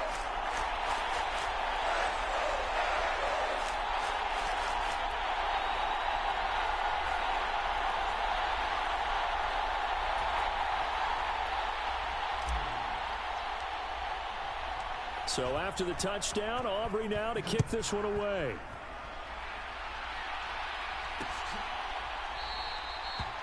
And we see James. He will not return it, and they'll bring it out to the 25. Isaiah Pacheco and the offense back out. He is hoping to find the end zone for a third time, and we sit now in the third quarter. And nothing would excite him more, but I think even more so, his offensive line. Anytime you've got a guy scoring that many times, that means you've done a really nice job in front of him. You're always giving props to the big fellas up front. It's always a good idea. Those are some massive men. Mahomes will lead the Chiefs up 1st and 10 at their 25-yard line. On play action, they'll throw. He'll buy some time right. And he's upended at the 33 following a good pickup of 8. I do think it's fair to say that they were caught off guard a little bit when he decided not to throw it on first down. But give them credit. They recovered in time to deny him the first down yardage. But it's only 2nd and short. So that run is still likely to lead to a new set of downs. Here's a 2nd and 2 now from the 33.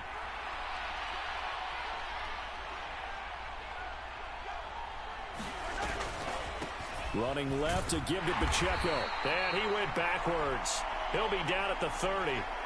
This will be a loss of 3, and now a much tougher 3rd down looming. Hey, a lot of points have been scored in this game against them, but tally that one on the side of the defense. Do you think maybe, possibly, it can be a little bit of a changer for them? Maybe not a game changer, but a little bit of a momentum one that maybe they can string together some pretty good plays and slow them down.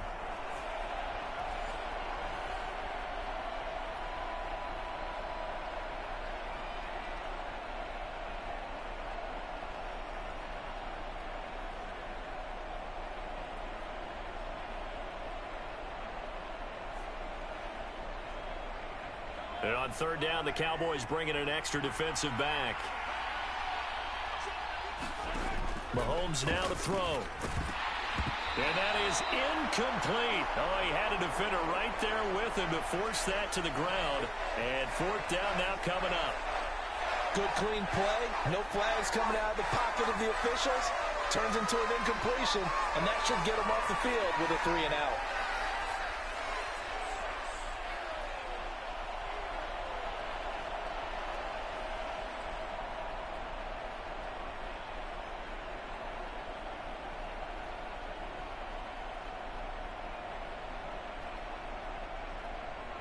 Here's the Chiefs punter now as he's on to kick it away.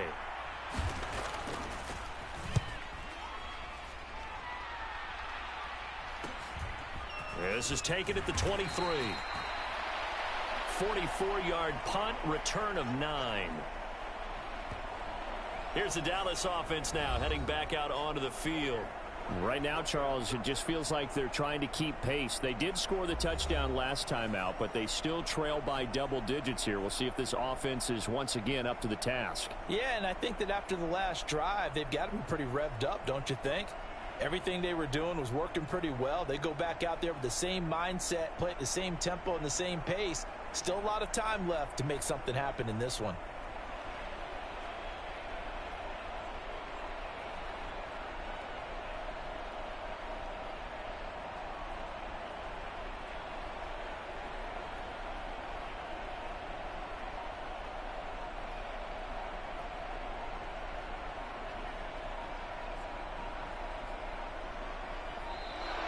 Now problems right out of the gate. We're going to get a delay.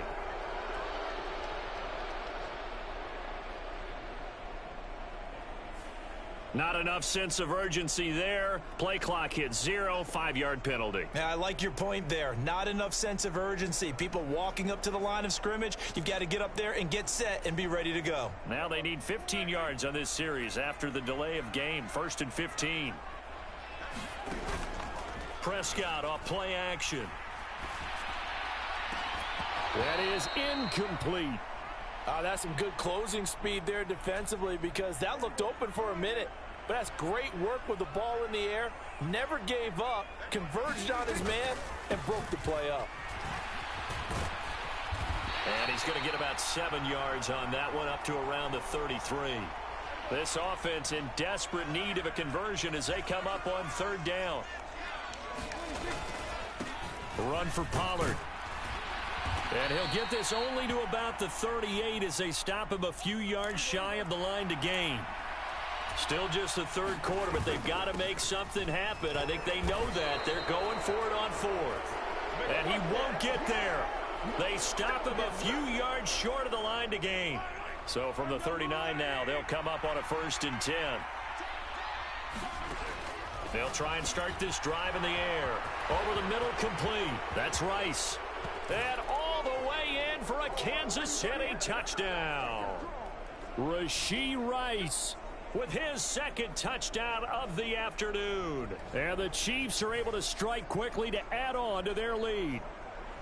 So that pretty conclusively, I might add, shows you the perils of going for it and not making it on 4th down. One play, touchdown. Yeah, and I've got to put this on the man in charge, the head coach. He made the decision to go for it. To me, when punting was the only decision to make, and it backfired on him in a big way.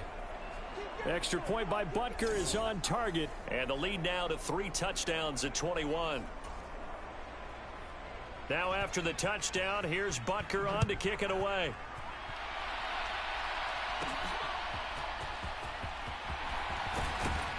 And he won't quite make it to the 25.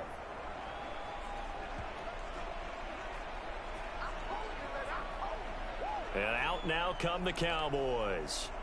I kind of feel like they've reached a do-or-die point in this game, Charles. If they're going to try to pull off an impressive comeback, it has to start right here, right now. Yeah, now they've got a final chance to get out of this situation, but they also... Now a clash of bodies here, and it's intercepted. Picked off by Justin Reed. And the Chiefs are going to get the football here at their own 40-yard line. I guess we're at the point of the game where they do need to open up the playbook a little bit, start to take some chances down the field, but that one did not go as planned. Yeah, these guys need something good to go their way, and they took an opportunity to take that shot there, but obviously that's not going to help. A tough play for them as they're trying to make their way back.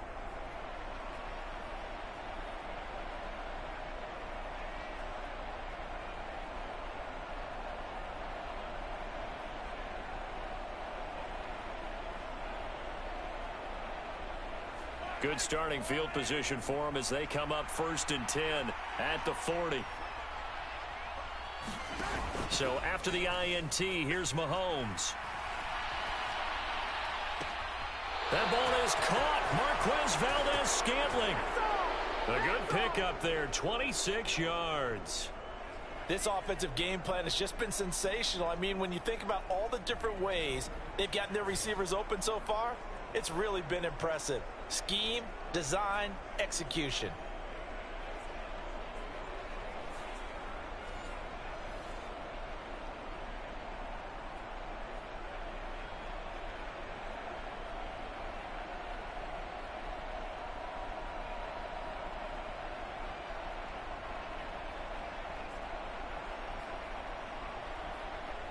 So 1st and 10, and if they score on this drive, might have to start digging in our second half blowout material. Here's Mahomes to throw. A dump down to McKinnon. And inside the 20 before he's brought down. 15 more yards there, and quickly another 1st down. And while we may be looking at the scoreboard, this offense certainly is not, because they're showing no signs of backing down, even with a 3-score lead here in the 3rd quarter. I think they keep taking their shots. They've seen blown leads happen throughout this league. They don't want to fall victim to it themselves.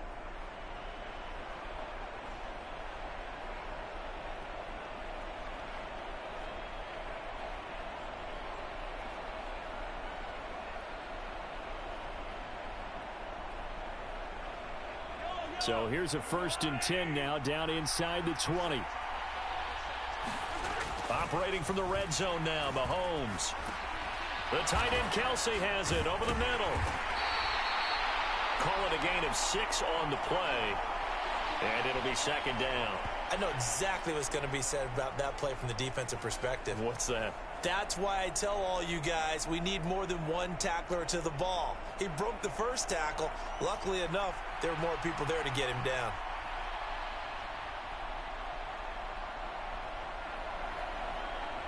Here now, 2nd and 4. Again, they'll throw with Mahomes. And this throw incomplete. The defender all over him that time, and it's going to lead to 3rd down. Well, they've had success getting the ball to him out of the backfield, but this time they had a man right on him. He was able to break that play up before he could get started. Now they face a 3rd down and 4 after that incompletion on 2nd down. Now Mahomes. He finds his man complete. It's Rice. So they'll get nothing out of that play, and it'll be 4th down. As a defense, you're more balanced when you're in zone coverage because you're able to keep your eyes on the quarterback and see the play develop in front of you. They're able to keep the quick pass in front of them and stop it right at the line of scrimmage.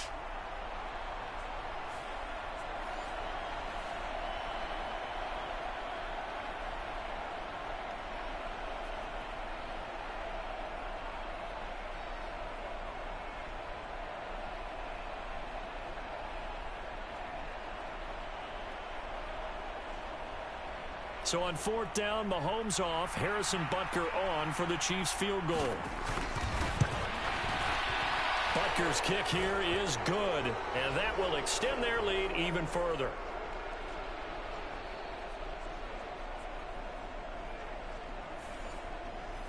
So the defense able to force the interception, and the offense working their way into field goal range and able to get 3 out of it. Yeah, and give them credit for that. They took the ball, maneuvered it downfield, and while they couldn't get exactly what they wanted, which was a touchdown, they did get 3 points out of it, so they paid off what the defense gave them. Both sides will be thrilled with that. And he elects not to bring this one out as his guys will take over at the 25. And now here come the Cowboys. So now, Charles, this drive maybe a touch more important, trying to erase the memory of that interception they had the last time out. Yeah, and everyone goes through this because even the best in the game, you're going to have games where it just doesn't go right for you and interceptions result. So, frankly, to me, it's all about how you respond, not just the types of plays that you call, but how you carry yourself, how you show your team that you're still with it, and how you continue to lead. So the drive's going to start with Pollard. That's to about the 28. 2nd down coming up. Defenses always talk about earning the right to rush the passer on 3rd down. And you know what offenses want? Win 1st down so they can set things up for themselves better. And that wasn't helpful there. Not a big impact on 1st down. And the Chiefs are going to get him. Tershawn Wharton breaking through to get him to the ground. It's a loss of 7. They'll need a big play here, will Dak and the Cowboys. After the sack, it's 3rd and long. Prescott now. And he's going to be intercepted for the 3rd time thus far. Picked up by Justin Reed. And he will take this one home. It's a touchdown. Well, whatever adjustments they're trying to make over on that sideline, Charles, this defense, they just seem to be a step in front of them and not giving them a chance to implement any of those changes. And here, a pick 6, and they widen the lead. At least a step ahead, maybe even 2 steps. And right now, they are thinking hard about putting this opponent away. That turnover, it grew their lead and just totally deflated that offense. Now these next couple of series, you can take them out of the game entirely if you continue on this pace. Butker now to add the extra point.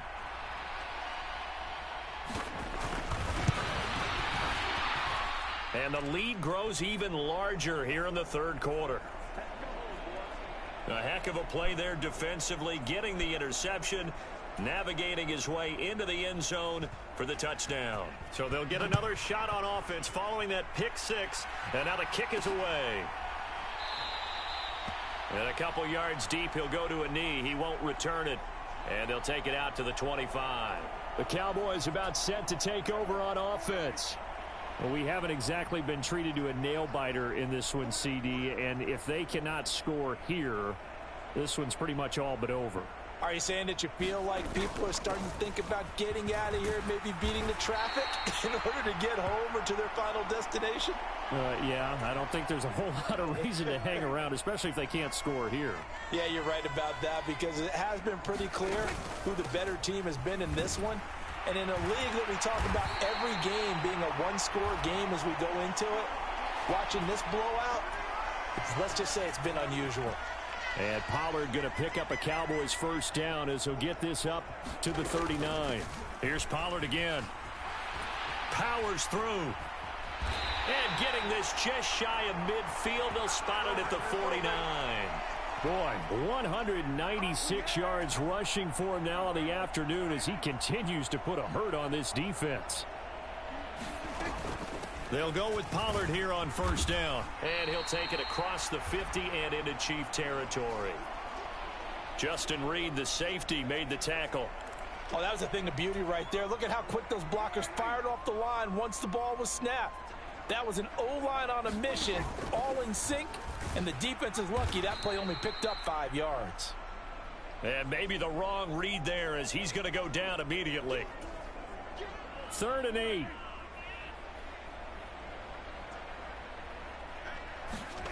Now Prescott. And that will be incomplete.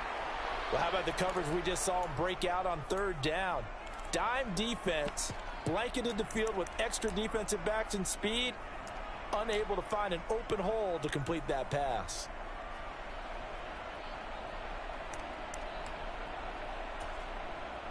And the punter's on the sideline. Here's the field goal unit now to try an exceptionally long one.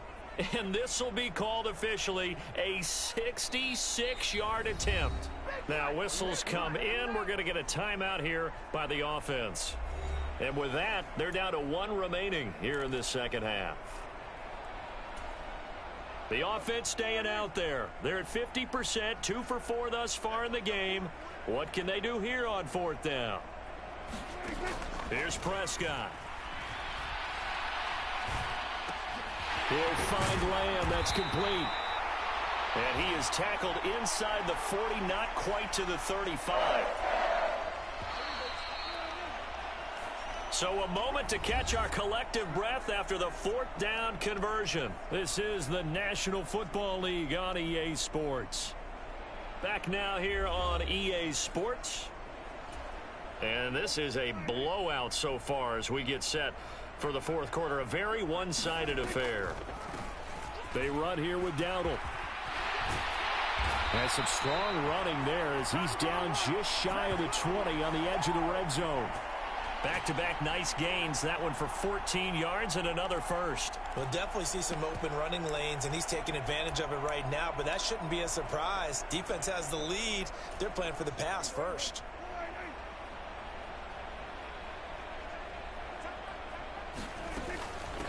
Running game working. They'll stick with it on first down. And he's going to get this one down inside the 15. And they're going to speed things up here. They run again with Dowdle. And here he'll get it down to the 7. 7 yards on the pickup there, and now they'll have it 1st and goal.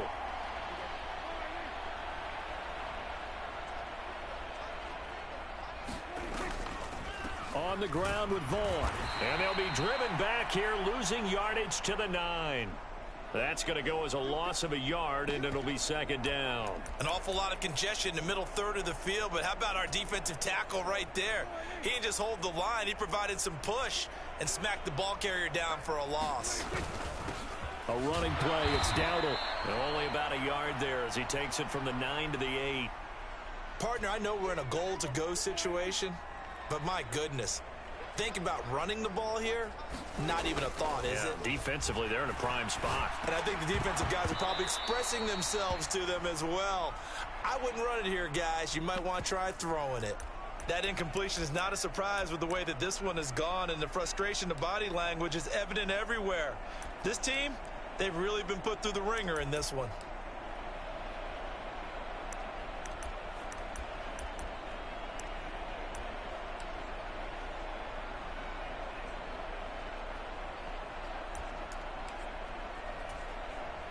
So on 4th down, Prescott off, and on is Aubrey for the Cowboy field goal. This from 25 yards out. And his kick is good. And now they'll just need 4 touchdowns as the deficit is now 28.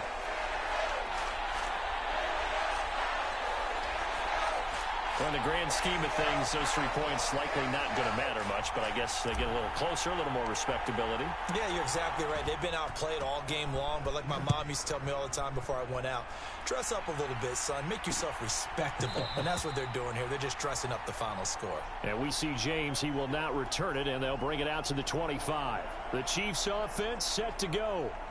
But not that any of the points would be needed, but CD, they've got enough time left here. They could definitely score on this drive, maybe even an ensuing drive as well, if they really want to drive home this landslide victory. Yeah, we're certainly about to see just how aggressive they want to be here down the stretch. And what some coaches do is they try and meet it halfway, meaning they want to continue to run their offense, but they'll put in a lot of backups to do it and then tell the opposing coach, hey, I had to get them some work too. I can't just let them sit over on the sidelines all the time.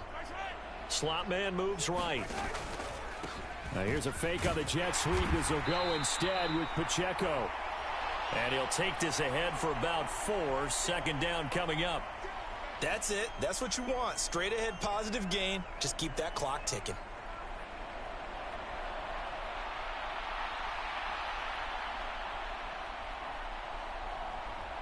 Second and 6, just inside the 30. From the gun, they will run with McKinnon. A pickup of about 3 yards as he's taken down at the 31. Well, that's not a run that's going to make any of the highlight tapes, but they've been moving it well all game on the ground. This is another one that keeps them moving forward.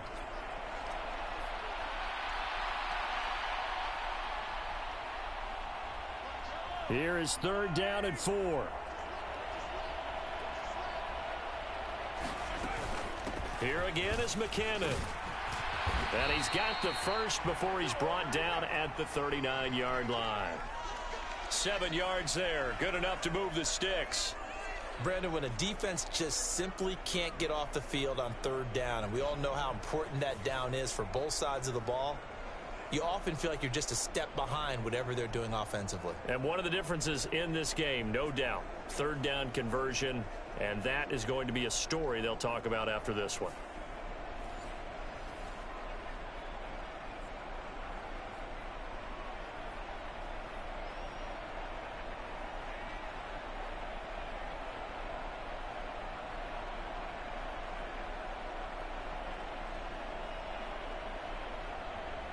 So from the 39 now, they'll come up on a 1st and 10. Pacheco gets it up the gut. And he'll be brought down just shy of the 45. 5 yards on the carry. Good pickup on 1st down. That's a really nice, tough run inside, and they gained 5 yards on it. And to be frank about it, most offenses don't expect to get 5 yards on a play call like that. So when they do, they go back to their huddle with a little pep in their steps. They're starting to think that they're starting to dominate the line of scrimmage. Now an option play on 2nd down. And a pretty good burst there as he'll get this across midfield and down to the 46. They picked up 5 yards last time. Now they double it and get 10 here. So finally, at this stage of the game, he lets his legs carry him for a big-time 1st down. But I think this is all set up by his eyes throughout the game. He's been taking it all in as he's watched this thing unfold. And finally, the eyes carried the legs and took him downfield. You're right. His longest run of the game waited until the 4th quarter, and maybe that lulled the defense to sleep a little bit.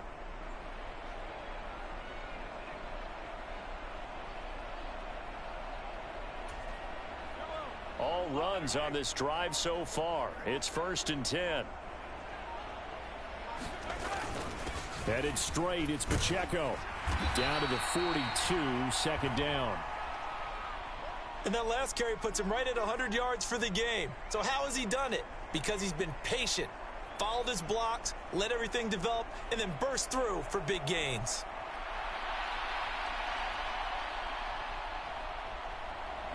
Second down at 6 now from the 42. And the slot man goes in motion left.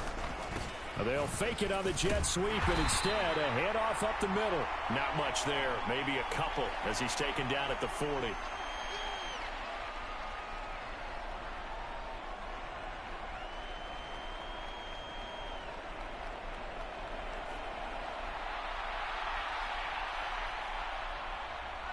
This will be the 8th play of the drive here. 3rd and 4.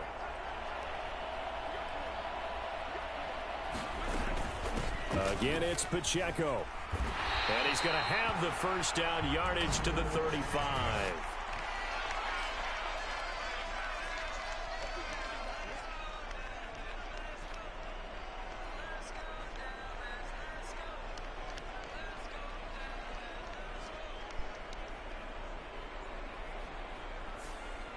So it's the big left tackle who gets tagged with a hold. And sometimes you're actually executing the block well, and he starts to slip off of you, and instinctively you reach out and grab him. And when it's done like that, it's often seen by the official and called. On 3rd down, it's Pacheco. And a good job of finding the open space to run as he's down close to the 30 here. That goes for a Chiefs first down, 14 yards. Well, that's a carry they have to be satisfied with, and throughout this game, they've been satisfied with what he's given them. Whenever they've needed a big run, a first down, he's the guy they've turned to. And it doesn't matter what the defense thinks. They feel like they've got the confidence to keep handing it to him and keep picking up good yardage.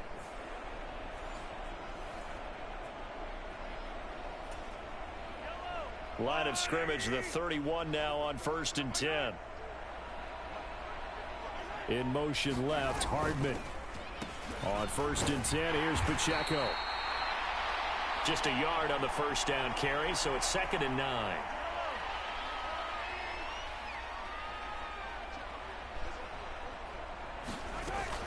Here's Pacheco headed right. A short gain here, maybe a yard to the 29.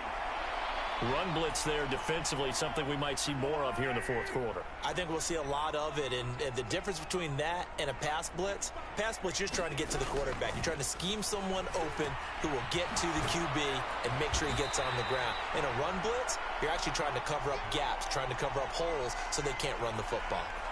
It'll go as a gain of 4, and that'll bring up 4th down. And we've seen him have success earlier on with the ball in his hands because he is a get it in space and make a play kind of a receiver. But that time, they closed on him quickly and held him to a short gain.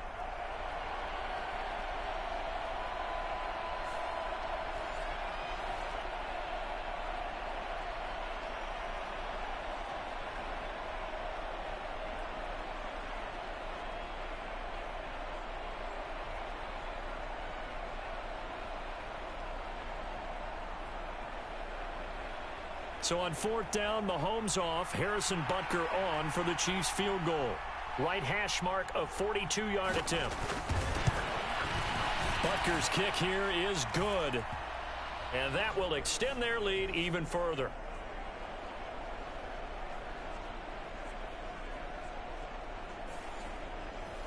Well, ultimately not really sure that they're going to need those 3 points, but they'll take the 3 and they pad that lead. Yeah, this one's already wrapped up, but you and I both know if you're an offensive coordinator, you never let up on the gas unless the head coach tells you to do so. And maybe you've actually clipped him off in your headset so you can keep calling plays and trying to add to this lead. And a nice return sets him up pretty good here right at the 30-yard line. A time to get another look at this Cowboys offense. And last time they got 3 points, but it was a chip shot field goal. And when you go to the sideline after a chip shot field goal, maybe the offense not too happy.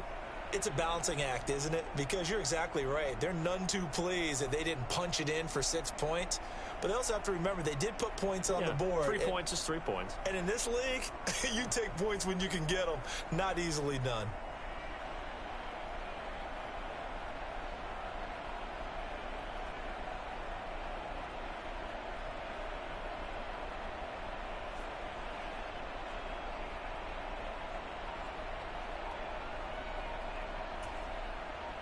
So Prescott of the Cowboys now with a 1st and 10 right at the 30. They'll start this drive out on the ground.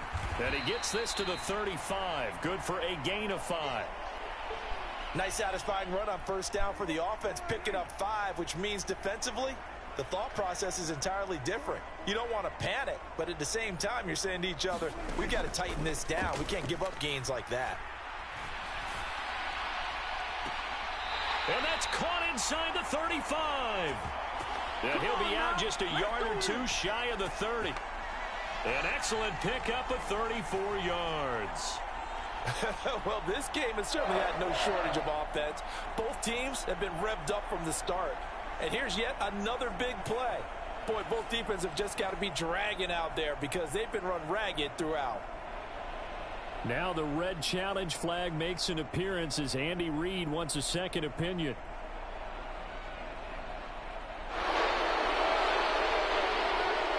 Did he keep those feet in bounds? That's the question they've got to decide. And I got to say, watching it in real time, it was awfully close. Yeah, it certainly looked like a heck of a catch because he didn't appear to bobble it, which could complicate things. But even with the benefit of replay, that's pretty tight. Well, here's the call.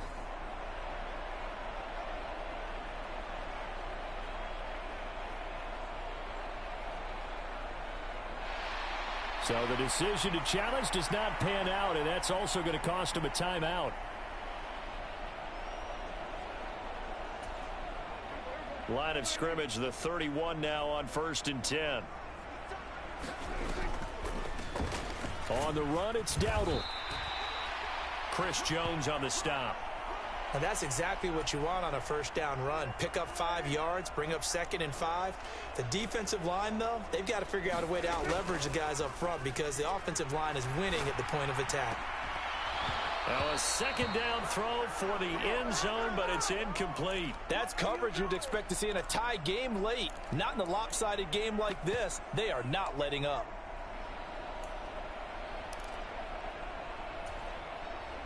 They come up now 3rd and 5 following the incomplete pass. Now they'll run on the draw. And he'll be stopped well short. Only 2 yards there. 4th and 3. They'll try and run for it. And he will have the first down across the 20 to the 19-yard line.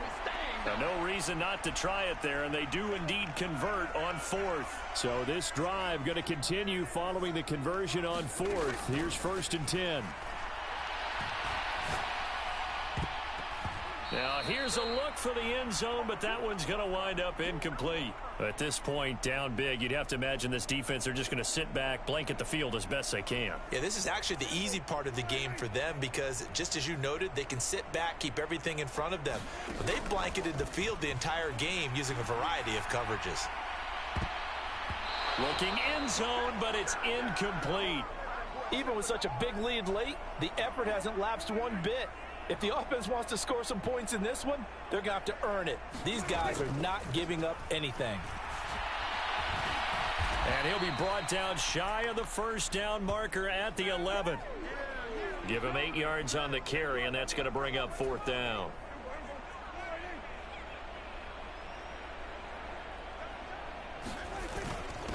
Needing the tough yards, they run it with their fullback. They opt to go for it, and they get it. 1st and goal after a pickup of 5.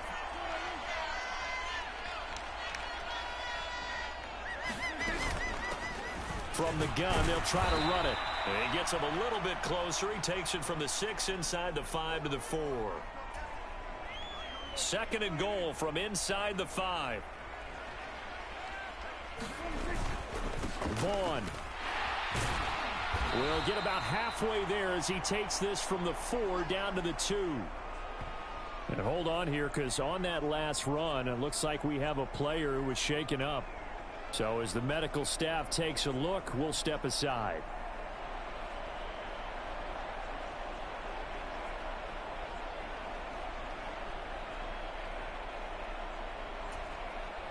Third and goal, trying to make that scoreboard at least a little more respectable. Dak's going to keep it. And that one going nowhere from the start as he's met in the backfield and goes backwards. Nothing doing there as the 13th play of the drive proves to be unlucky. Boy, you know, some plays you can just sort of tell they're not going to work from the start, and that was one of them right there. Yeah, I mean, he had every option taken away, and so all that was left for him to do was to try and keep it himself, but even he knew that he had nowhere to go. On 4th down, they'll try and run for it. And not only will he not get in, he's going to lose yardage. They stuff him back at the 4. They stop him on 4th and goal at the 3. And the ball's going to be going back to the Chiefs. And defensively, they were ready for that, a full-on blitz on 4th down, and they stop him short of the marker. Oh, and someone's got to feel really good about that, and that's the defensive coordinator. He dialed up a great run blitz defense, and they hit it just right. Stack that thing up. They're going to feel awesome going to the bench after that big play.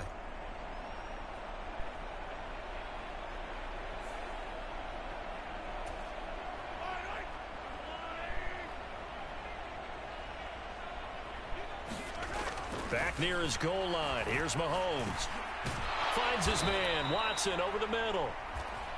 That's good. The completion there for 7 yards. And that'll bring up 2nd down.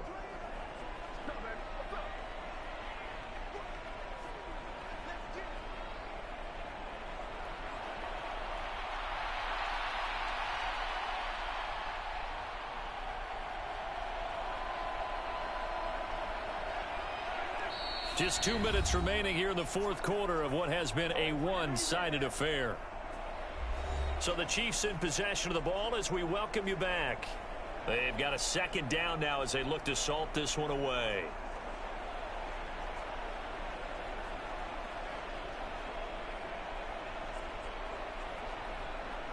Here's 2nd and 3.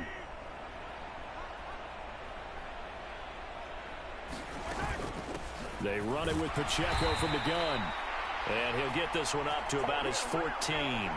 Call it a gain of 3, but not enough to move the sticks. It'll be 3rd and about a foot or 2.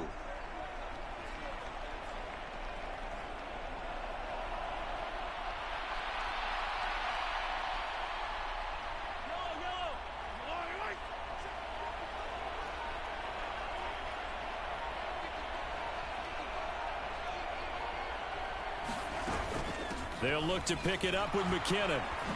Nifty move. And he's going to get the 1st down as they bring him down at the 23. That's good for 9 yards as they convert on the 3rd down play. Hate to be blunt, but it is just continuing to prove to be the case that this O-line is manhandling this D-line right now. They deserve to roll up their sleeves and show up their biceps because they're doing exactly what you just described, manhandling the defensive front. They've got the leverage. They are powering through, and they're controlling this game.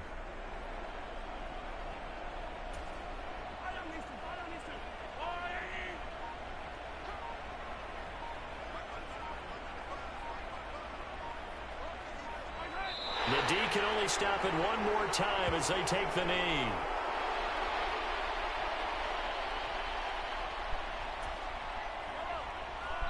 And whistles, and they take their final timeout with 7 seconds left.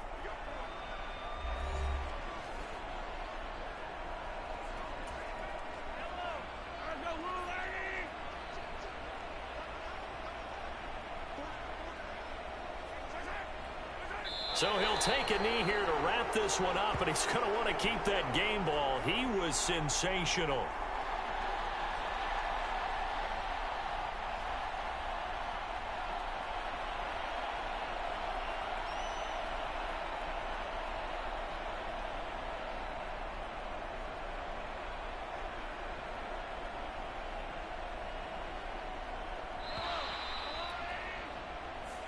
So this one in the win column for Kansas City. And we talk so much about the turnover battle, determining who wins, who loses. This game, no exception. Air-free football, no turnovers at all, and they win it. So this is one you don't have to convince your team that what you're saying is accurate. And you know what I'm talking about. Head coach always stands up in front of the team and says, guys, if we do this, this, and this, we'll win.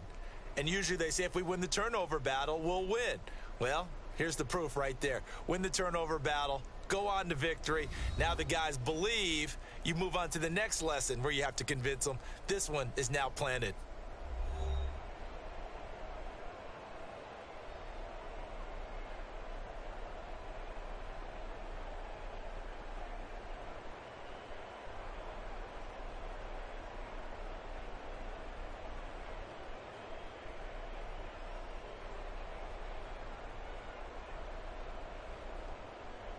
So that'll do it for us. For my partner, Charles Davis, and all the hard-working men and women on our crew, I'm Brandon Gaudin. You've been watching the NFL right here on EA Sports. So long, everybody.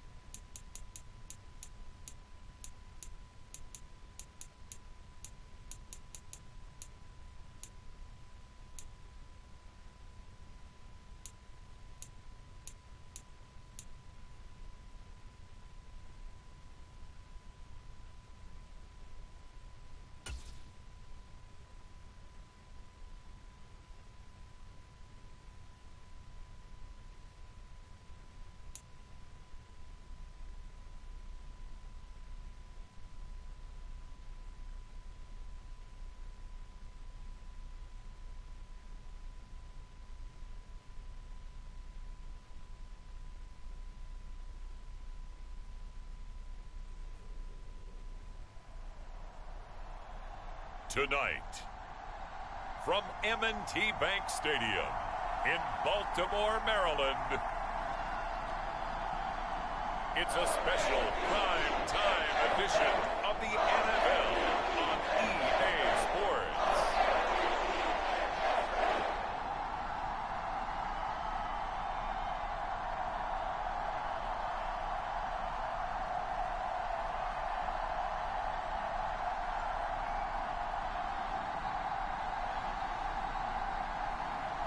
We'll see Lamar Jackson and the Baltimore Ravens taking on Joe Burrow and the Cincinnati Bengals. EA Sports coverage of the National Football League brings us to historic Baltimore, Maryland, and M&T Bank Stadium. And tonight we've got an AFC matchup in store for you, as it'll be the Cincinnati Bengals taking on the Baltimore Ravens.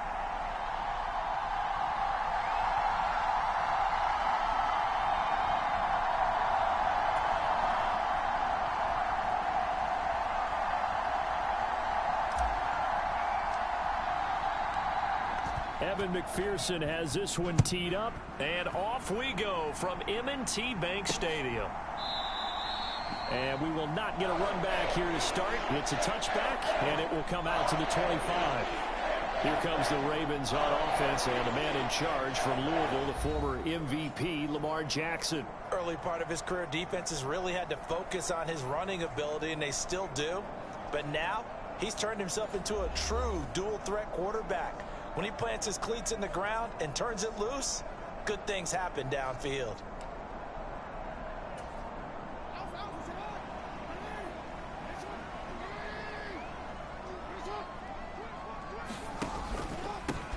The drive will commence with a run by J.K. Dobbins. And he is met in his tracks behind the line of scrimmage. Call it officially a loss of 2 on the first play from scrimmage. Second down. That was well played there defensively. 2 tight ends in the formation, which essentially gave them 7 blockers up front. Hard to imagine with all that size and beef that they could let a tackler through. But that's exactly what happened. A loss resulted.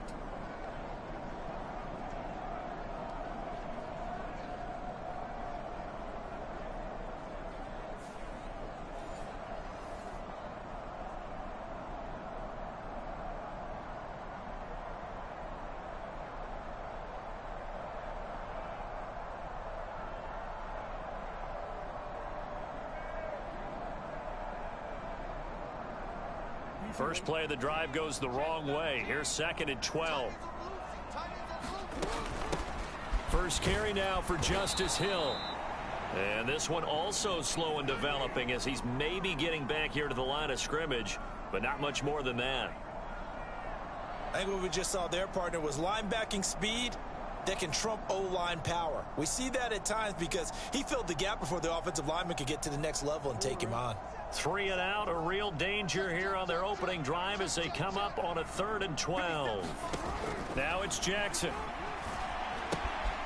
Underneath here to Hill. And he'll be brought down at the 28, and that is well short of the first. 5 yards, and that means they come up short as they're going to have to punt here on the opening drive. How about that strategy there, Brandon? 3rd down. They just said, we've got faith in our tacklers. We'll give you the short stuff, and just decided to protect the sticks. So every time I hear fans telling me tackling's not a part of the game anymore, plays like that, I can clip and save and show them you have to tackle well if you want to be a good defense.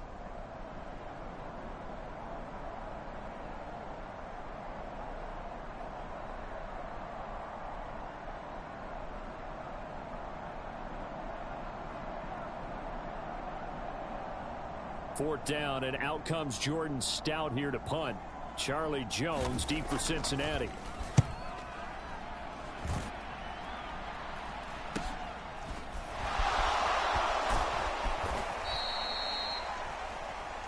They call that a punt of 38 yards officially. And the Bengals take over 1st and 10.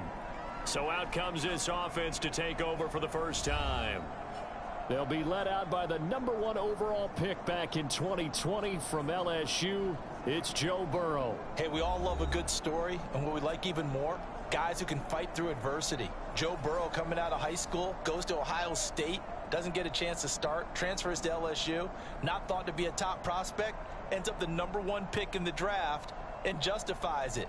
Tremendous play, excellent mobility, and leadership off the charts.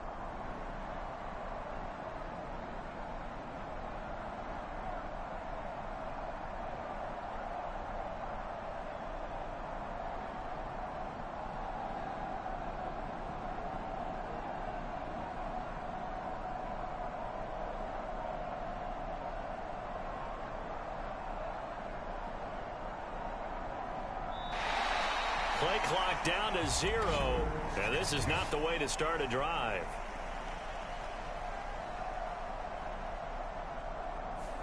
On a delay of game there, they could not get the play off in time. Frustrating for the head coach, frustrating for the offense. Sometimes you have to get the play call in a little bit quicker.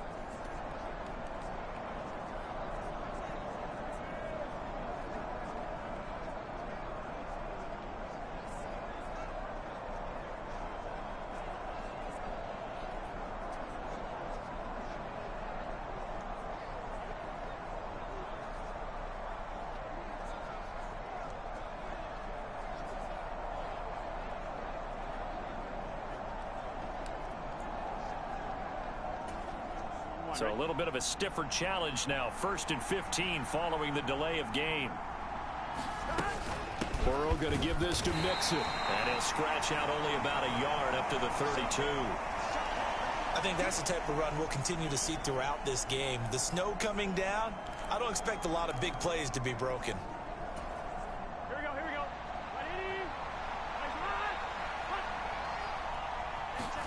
They're passing here, Joe Burrow. That's caught by the tight end, Drew Sample.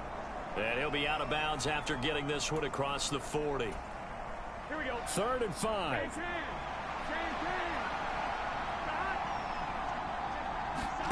Now it's Burrow. Airing one out for Boyd. That's going to be knocked away and incomplete. Well, they took their shot. That one was kind of up for grabs that time. And you've got to be careful defensively not to make contact too early. But that was textbook right there to get in tight and force the incompletion. So still a scoreless game in the first, but they're going to go for this thing on their own side of the field on 4th down. They'll run with Mixon. And he's got the first down, yardage before being taken down at midfield. Give them credit. They knew what they wanted to dial up on fourth. They executed it for 9 yards, and the offense stays out there. The fourth down run successful. Now they look to pay it off on first down. From midfield now, Burrow. Looking deep here for Chase. And it is incomplete. Good positioning there downfield to break that one up. Well, they've got man coverage on the outside, and my scouting report on these DBs tells me that they love to take matters in their own hands. They want man coverage, not zone. And there was good coverage there that forced the incompletion. Looking deep here for Chase. And that will be incomplete. Tried to dial up the long one way out there, but it'll be third down. One thing I know from experience is that when the deep ball is thrown and you're the defender, you've got to fight that little bit of panic that emerges. You've got to play the ball really well. It's a 50-50 jump ball play. And guess what? They took a shot. How are you going to win it? And in this case, they managed to get it done. They lost 2, and it brings up fourth.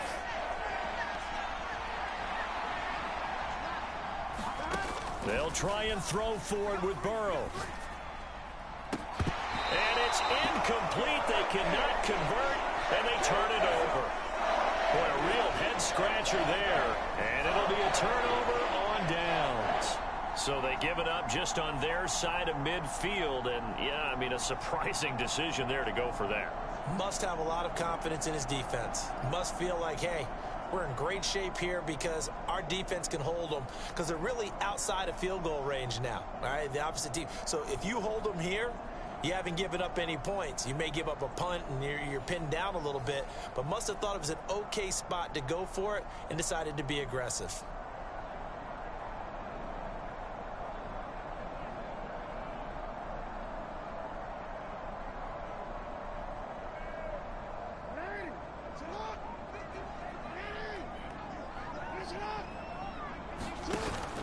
They go play action with Jackson. Able to avoid him at the 40. And he is out of bounds, but not before he's inside the 30. Able to find a lot of empty space there, picking up the first down and a 21-yard gain. Give him a little extra credit there. His head was cool as the play broke down. Didn't force a throw, and in the end, got to show off his athleticism with a nice gain to bring up a new set of downs.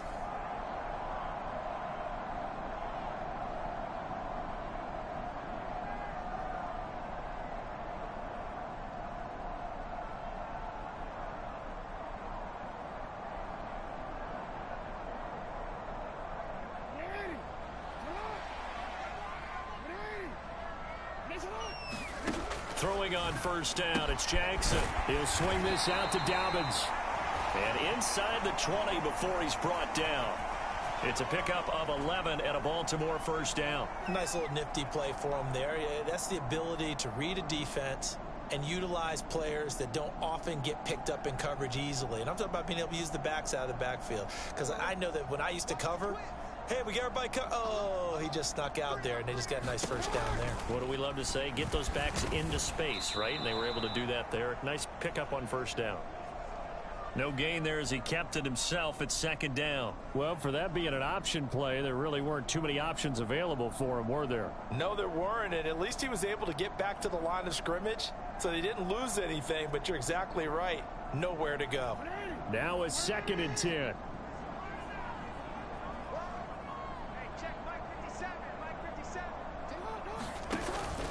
Jackson on the give to Dobbins. And he'll take this one down near the 15. The second down play, not much better than the first, just a gain of 1 there. Vision is so important for the man in the middle because his ability to look through all the clutter that's happening in front of him, diagnose a play, and then go make it and finish it, that's when the great ones know that they have the goods. Here's 3rd and 9.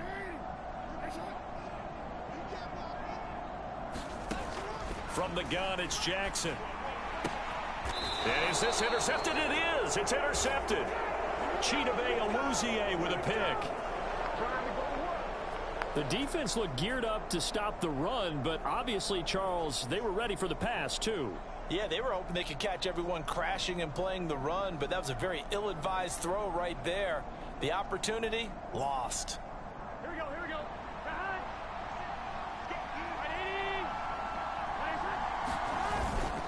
Here's Joe Mixon as they start on the ground. And he'll get him a little bit of breathing room across the 5 to the 6-yard line. Tackle there by Michael Pierce. Here's a 2nd and 5. Burrow looking to pass. And the catch made. It's Tyler Boyd. And Boyd going to pick up a Bengals first down as he's up to the 15-yard line. 9 yards on the pickup there, and it keeps the drive alive. Now they have a little more space to maneuver from the 15, 1st and 10. Burrow will throw. He'll air this one out for Boyd. And that will be incomplete. Would have been a big hitter if they had connected. Instead, it's 2nd down. Now Burrow. High throw, but the catch is made. And they'll get to him right away at the 40.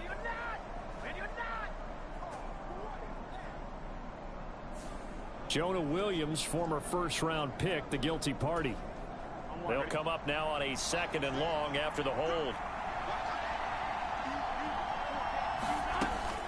After the penalty, it's Mixon.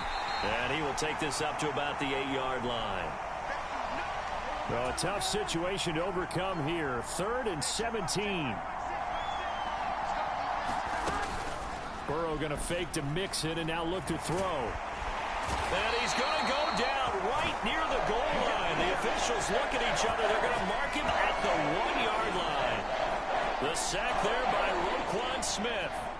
The Bengals bring out their punter now. And no room for error here as his first punt comes from deep in his own end zone. Gets around him. A good return there. Call it 13 yards. And the Ravens set up well to begin their drive as it'll begin in enemy territory already. And now Baltimore gets set to take the field. We sort of suspected that the elements might wreak havoc on both of these offenses, and that's been the case. No points on either side as this drive begins with a first down.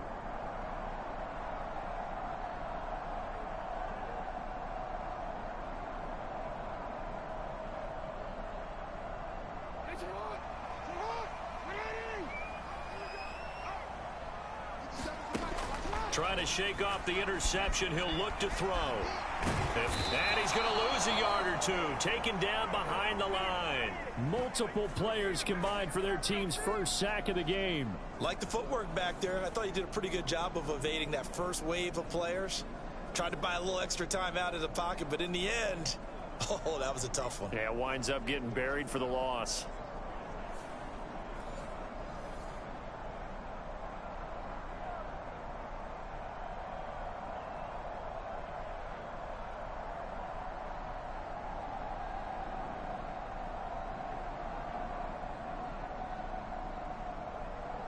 After the sack, here's 2nd and 11.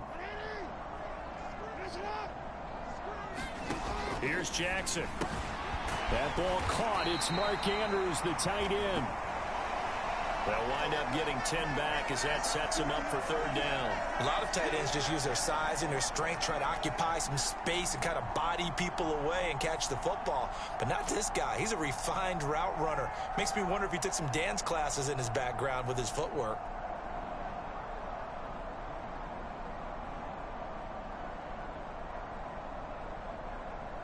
Here now, 3rd and a yard.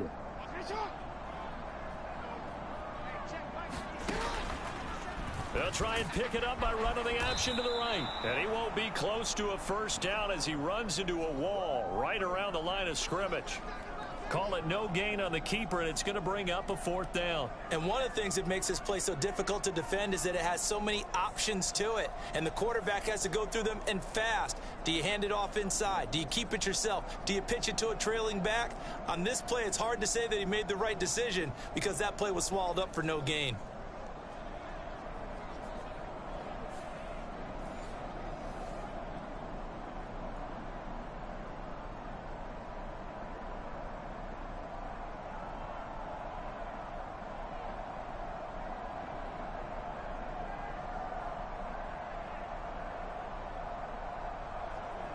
Well, the field goal obviously a little dicier here with the elements in the snow, but still right on the border of field goal range, but they're going to go for it.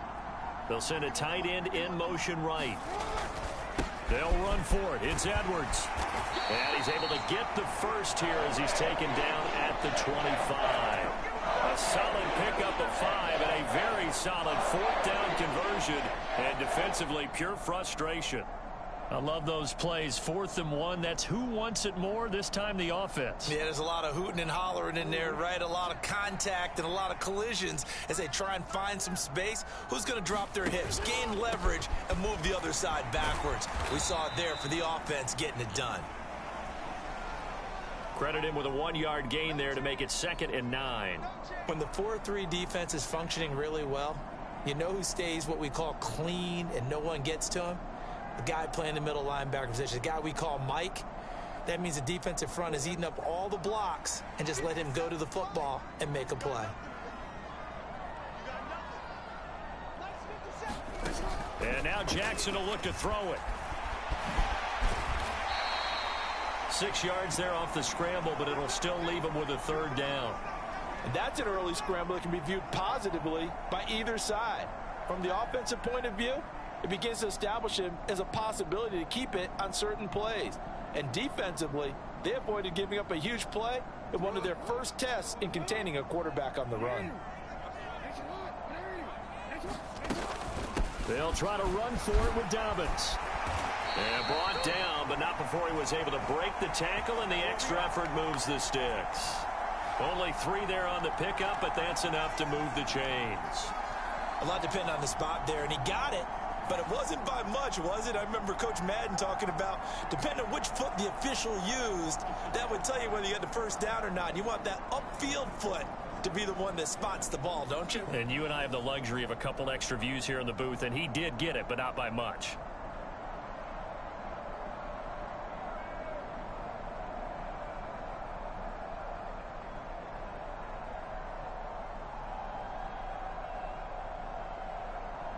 Line of scrimmage, the 15. It's 1st and 10. Jackson going to keep it running right.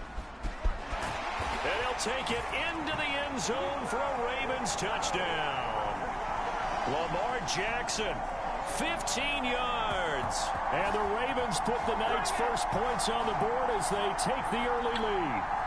This defense, so many things to worry about in the red zone area, but you'd have to almost think that Lamar Jackson running the football, that might be number 1. It should be number 1, and in this portion of the field where things shrink a little bit because the receivers can't run past anyone because they'll run out of real estate, you should have all eyes on Lamar Jackson when the ball is snapped and try and keep him back in the pocket. Yeah, I don't think that they were surprised he was running it there. They just couldn't stop him, and he ends up in the end zone.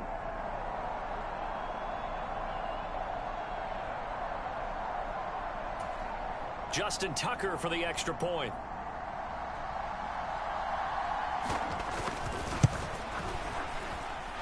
Well, these are not going to be easy on a cold, snowy night, but this one is up and through. So that drive takes him down the field in 8 plays. And it was capped off by the touchdown run that came from Lamar Jackson.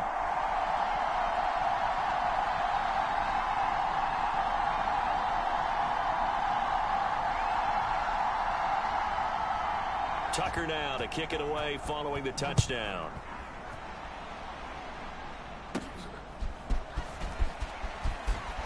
Escapes the defender.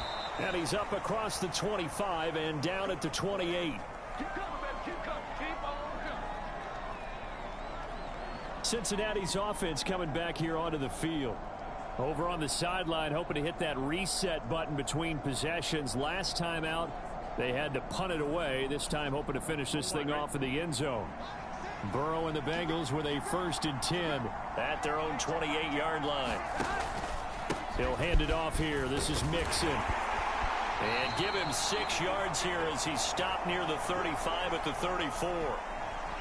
From the lineman to the guy running with it, that was a well-executed first down by the offense. With 2 shots left to get the first, you can get a little aggressive here on 2nd down if you want and try for some bigger yardage. And from the 34, here's 2nd and 4.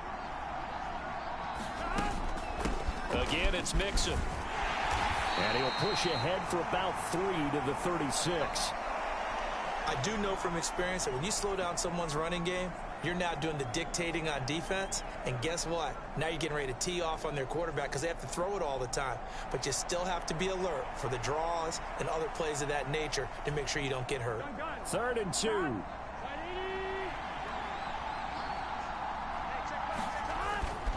They go play action with Burrow.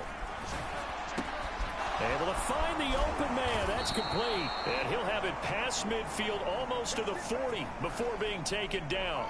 Well, they were in search of a short gain on 3rd down, and they wind up nabbing over 20 yards. Brandon, there have been some memorable snow games for championships in the NFL. 1948. Philadelphia Eagles, Chicago Cardinals. Well, the most famous one in my lifetime, I think, is got to be 01, right? Raiders, Patriots, to send the Patriots to the Super Bowl. You had to go to the Tuck roll, didn't you? Yeah. Yeah, I think that's one people remember. But I also know this. In Miami, the infamous one, the snowplow game. In New England, when they went out there and the Patriots had a guy come out and clear a spot on the field for their field goal kicker to kick the game winner. Is that 82? That was 82. And the Dolphins fans will never forget it. Well, we're not seeing one of those famous games here, but it's fun to be in the snow nonetheless.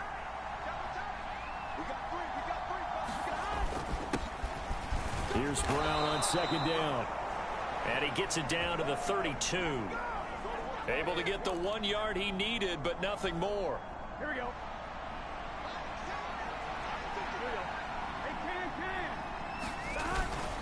They go right back to the ground here, and Brown.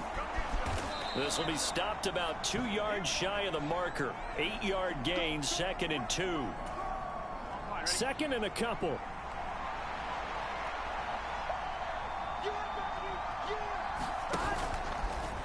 All the option left, it's Burrow. And he'll lose yardage here, going down back at the 28. That's going to go down as a loss of 5, and it brings up 3rd down. And not a lot of success to be found there. Oh, you got that right, partner, because if you're trying to make guys miss about 10 yards or so downfield, that's a pretty good play. But if you've got to do it in your own backfield, I consider that a problem. That doesn't hurt too well. And that nearly intercepted. Boy, for a guy known for his hands defensively, that's a ball he probably thinks he should have come up with. But instead, it's 4th down. And this one is no good. He missed it. And this will stay at a 7-point game.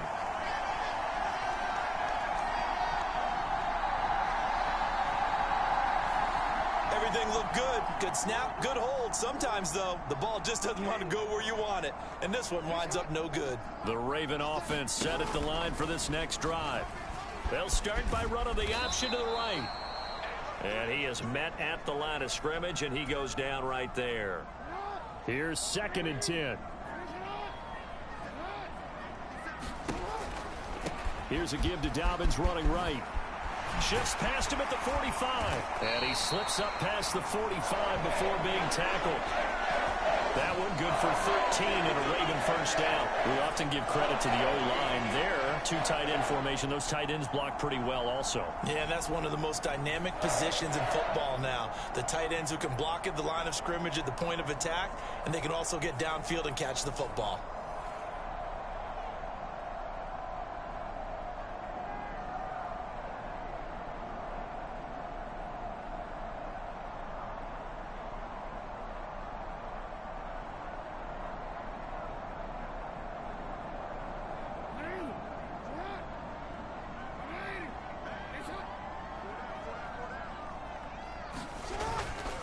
Right back to Dobbins on 1st. And he'll get what he can up the middle, 3 yards. That'll bring up 2nd down.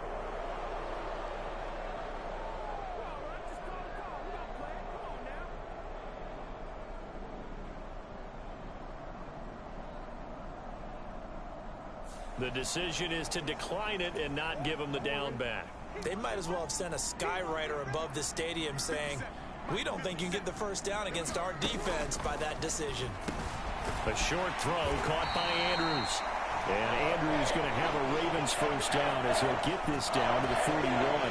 That'll go as a pickup of 8. We've seen quite a bit of the short passing game here early on first quarter, haven't we? We have, and I think it works a couple of ways for this team because, number one, you throw the short game until they stop it. And if they're not going to stop it, you keep throwing it, and occasionally you'll break a tackle and turn it into a bigger gain. Also, if they start to creep up, start to pressure receivers, now you go over the top, take it deep, and now you get some of those big shots downfield. 2 yards the gain on the keeper, and it's second down. Typically on the read option play, when we talk about responsibilities, we're talking about what the quarterback has to go through. How about the inside linebacker, though? His job on this play, shadow the quarterback and hold him to a short gain. Did it to perfection. Ball on the 40 now. Here's a 2nd and 8. Play action. It's Jackson. And he'll be taken down as that will take us to the end of the first quarter of play. After one, 7-0 on EA Sports. Second quarter now from Baltimore. It's the Ravens in possession as they've got it with a 3rd down coming up.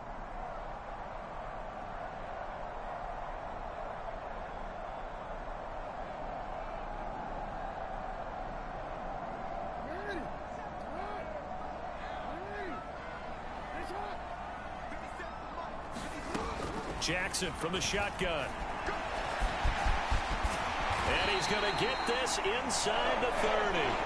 Lamar Jackson, such a threat with those legs, able to improvise and get the first. Well, we've seen Jackson already have success in the first half running the football, and he gets good yardage on the ground again there. I mean, I know it's a $64,000 question, CD, but how do they contain him better? You have to win against the blockers ahead of you. If those guys even occupy a defender for even a half a second, then Lamar Jackson is gone. You've got to take those blockers and move them so that you have clear vision of Lamar Jackson, and hopefully you can hem him in.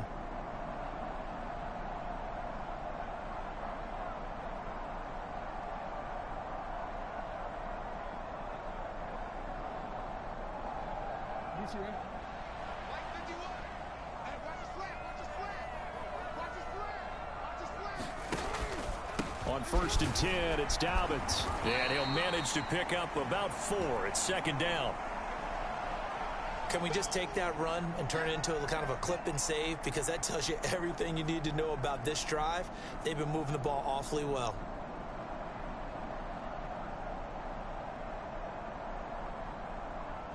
From the 25, here's 2nd and 6.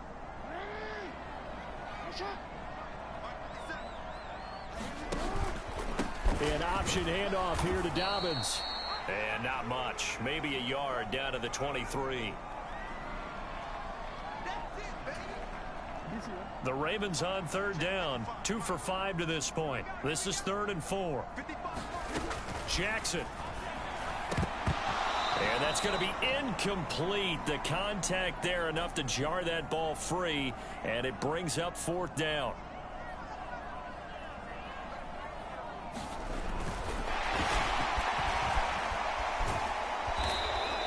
They're not going to get it. They try to move the chains with a surprise, but it's a turnover on downs. They pass up the 3, fake it. It doesn't work. And this 11-play drive is going to lead to nothing on the scoreboard. Now this Bengals offensive unit ready to see what they can do here. It hasn't gone particularly well for them. That's obvious. In these conditions, no points so far. They've got to get that offense on track. The question, how do they do it? It is the age-old question, isn't it? And to me, finding a way to make sure your playmakers touch the ball without it being too exotic. Meaning you don't have to go deep down the field. Maybe you hit them on those short passes on the perimeter. Make sure you just turn around and hand it to your best runner and get out of the way. Don't cause any extra stress on your offense. On 2nd down, here's Mixon. And he's going to lose yardage and be backed up to the 25. It'll go as a loss of a yard, so now they deal with 3rd and 11. We think, Brandon, I like the intensity this defense is showing right here in these first few drives. They're not just holding the line because they're doing their job, but they're doing more than that, aren't they? They're getting a nice push into the offensive backfield. And a great example right there for the loss on the tackle. On 3rd down, Mixon. And he's going to get this to the 31, but that is still well short of what he needed. It's a gain of 5 on the play, and it'll bring up a 4th down. As much as I praise teams for being true to who they are, in this situation, I wonder if maybe they outguessed themselves a little bit. 3rd down seemed like an obvious passing situation. They chose to run it and didn't get anywhere close to the 1st down. Burrow going for it on 4th. Trying to get it to Chase, but it's intercepted.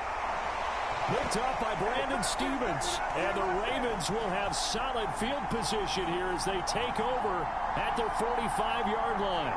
Well, it's a cold night, and whether you're a quarterback that wears a glove on his throwing hand or not, that ball is a rock, Brandon. You've got to really drive it through the cold and the wind, or it can take off on you. And that may have been what happened there.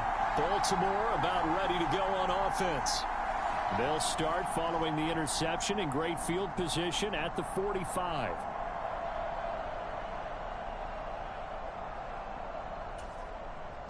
Jackson and the Ravens come up now 1st and 10 at the 45.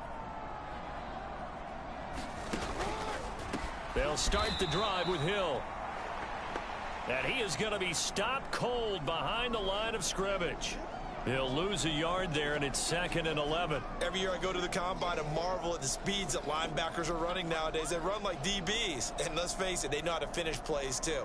Eyes up, head up, run right through them.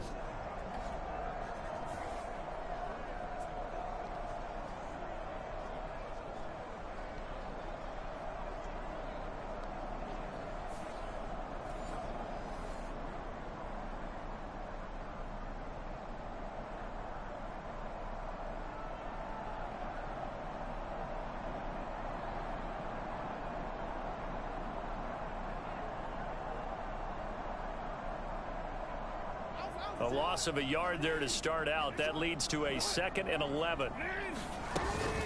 They run off tackle right with Hill. Looking for a crease, can't find one. Stopped at the line of scrimmage. No gain that time, and it leaves them with 3rd and 11 coming up. I know that speed is the hallmark of today's NFL game, but the key to good rushing defense is still having your linebackers set the edge. What do they have for this? 3rd and 11. Now it's Jackson. That one complete to Hill.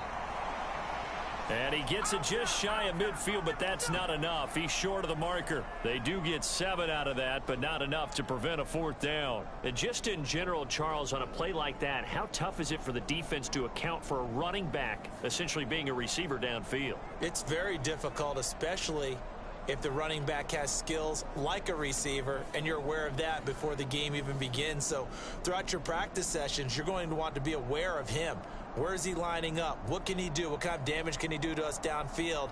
And who can match up with him without weakening our overall defense? You're exactly right. It's a tough task to match up to him. And the punter's on the sideline. Here's the field goal unit now to try an exceptionally long one. And this will be called officially a 66-yard attempt. And this kick is not going to be close. It's well short, well right to boot. And this will remain a 1-touchdown game.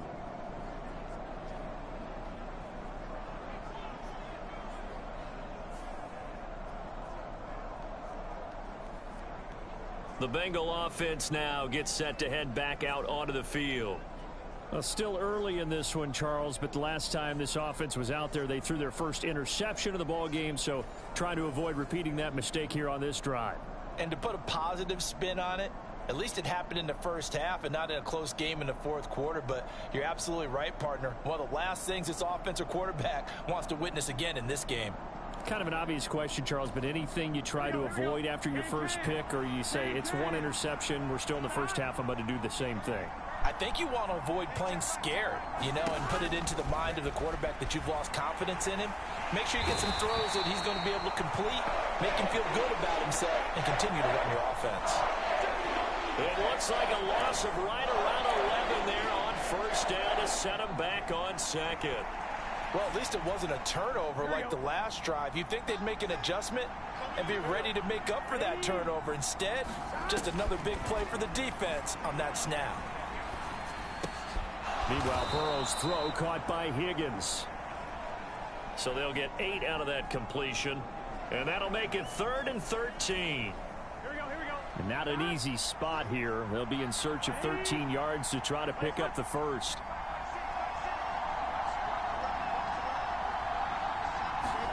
Now on 3rd and long, they'll look to throw.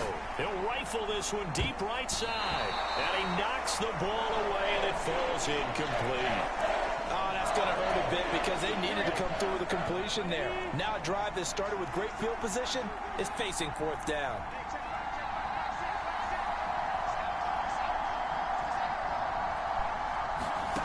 Fourth down. Here's Joe Burrow. Oh, and his early struggles continue. Here's another one intercepted. Picked off by Marcus Williams. And the Ravens are going to get the ball back on the turnover as they hold on 4th down. Second straight drive now here, Charles, that have ended with an interception. And I just wonder, because I don't think it's going to rattle him necessarily. I also wonder if it's going to unnerve him a little bit. Does it lead to another one? Or does he find a way to pull it together and become sharp again? And the Ravens taking the field. And the last time that they were on the field, a little demoralizing. Miss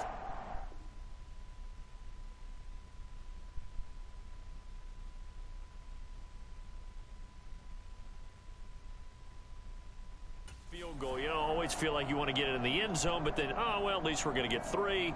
Didn't go through the goalpost, though. It does test the mental processes of a team, though, doesn't it? Because when you miss a field goal, it's amazing how fast they want to turn on the guy kicking the ball.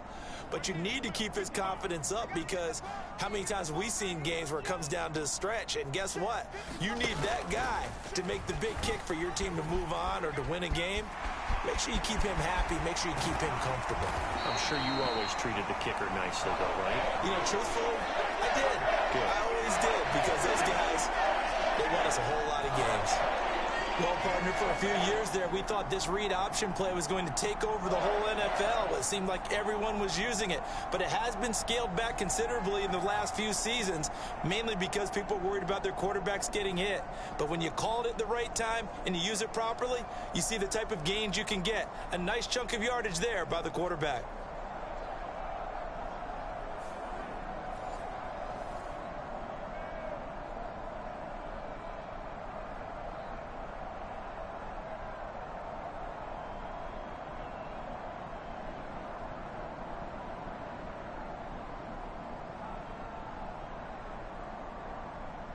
From all the way up at the 38 now after a good start to the drive.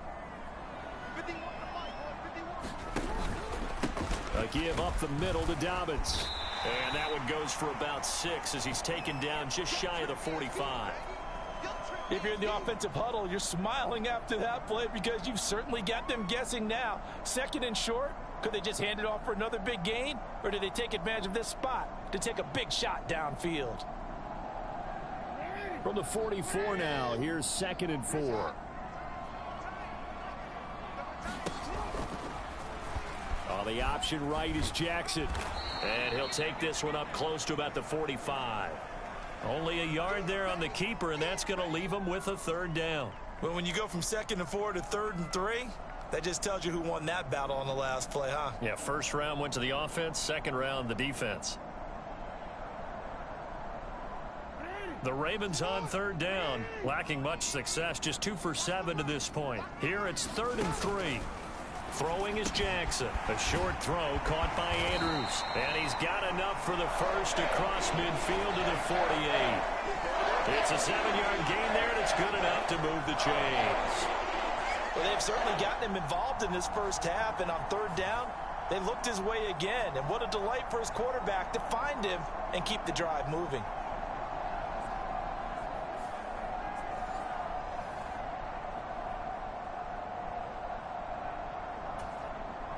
So they'll come up in Bengals territory now with a 1st and 10 at the 48-yard line. Now a 1st down carry. It's Hill. And they're going to stop him right at the line of scrimmage. Just no cutback lane to be found whatsoever. 2nd and 10. The running lanes have definitely not been there for him here in the first half, and I don't think it's all been his fault. His offensive line hasn't given him much space. A loss results there. 2nd and 10. They'll run up the gut with Dobbins. And they'll get this just to the 47. 1-yard gain.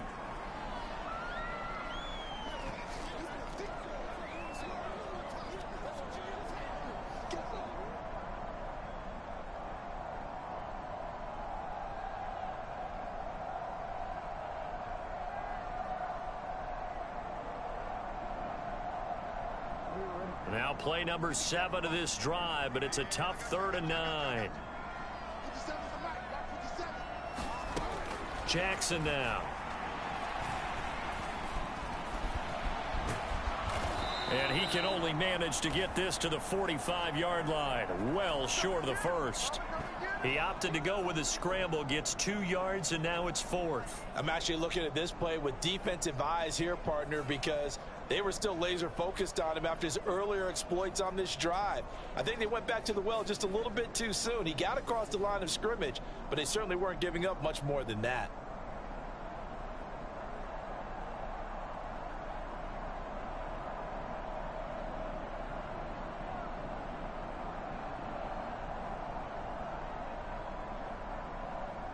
So look at this. Here's the field goal unit coming out. And he is going to need to bomb this one.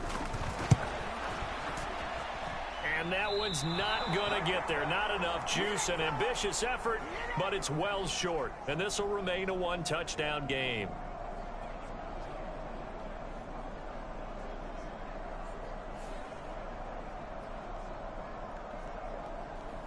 Cincinnati now ready to take the field. Now, they've sort of lost their way, partner. How do they recalibrate and get this proverbial train back on track? Well, this is where leadership really comes into play. How's the head coach handling it? The offensive coordinator? Sometimes they just make a joke. All right, guys, you had your fun? All right. Throw it out the window. Yeah, let's get back on track here. And sometimes that'll work just fine. I guess it's time now to lean on that leadership.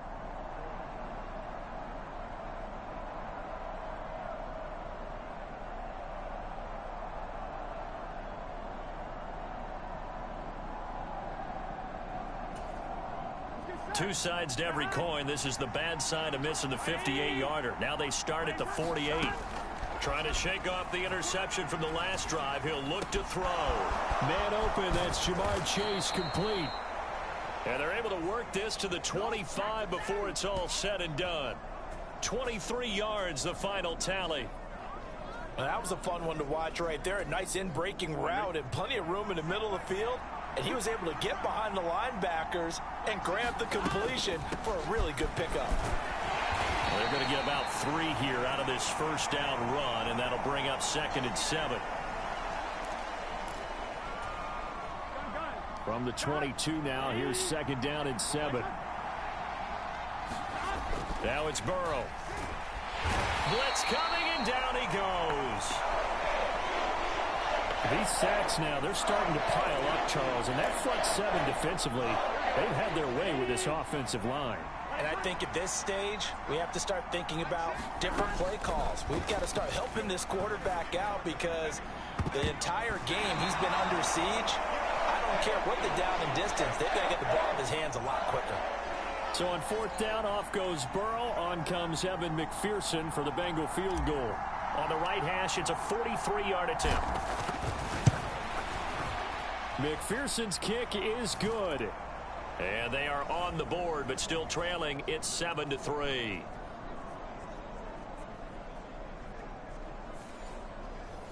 So they're able to end that drive with 3 points in this one-possession ball game. And ideally, you want to end every drive with points. Most quarterbacks would tell you, let's end it with a kick, right? A PAT, that's number 1. Field goal you'll take. Punts, you really don't want to do that. In this case, they'll take the field goal and get prepared for the rest of the game. And out a little across the 25 to the 27. Now the Baltimore offense heading back out onto the field. And last time out, another missed field goal, so maybe their confidence wavering a little bit right now in the kicking game. And I'm with you on that. I think at this stage, they'd love to not run him back out there in a tough situation. But let's face it, they may have to. So right now, the head coach is talking to the offense coordinator and saying, call this game like we're going to put it in the end zone. Let's try and take the field goal out of it. Jackson and the Ravens come up now 1st and 10 at their own 27. The drive will start with an option going left. And the result here, a pickup of 8. Leaves them with 2 to go on 2nd down. A little do-it-yourself run right there and a nice gain. And I like that he knew that that was about all he was going to get. So he did a nice job of protecting himself, took care of the football, took what the defense gave him. If they continue to allow him to do that, they'll find their way taking what they can all the way to the end zone. From the 35, here's 2nd and a couple. Jackson going to run again. And he probably should have given that one off as he's going to get hit and taken down behind the line. It'll be a loss of a full 3 yards there, and it also brings up 3rd down. Well, he's had success running the football in this one. Yeah, that's undeniable. But that time, the defense was on to it. And, partner, I think the more you see a play like this, the more they're able to diagnose it quicker and easier for them to defend it. I think you have to dress it up a little bit and show maybe some different formations and looks.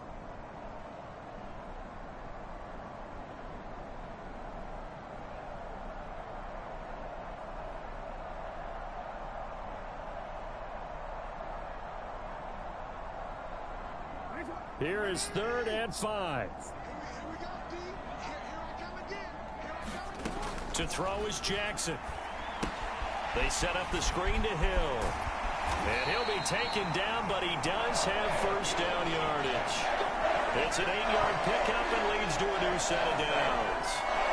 They certainly made a point of getting him involved in the passing game here in the first half. They must have seen something in the scouting that said, hey, we can capitalize on him getting the ball possibly in the open field. And I think in the second half, that may loosen up the defense a little bit to get the running game going back inside.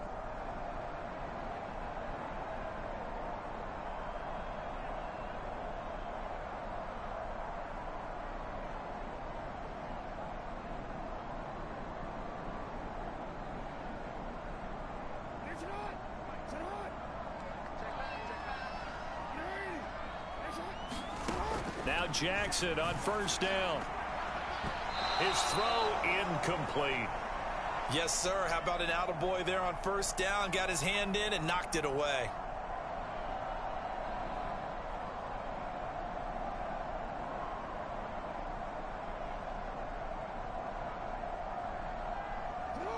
So 2nd down and 10. Once again, they'll go from the 40. Option play, and they'll hand to Dobbins. And he is met in his tracks behind the line of scrimmage. It'll go as a loss of a yard, so now they deal with 3rd and 11. They just keep trying, but so far, finding no room for him to run. None whatsoever. In fact, you run the numbers, he's under 3 yards a carry at the moment.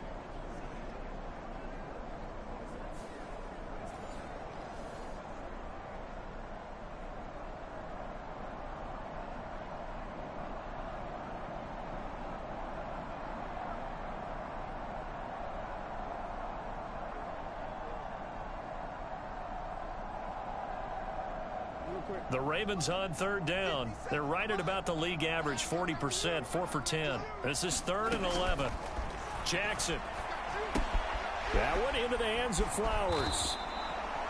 And this won't be enough. A good secure tackle, and they stop him a few yards shy at the 46. So 8 yards on the completion there, and that's going to bring up a 4th down. Timing is so important on a route like this because he's going to line up out right and then cut straight across the field.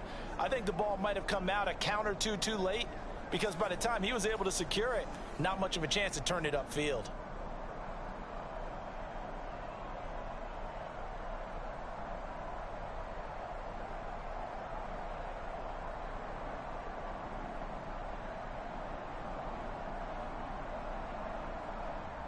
Here's Jordan Stout now.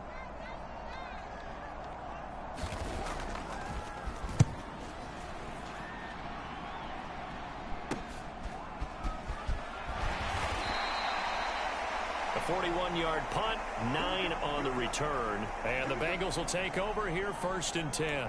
Now the Cincinnati offense ready to see what they can do here. And after the field goal last time, we'll see what they can get here. At least they got points out of the last drive, Charles. I never met an offensive coach that didn't want to drive to end. And got his man complete. And they work this well upfield across the 45. That's good for 28 yards. I love that play because in the snow you think run, run, run. Big passing play there. And defenders hate it, especially in open space, because trying to come under control, break down, and make a tackle in the open field, difficult in normal conditions. In these conditions, almost impossible. This offense finding its legs now. Here's another 1st and 10. From the shotgun, it's Burrow. Airing one out for Boyd. And that is going to be pulled in one-handed. Wow. A gain of 39 that time.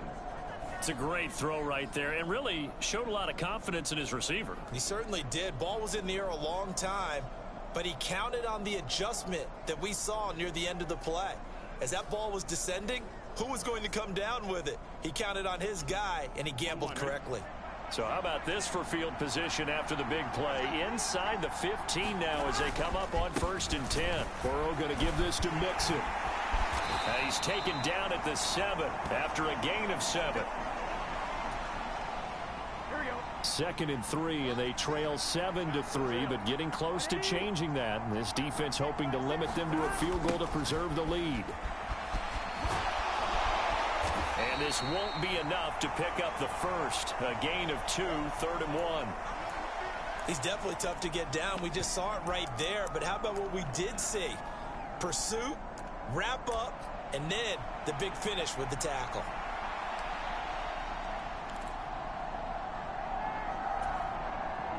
They come out with 1 back and 3 tight ends.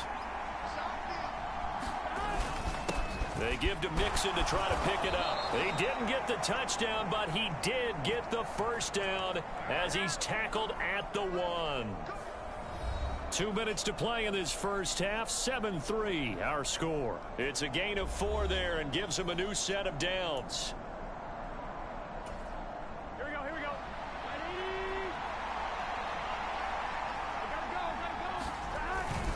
Ready? Mixon will take this one in. Touchdown, Cincinnati.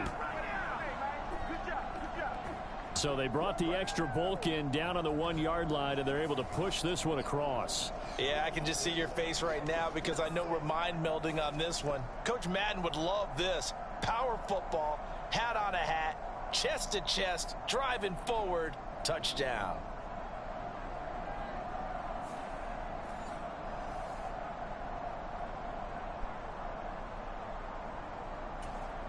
Evan McPherson now for the PAT.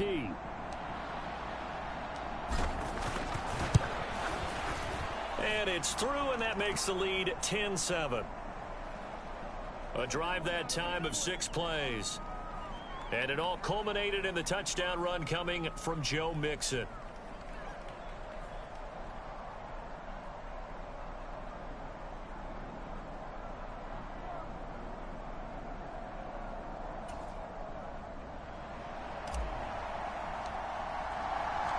After the touchdown, McPherson on to kick this one away.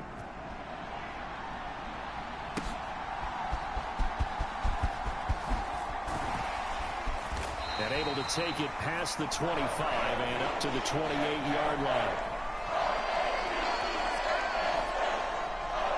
And Baltimore's offense set for this next possession. As we eke closer and closer to intermission, Charles, remember last time out they punted. They would love to get points here, especially if this is going to be their final possession of the first half. Yeah, and this is what close games feel like because the pressure is on both sides, but sometimes the pressure is a little bit higher on the team with the slight edge because they're trying to hold on to that, trying to increase it. Let's see how this one continues. On 2nd down, here's Jackson. Throw right side is complete to Andrews, his tight end. And they bring him to the ground just shy of midfield. Jackson on 1st down, forced out to his left. And this will be stopped at the 44. That one good for 7 yards. I think the defense surprised him there with that blitz on 1st down, but give him credit. Stayed cool under pressure and still found a way through the extra rushers for positive yardage. Well done. 2nd down and 3. Here's Jackson to throw. Now the Ravens going to use one of their timeouts as they'll stop it with just over 40 seconds to go in the first half.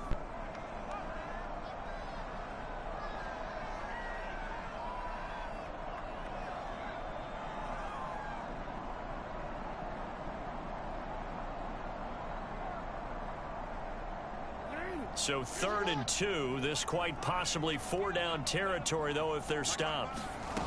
Now Jackson. And it's knocked away and incomplete. They decided the opportunity was there and launched a deep ball, but he was unable to get away from the defender. Couldn't create space, couldn't uncover at the end of the route, and that one winds up incomplete. So on trots the field goal unit, and wow, this is going to be a challenge here.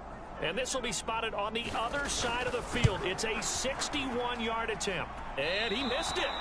It's no good, and instead of tying it up, they'll remain down by 3.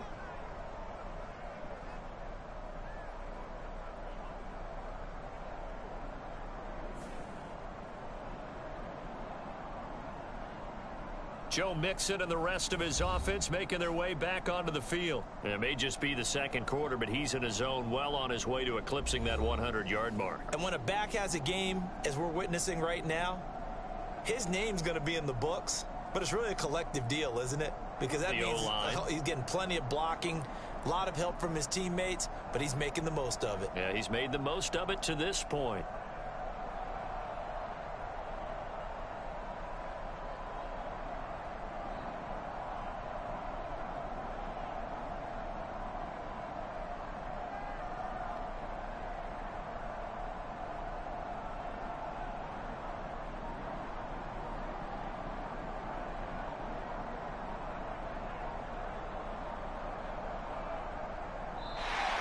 Now problems right out of the gate. We're going to get a delay.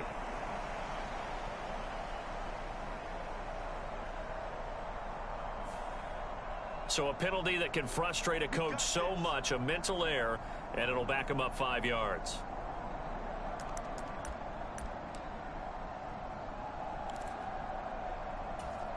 Here we go. The delay of game backs him up 5, 1st and 15. Here's Burrow setting up to throw it.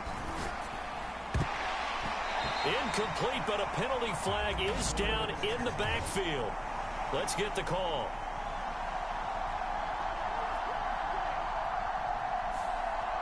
Well, they've already allowed 3 sacks in this first half. Now a holding penalty. So I think drastic measures had to be taken, right? The regular way was not working.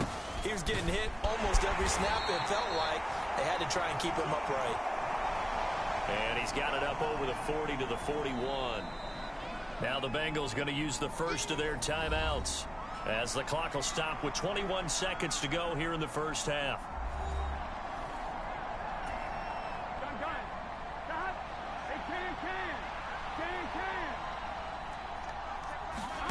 From the shotgun, Joe Burrow. And that is incomplete. And I think they'd be well served to take that type of a physical approach against him the rest of the game. He's had his way so far, but on that last one, that worked quite well for the defense. And the Raven pressure too much. Down he goes. And they're going to take a timeout defensively. So with 4th down coming up, they go ahead and burn it and say we'll see what happens.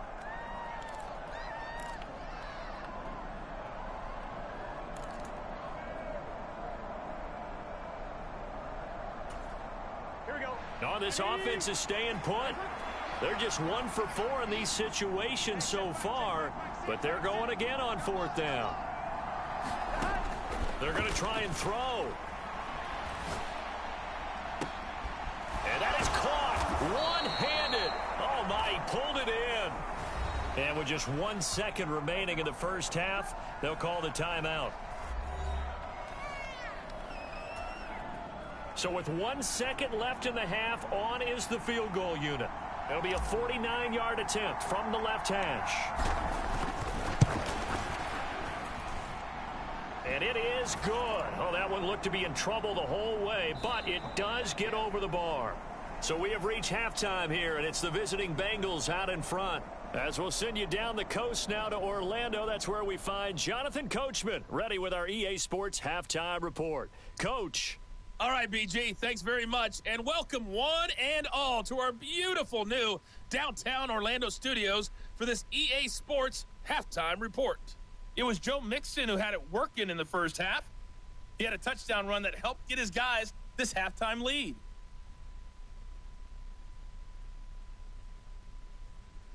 All right, Coach, thanks. Yeah, both teams likely to make some changes in what's been a closely fought battle to this point.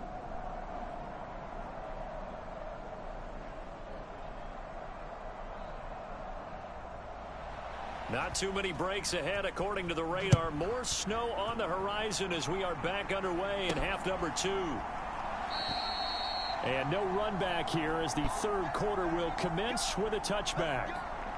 The Bengal offense now with a football first here to begin quarter number 3. And they've got the lead. CD, what do you think the message was at halftime? I don't think the message was too drastic, I think, at the half, or that they need to change things too much. I do think the offensive line could play a little bit better, and I think they'll try and help them out more. They'll probably keep a tight end in a few more times and maybe add a running back to the formation to pick up those pass rushers, because they probably allowed a few too many sacks for comfort in the first half.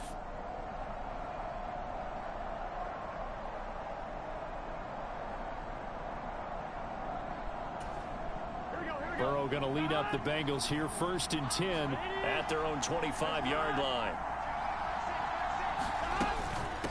Mixon will get it to start the second half. And not much to speak of. Call it a 1-yard gain up to the 26. They know that old expression, it's not my night. It hasn't been his so far. I don't know if the legs are a little bit heavy. Sometimes having to hang out all day and play doesn't exactly play to your advantage, but it's been a tough go for him. And every time he looks up, somebody's there defensively. That was the same case on that play.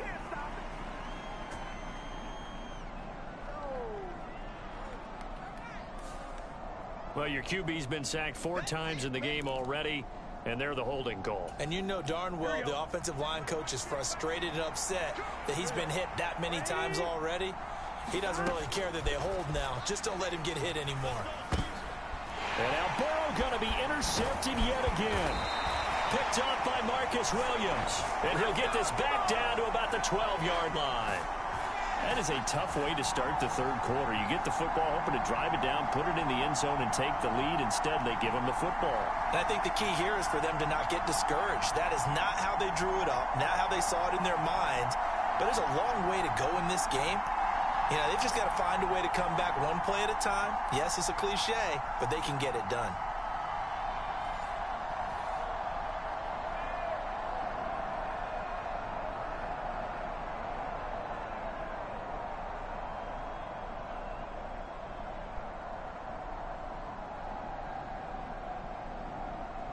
From down at the 12, it's 1st and 10.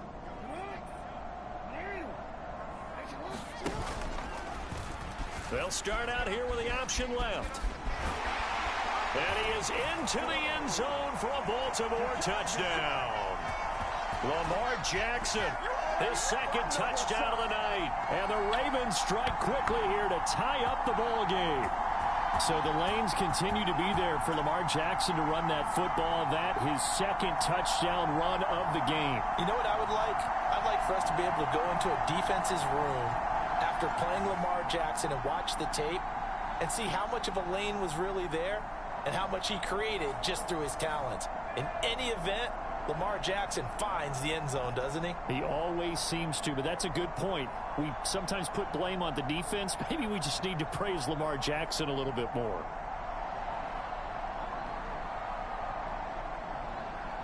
Tucker now for the extra point.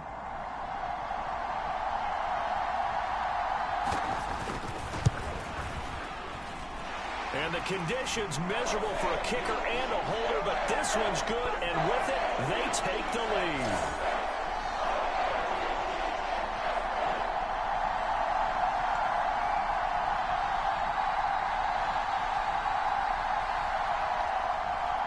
Tucker now to kick it away following the touchdown.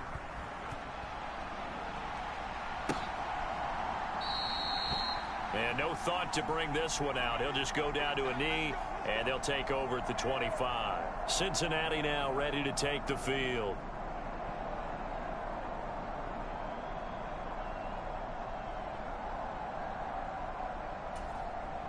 Burrow and the Bengals with a 1st and 10 at their 25-yard line.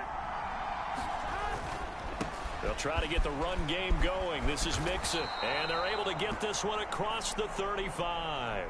71 yards for him on the ground now. He has been a tough man to bring down all night. Seemed like a couple sets of eyes were on the quarterback, so he decided, hey, I'm going to hand this off. Got a good gain out of it.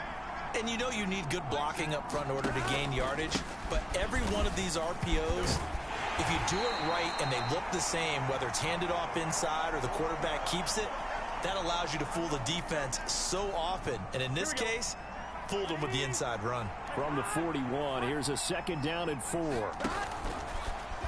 On the option left, it's Burrow. And tackled down after a gain of 3. Leaves him with 1 yard to go on 3rd down. That's some good tackling there to keep him short of that yellow line. Yeah, and defensively, all I'm thinking is that on that play, get me to 3rd down. Get me into a position where I can make one more play and get my defense off the field. And he's got the 1st down yardage as he brings this up to the 47. There are a lot of different formulas to winning football, but one constant over the years, winning on 3rd down. That pickup there was big because they had struggled throughout this one. And now they will throw it with Burrow. And that's going to be too high, out of bounds and incomplete.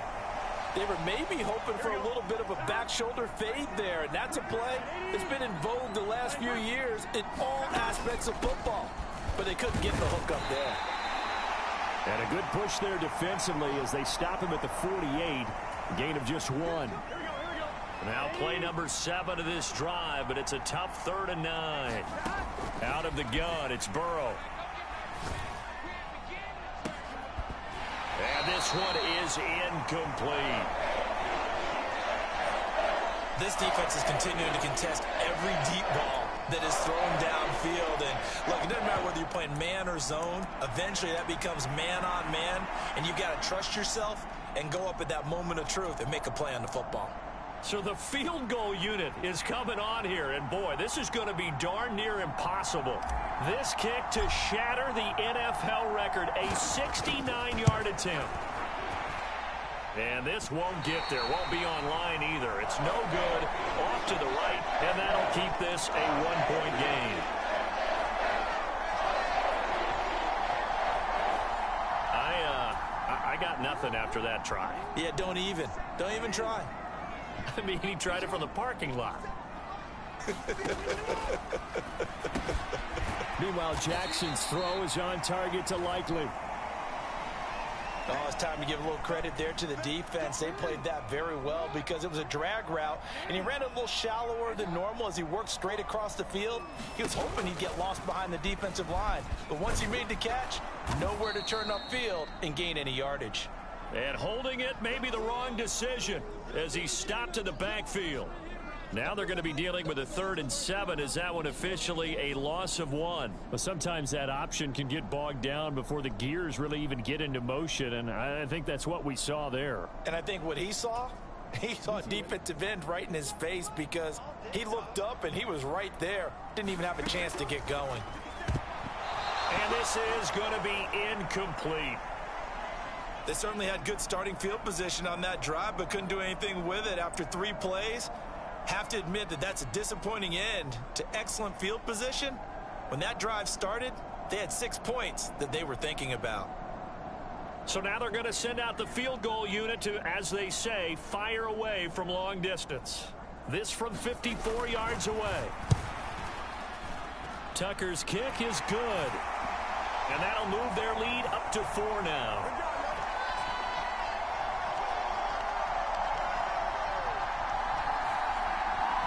Well, maybe a little bit of an anxious moment there as that ball got closer and closer, but it does curl in. Yeah, actually did a little bit of a slow dance there with the left upright, didn't it? But had just enough space as you said, for it to curl in. Tucker now following the made field goal, set to kick it away. Well, he thought about coming out, but instead he does go down to a knee, and they'll bring the football out to the 25. Now the Cincinnati offense ready to see what they can do here. And the way their last drive ended, boy, it was frustrating. They had a pretty good drive going. It was sustained, and then it stalled out, Charles, and they missed the field goal and got nothing out of it. Is that insult to injury? Because they had such a sustained drive, as you noted. So you know for the head coach, it almost felt like a little bit of failure to send out the field goal unit and then to not even see the ball go through the post. What a bummer on that last drive for them. Got to pick themselves up from that one.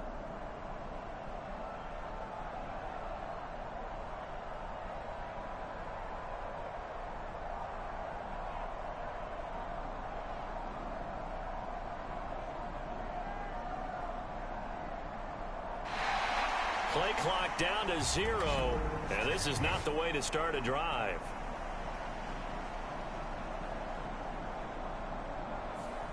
And they're not going to get this one off in time. It'll be a delay.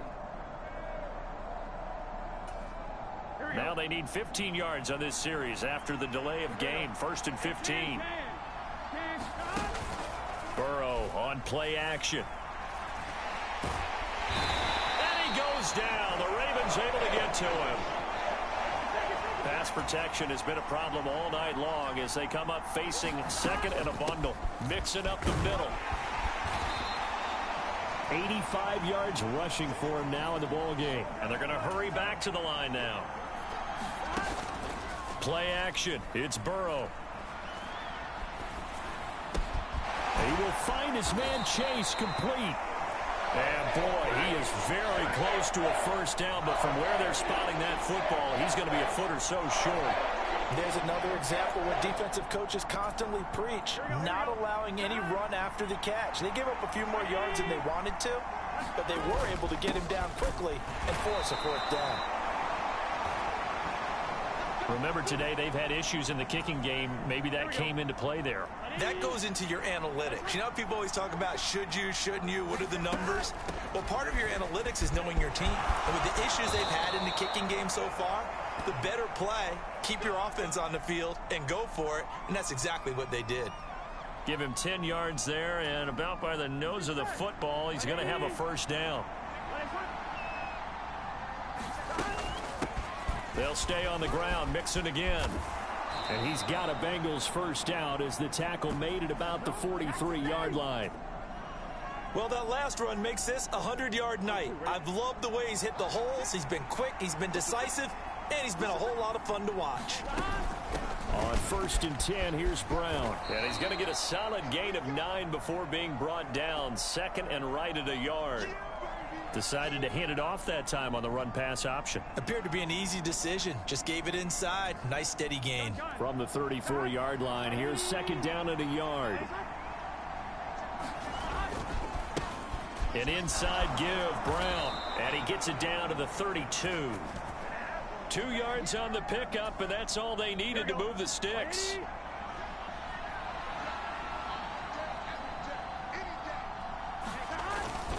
Inside handoff to Mixon. And not a whole lot of room to operate there on the first down run. He gets maybe 3.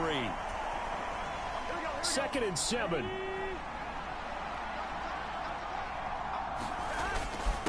A handoff to Mixon. And he's going to be down close to a first down at the Ravens' 23. A gain of 3 last play. This time they double it and pick up 6. This will be play number 7 on the drive. 3rd and a yard. This is Brown going up the middle. And he will have the first before he's brought down right on the chalk of the 20. Give him 3 yards and a fresh set of downs. That's a tremendous group effort there, because when you talk about offensive lines, the best ones, talk about guys that play in harmony, in sync, and getting things done. And they did that on that play. Yeah, especially on 3rd and 1. Got to be in sync, and they were. And he's only going to get a yard from the 20 to the 19. That's a really nice play, able to stack that one up. When they get back in the huddle, he's got to tell his guys up front, great job. They kept people off of him, allowed him to run free and make the hit on the runner. Filled the gap nicely, kept him to just a 1-yard gain. Over the middle, he finds Higgins. And the Bengals are going to have a 1st and goal as the tackle is made at about the 5. And I'll tell you what, this offense is playing a little bit of keep away right now. They've come out here in the 3rd quarter, possessed the ball for quite a while, and they keep on converting. Nice pitch and catch there to set up the 1st and goal. And they've got 3 tight ends here on 1st and goal to add some extra mass. They'll give it to Mixon. And he's maybe going to get this back to the 4, but that's about all. No gain on the play that time, and it sets up 2nd and goal.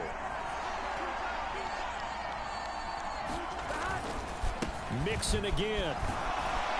And he is in. Touchdown, Bengals. Joe Mixon with his 2nd touchdown of the night. And the Bengals have retaken a 3rd quarter lead. They were able to stop him at the line on 1st down, but this time he punches his way through. And sometimes just because you're stopped on the 1st run, it doesn't mean the play call was bad or incorrect. You might just need better execution and just a tad more determination. And they got it done on the 2nd try.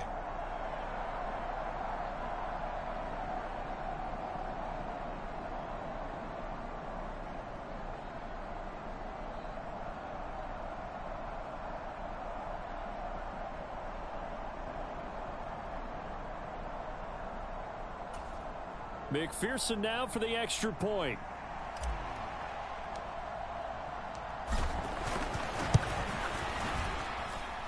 And that one gives them a 3-point lead.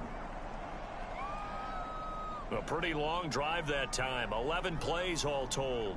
And it all culminated in the touchdown run coming from Joe Mixon.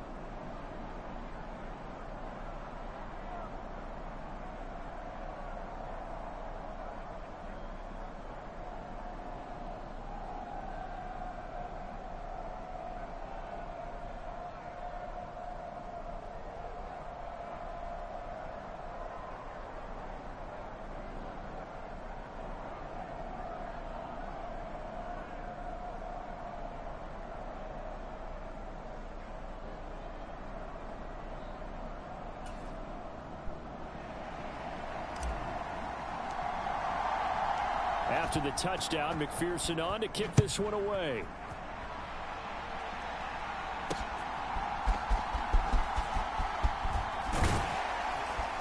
And a good return as he'll be stopped just shy of the 30-yard line. And now Baltimore gets set to take the field. Last time out, you remember their drive stalled, but thanks to their kicker, booted a long field goal to at least get them 3. Now here they'll try to do better and find the end zone. And in our experience, how much fun is it for coaches to know that they've got a kicker who can nail it from long distance? Now, the hard part is, as an offensive play caller, you don't want that in your head too much where you're relying on it, and he goes out and gets the job done for them. But I'm quite sure he would be content to just kick extra points from here on out. Yeah, absolutely no question. I think his teammates would be okay with him just kicking the extra points as well. Line of scrimmage, the 24. This is 2nd and 6. Aguilar in motion left. Now Jackson taps this forward jet sweep. And he'll be out of bounds, but able to get it up past the 45. That one good for 13 and a Raven 1st down. Boy, an effective play there, getting their wideouts involved in the run game. And what they're always hoping on that type of a play, that they can get to the end of the line and have a chance to turn it upfield as he did there. That means they controlled the blocking and took care of the defensive end or the outside linebacker to give him that lane. And I guess I need to clarify, I said getting their wideouts involved in the run game, but of course that was actually a pass as he popped it forward. Only a yard on the keeper, and it'll be 2nd down. Anytime you decide to use your quarterback as a runner, most of the time when you design a play, you're expected to break a little bit bigger than this one, because when you run him on short gains, your risk reward and him taking hits, I'm not sure that's the payoff they were looking for. They work now on 2nd and 9. Now it's Jackson. They complete it to Hill. And he'll be brought down right on the 50, a gain of 3. Good reactions there defensively. That screen was a little slow in developing, and they shut that one down with little gain.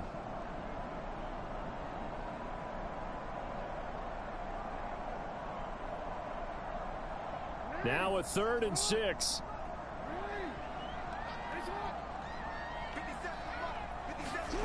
From midfield now, here's Jackson.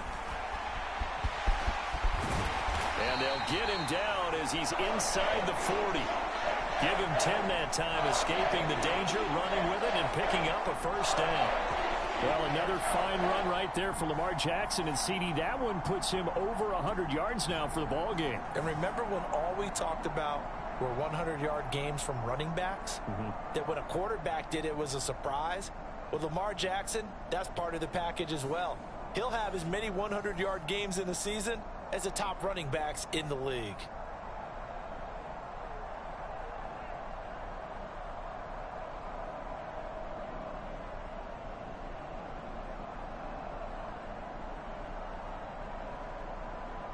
You can just kind of sense the momentum turning here. It's 1st and 10. Jackson, option right. And he's taken down inside the 30. 11 more yards that go around, a first down as well. It looked like almost a miscommunication defensively, because once he decided to keep it, he had pretty smooth sailing. Yeah, it became a question of, wait a minute, who's got the quarterback? And when you talk about miscommunication, it's supposed to be called assignment football on the defensive side of the ball. But the assignment gets mixed up. That's the end result.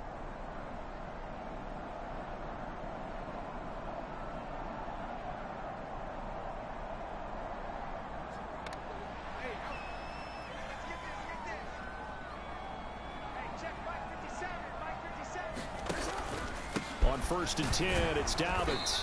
Knifes his way forward here, but just 3 yards on the play. 2nd down.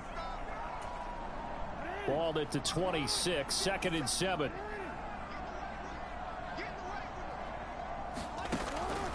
Now they'll switch it up here and look to throw. And this is caught at the 8. And he gets it all the way down inside the 10 and mark him at the 5. A nice gain of 21 yards. I love the drive they're working on here because they know they can take the lead with a touchdown. And so far on this drive, so good. They've moved the ball down the field with very little resistance defensively. But they better be prepared for some adjustments to come their way now.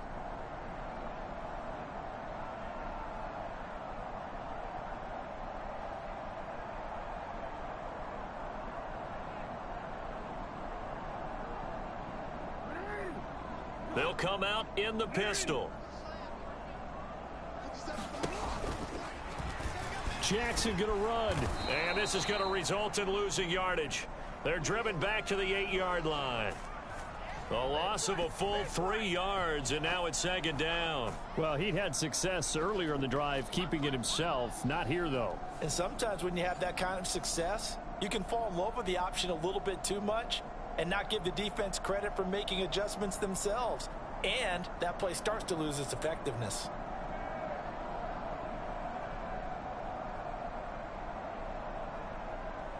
It's 2nd and goal, back to the 8-yard line now.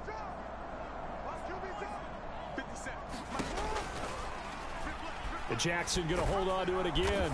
And he's going to be met at the line of scrimmage and taken down. Call it no gain on the keeper, and it's going to bring up a 3rd down.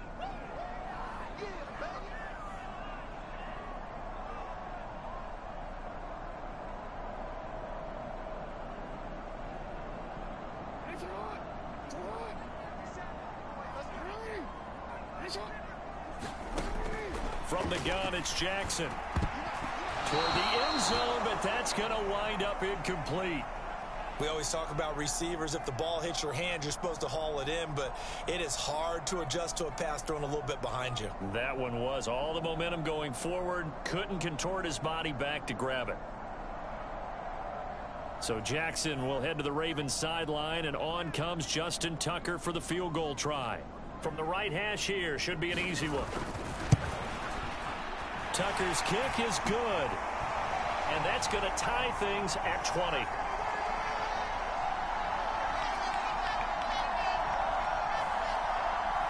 That drive took him inside the 10. Good job defensively to hold him to 3.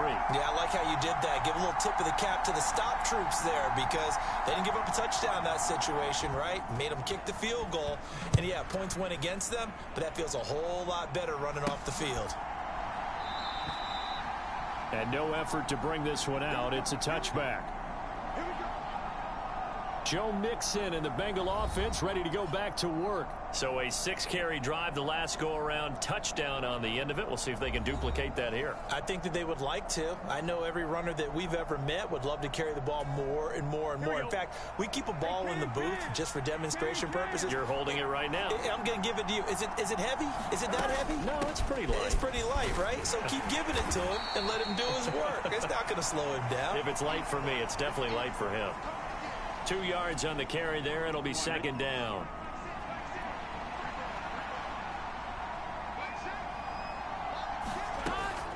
Again, it's Mixon. And not a whole lot doing there, so he'll get it up to about the 28-yard line. Now third down is looming. A pickup of 2 on first down and just 1 yard there. Burrow looking to pass. Work in the middle of the field, and he's got a man complete. And he is going to have a Bengals first down as they're able to get the third down conversion. In this weather, any big play in the passing game, that's just a bonus, right? It certainly is, but oftentimes offenses think inclement weather plays to their advantage because you know where you're going on offense. Defenders have to react, and they often slip. Looking for more there on first down, but this throw downfield incomplete. Third quarter, all tied up. This is 2nd and 10. On the delay, it's Mixon. And he's fortunate to get anything from that. Give him a yard up to the 49. They do get a yard there, but only a yard. Leaves them with 3rd and 9 looming. 3 quarters have come and gone. We'll return with more after this. You're watching the NFL on EA Sports. Back now in Baltimore. All even as we get ready to start the 4th.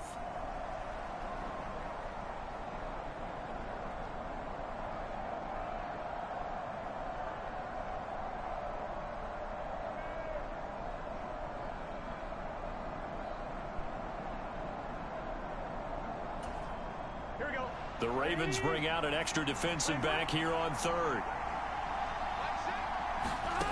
Now Burrow. And incomplete on the deep ball. I remember a coach telling me a long time ago the difference between playing corner and safety in the NFL. Corner is like the Autobahn. Everybody just flying by, and these corners have been really busy in this game, although they got it done on the last play. On the last play, yes, but there have been some good numbers put up against them offensively.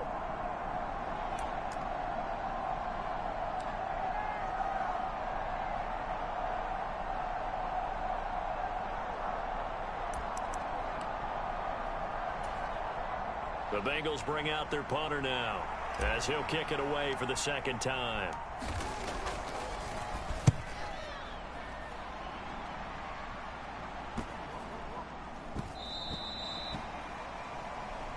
And he didn't quite have the backspin on that one. It hits at the 4 and continues into the end zone. It's a touchback. The Ravens offense now, they get set and head back onto the field. Excellent job by their defense to force the punt and provide them with this opportunity, all tied in the 4th quarter.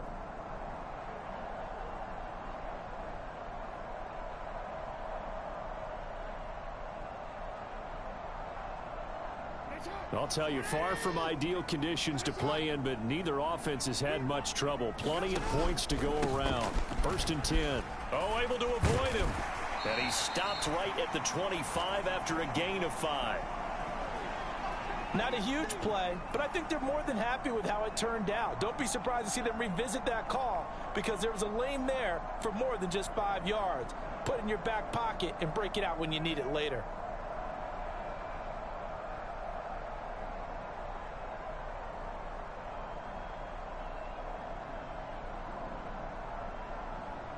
Here's a 2nd and 5 now from the 25.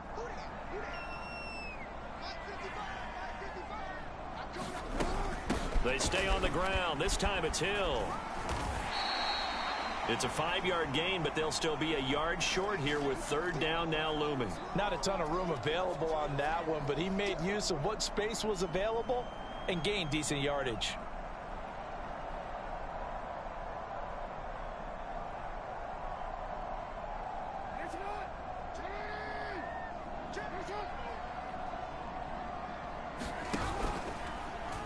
On third and short, they'll try option left. And he gets it to the 32. Good enough for a first down. 3 yards there, good enough to keep the drive moving. So that was all you're looking for on a play like that. Get the first down and keep the drive moving. Yeah, it just looked to me like he just said to himself, I've got this. I'll take it. I'll pick it up, and let's keep moving. Get the first down, get a new set, and let's start over.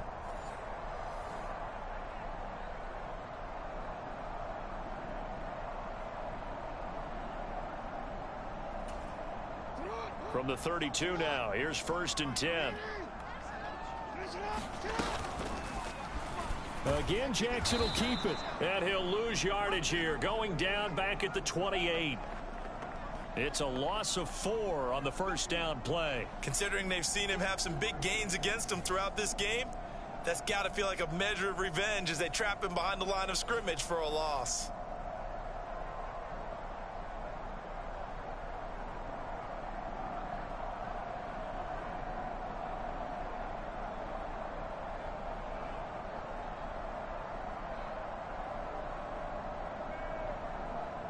They'll have to deal with a 2nd and 14 now after the loss.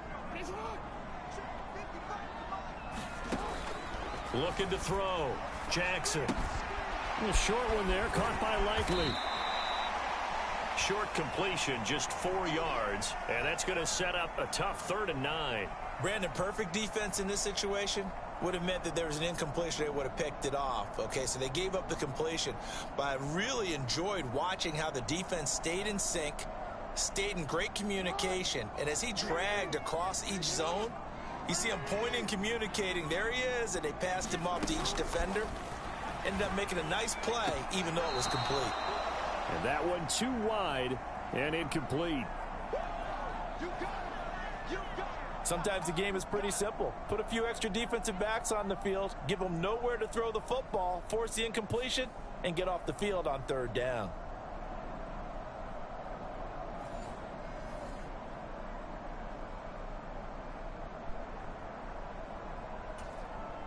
The Ravens send their punter out now as he'll come on to kick this one away.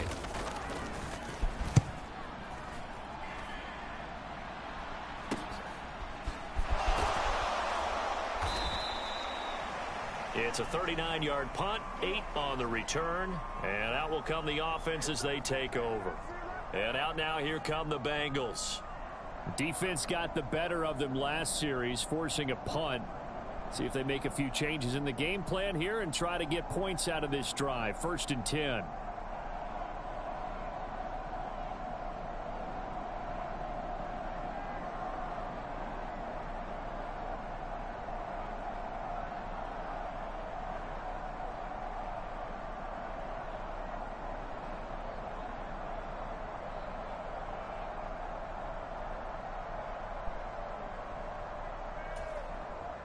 Burrow going to lead up the Bengals here. 1st and 10 at the 34.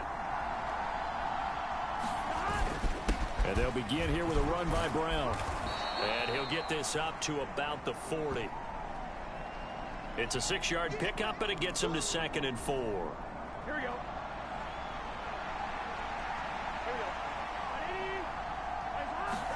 They're passing here. Joe Burrow. Got a man open. It's Chase. And he's able to get this one out closer to midfield across the 45. The LSU connection. Burrow to Chase for the Cincinnati first. Tell you what, he's been able to put the ball in some tight spots all game long. That throw, no different. Yeah, a lot of people would call it a gutsy type of a throw. I think he looks at it as, I can do it, so it's not that big of a deal to me, and I'm going to keep firing.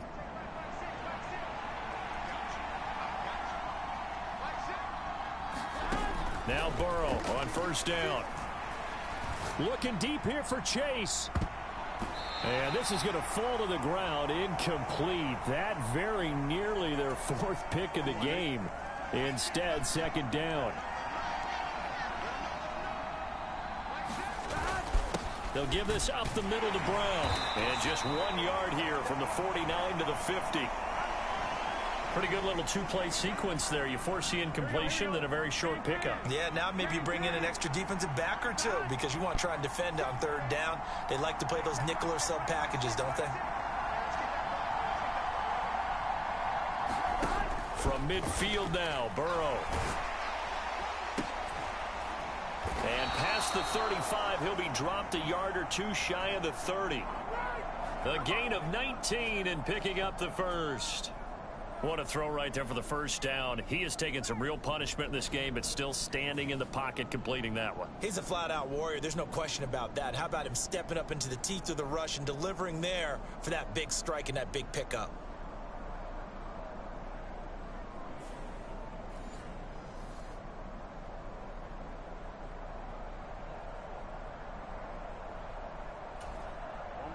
Line of scrimmage, the 31 now on 1st and 10.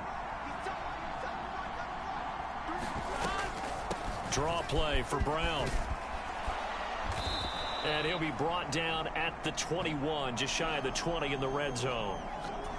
42 yards rushing for him now to this point. So not quite a 1st down just yet as they come up on 2nd and less than a yard. They'll run with a backup. This is Williams. Only a gain of a yard, but that's all they needed. Sometimes I get almost mesmerized watching these runners who have great vision. You know, those eyes that carry their feet to open spaces, make people miss. I just love watching those guys go to work. And he'll take this inside the 20 and down to the 18. In on the stop, the former Georgia Bulldog, Roquan Smith. This is 2nd and 8. Jet sweep, Boyd with it. Oh, and this one may need to go back to the drawing board. He's going to be swallowed up right away. That's going to be a 6-yard gain. It leaves him with 3rd down and just a yard to go.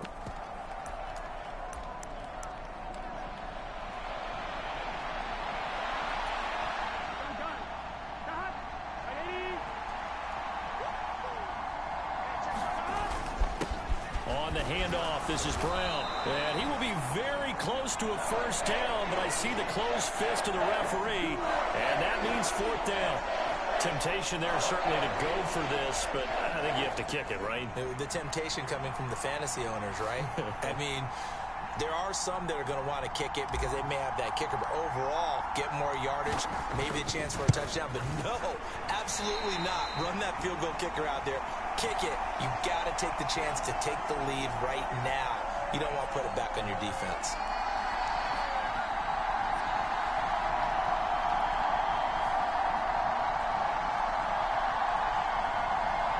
The Ravens offense now, they get set to head back on the field. Their defense was able to hold serve, albeit with a little help from that missed field goal as they settle in now 1st and 10. What a tough spot to miss a kick, just an absolute letdown. Look, they got themselves in the field goal range, gave them a chance to take the lead. They come up empty, and now you wonder, will their offense ever see the football again? Yeah, because on the other side, one through the post, and this thing could be over. Only a yard on the keeper, and it'll be 2nd down. And if you like defensive football, focus on the defensive end on this play. He does everything exactly right. Reads the play, and make sure he spills it for a small gain. 2nd and 9 now from the 21. Off the play fake to Dobbins. Here's Jackson. That's complete. It's Rashad Bateman. And they're going to get this beyond the 40 before he's taken down. 22 yards there, a 1st down. The goal for any offense versus his own defense, find the holes where guys are available and put the ball on the receiver before any defender can step up and fill it. They did it well there. Perfectly executed crossing route.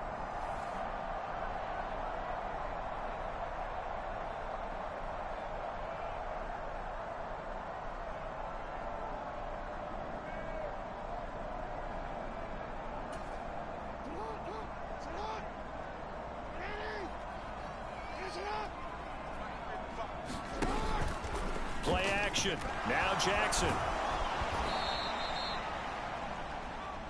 It's a loss of 5 there, bringing up second. These are running back numbers that he's accumulating right now. Received double-digit carries and has rewarded them by breaking the century mark in rushing, in addition to what he's done through the air. Definitely MVP caliber football we're witnessing.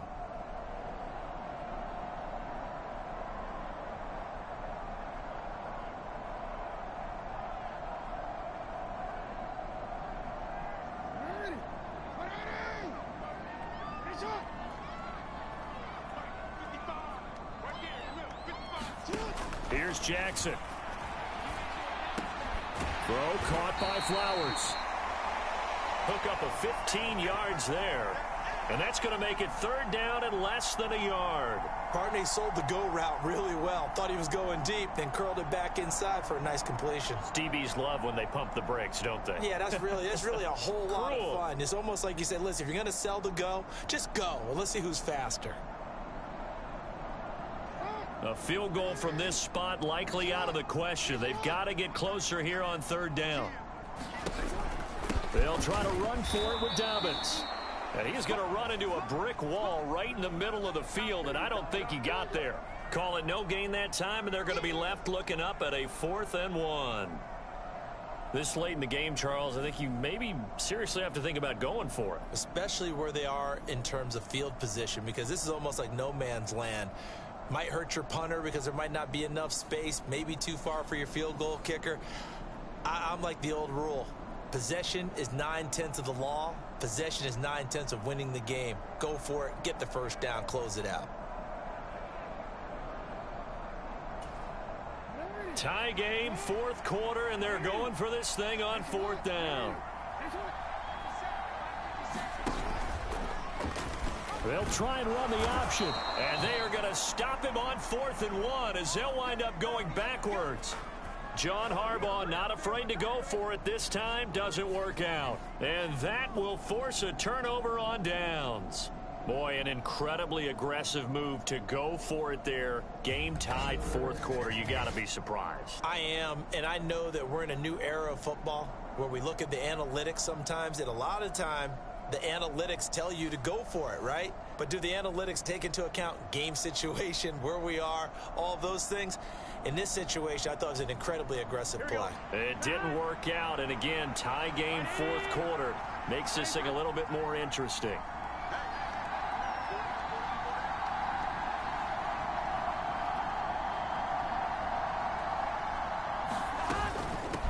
Shotgun handoff to Brown here. And he'll work this forward for about 3 at 2nd down. Not a big run on the first play of the drive, but that doesn't necessarily mean it was a bad play. Sometimes you're just trying to settle in, get your guys a little bit of contact, and get things moving. And he's going to be down close to a 1st down at the Ravens 41. 52 yards rushing for him now in the ball game. And everybody thinking about the possible field goal on 4th. It would be 58 yards from here. They'll run on 3rd down with Brown. And he will have a 1st down as they get him to the ground at the 37. It's a gain of 4 there, and it gives him a new set of downs. Line of scrimmage, the 37 on 1st and 10. Now a give up the middle to Williams. And he'll snag about 5 yards down to the 32. If you're a coach, you'll absolutely take that run every time on 1st down because it really sets you up to go in a number of directions here on 2nd. Williams going to get it again on 2nd down. And he is going to be stopped cold behind the line of scrimmage. Given the snow, you'd have to think they're likely not in field goal range just yet as they come up on a critical 3rd down. Burrow will throw. He lets this one fly toward the back of the end zone.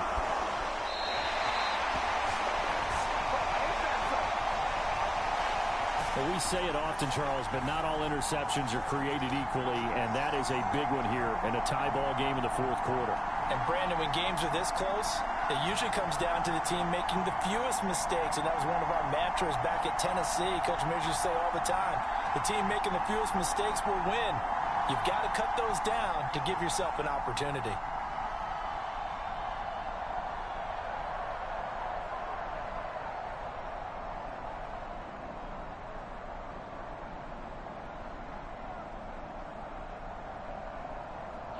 Jackson and the Ravens come up now 1st and 10 at the 20.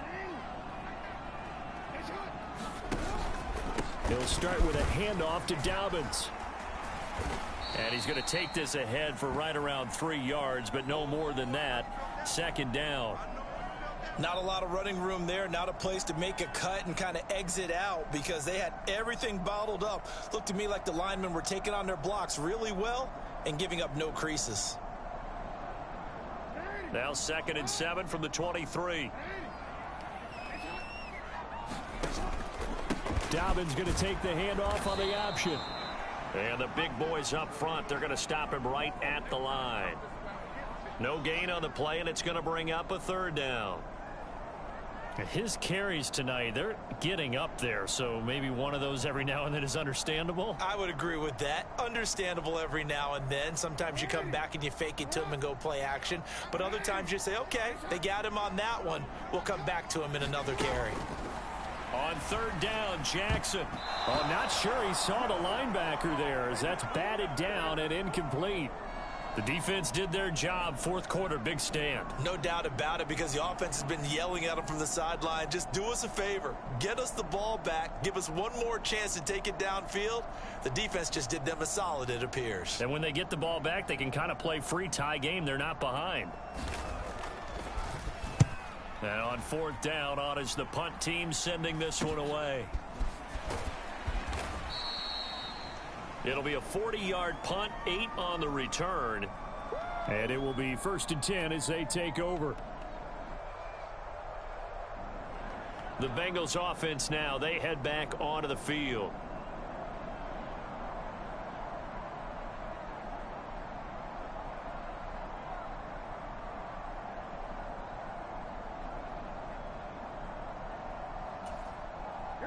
Burrow and the Bengals with a 1st and 10 at the 41-yard line. They defer to Brown to start the drive. And he's going to bull his way forward to the 48. It's a 6-yard gain on the ground, and that'll make it 2nd and 4.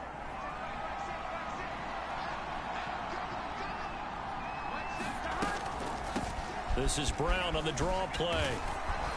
And he'll be brought down at the 45-yard line.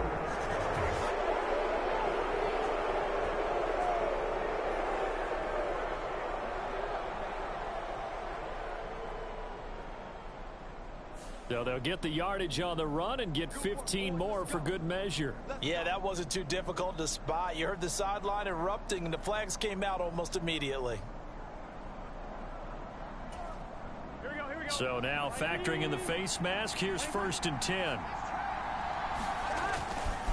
They keep it on the ground. Again, it's Brown.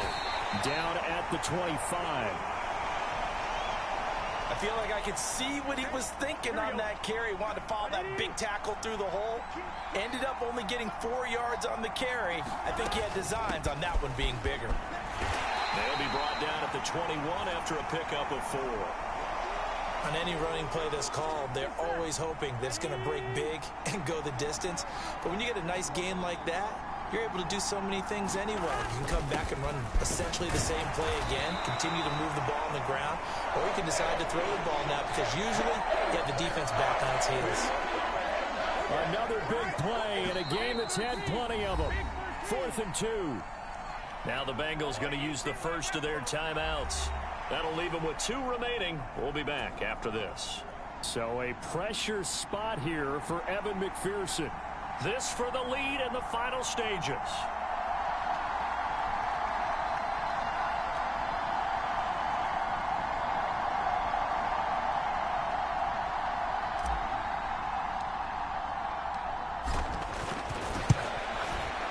McPherson's kick is good.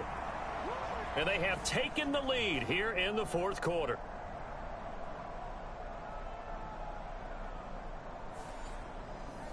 So the big return had them fired up, but in the end, the offense stalls out. They only muster 3. Yeah, the excitement was there after the return, but they didn't move the ball at all after that. They didn't even get a 1st down. So after the made field goal, here's McPherson to send this one away. Hill going to think better of bringing this one out, and the drive will start at the 25. Jackson and the Ravens, here they come. Down 23-20, 2:11 to go. Plenty of time here. They've got 3 timeouts and the 2-minute warning as they've got it 1st and 10.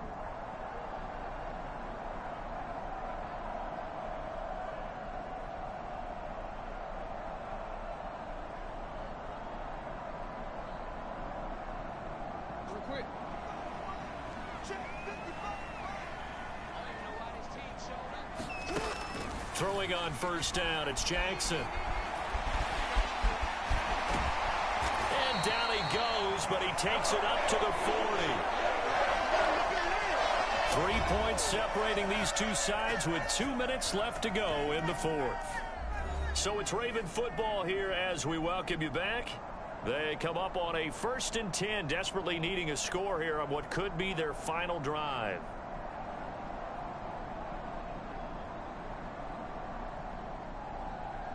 Plenty of time. All 3 timeouts still remain. Here's 1st and 10 now. Now it's Jackson. Connecting with Hill. And he'll get it out a couple yards shy of midfield at the 48. Here's 2nd down and 3. Jackson to throw. That'll be caught by Hill. And they'll work this down to the 40-yard line. Tackled there. Here's 1st down. Jackson.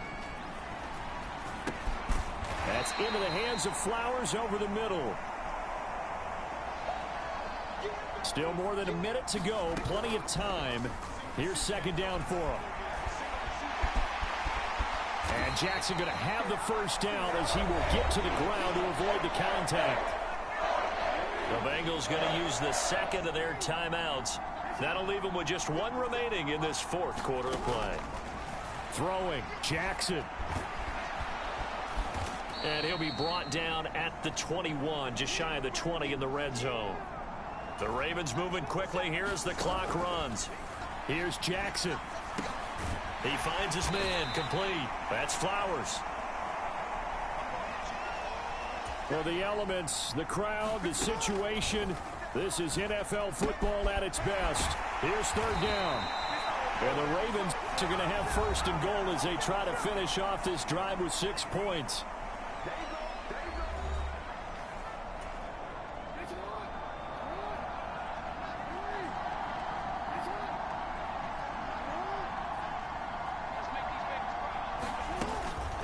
They'll run with Dobbins. And he's across for the touchdown, and it's likely the game winner here in the closing stages. Charles, that drive was perfect, methodical, executed so well, and they grabbed that lead with almost no time left for a last gasp from the other side. No way you could have drawn up a better final drive, because not only did they keep their eyes on the end zone, they made sure they bled the clock out as well and denied their opponent a chance to respond. That's just terrific situational football to end this one. The point after, no gimme in the snow, but it's up and good. And it would appear, barring some late heroics, they're going to get out of here with a come-from-behind victory.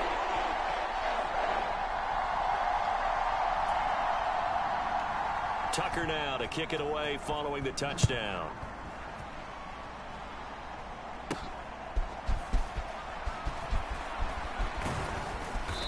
A solid return, pretty good field position. They'll start at the 32.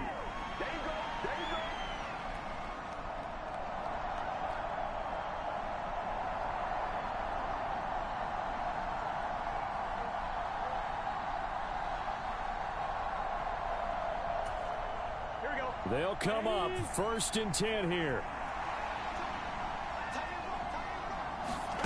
Here's Burrow. He's going to let it fly. And it's incomplete. So their final drive comes up empty. And with that, the ball game is over. A fun, close ball game comes to an end. On that last play, Charles, they were on the wrong side of midfield. They needed something near a miracle, and they couldn't get it done. Yeah, the effort, that was good. Very good, in fact. They were just a little too far out to get a decent look at the end zone for that last opportunity. Couldn't get it done, but a nice game overall.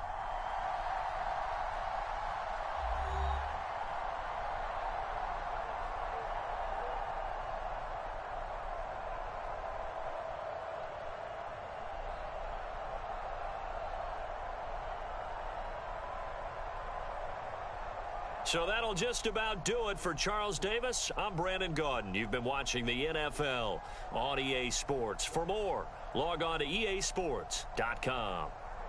The Ravens are victorious here as we say so long from Baltimore.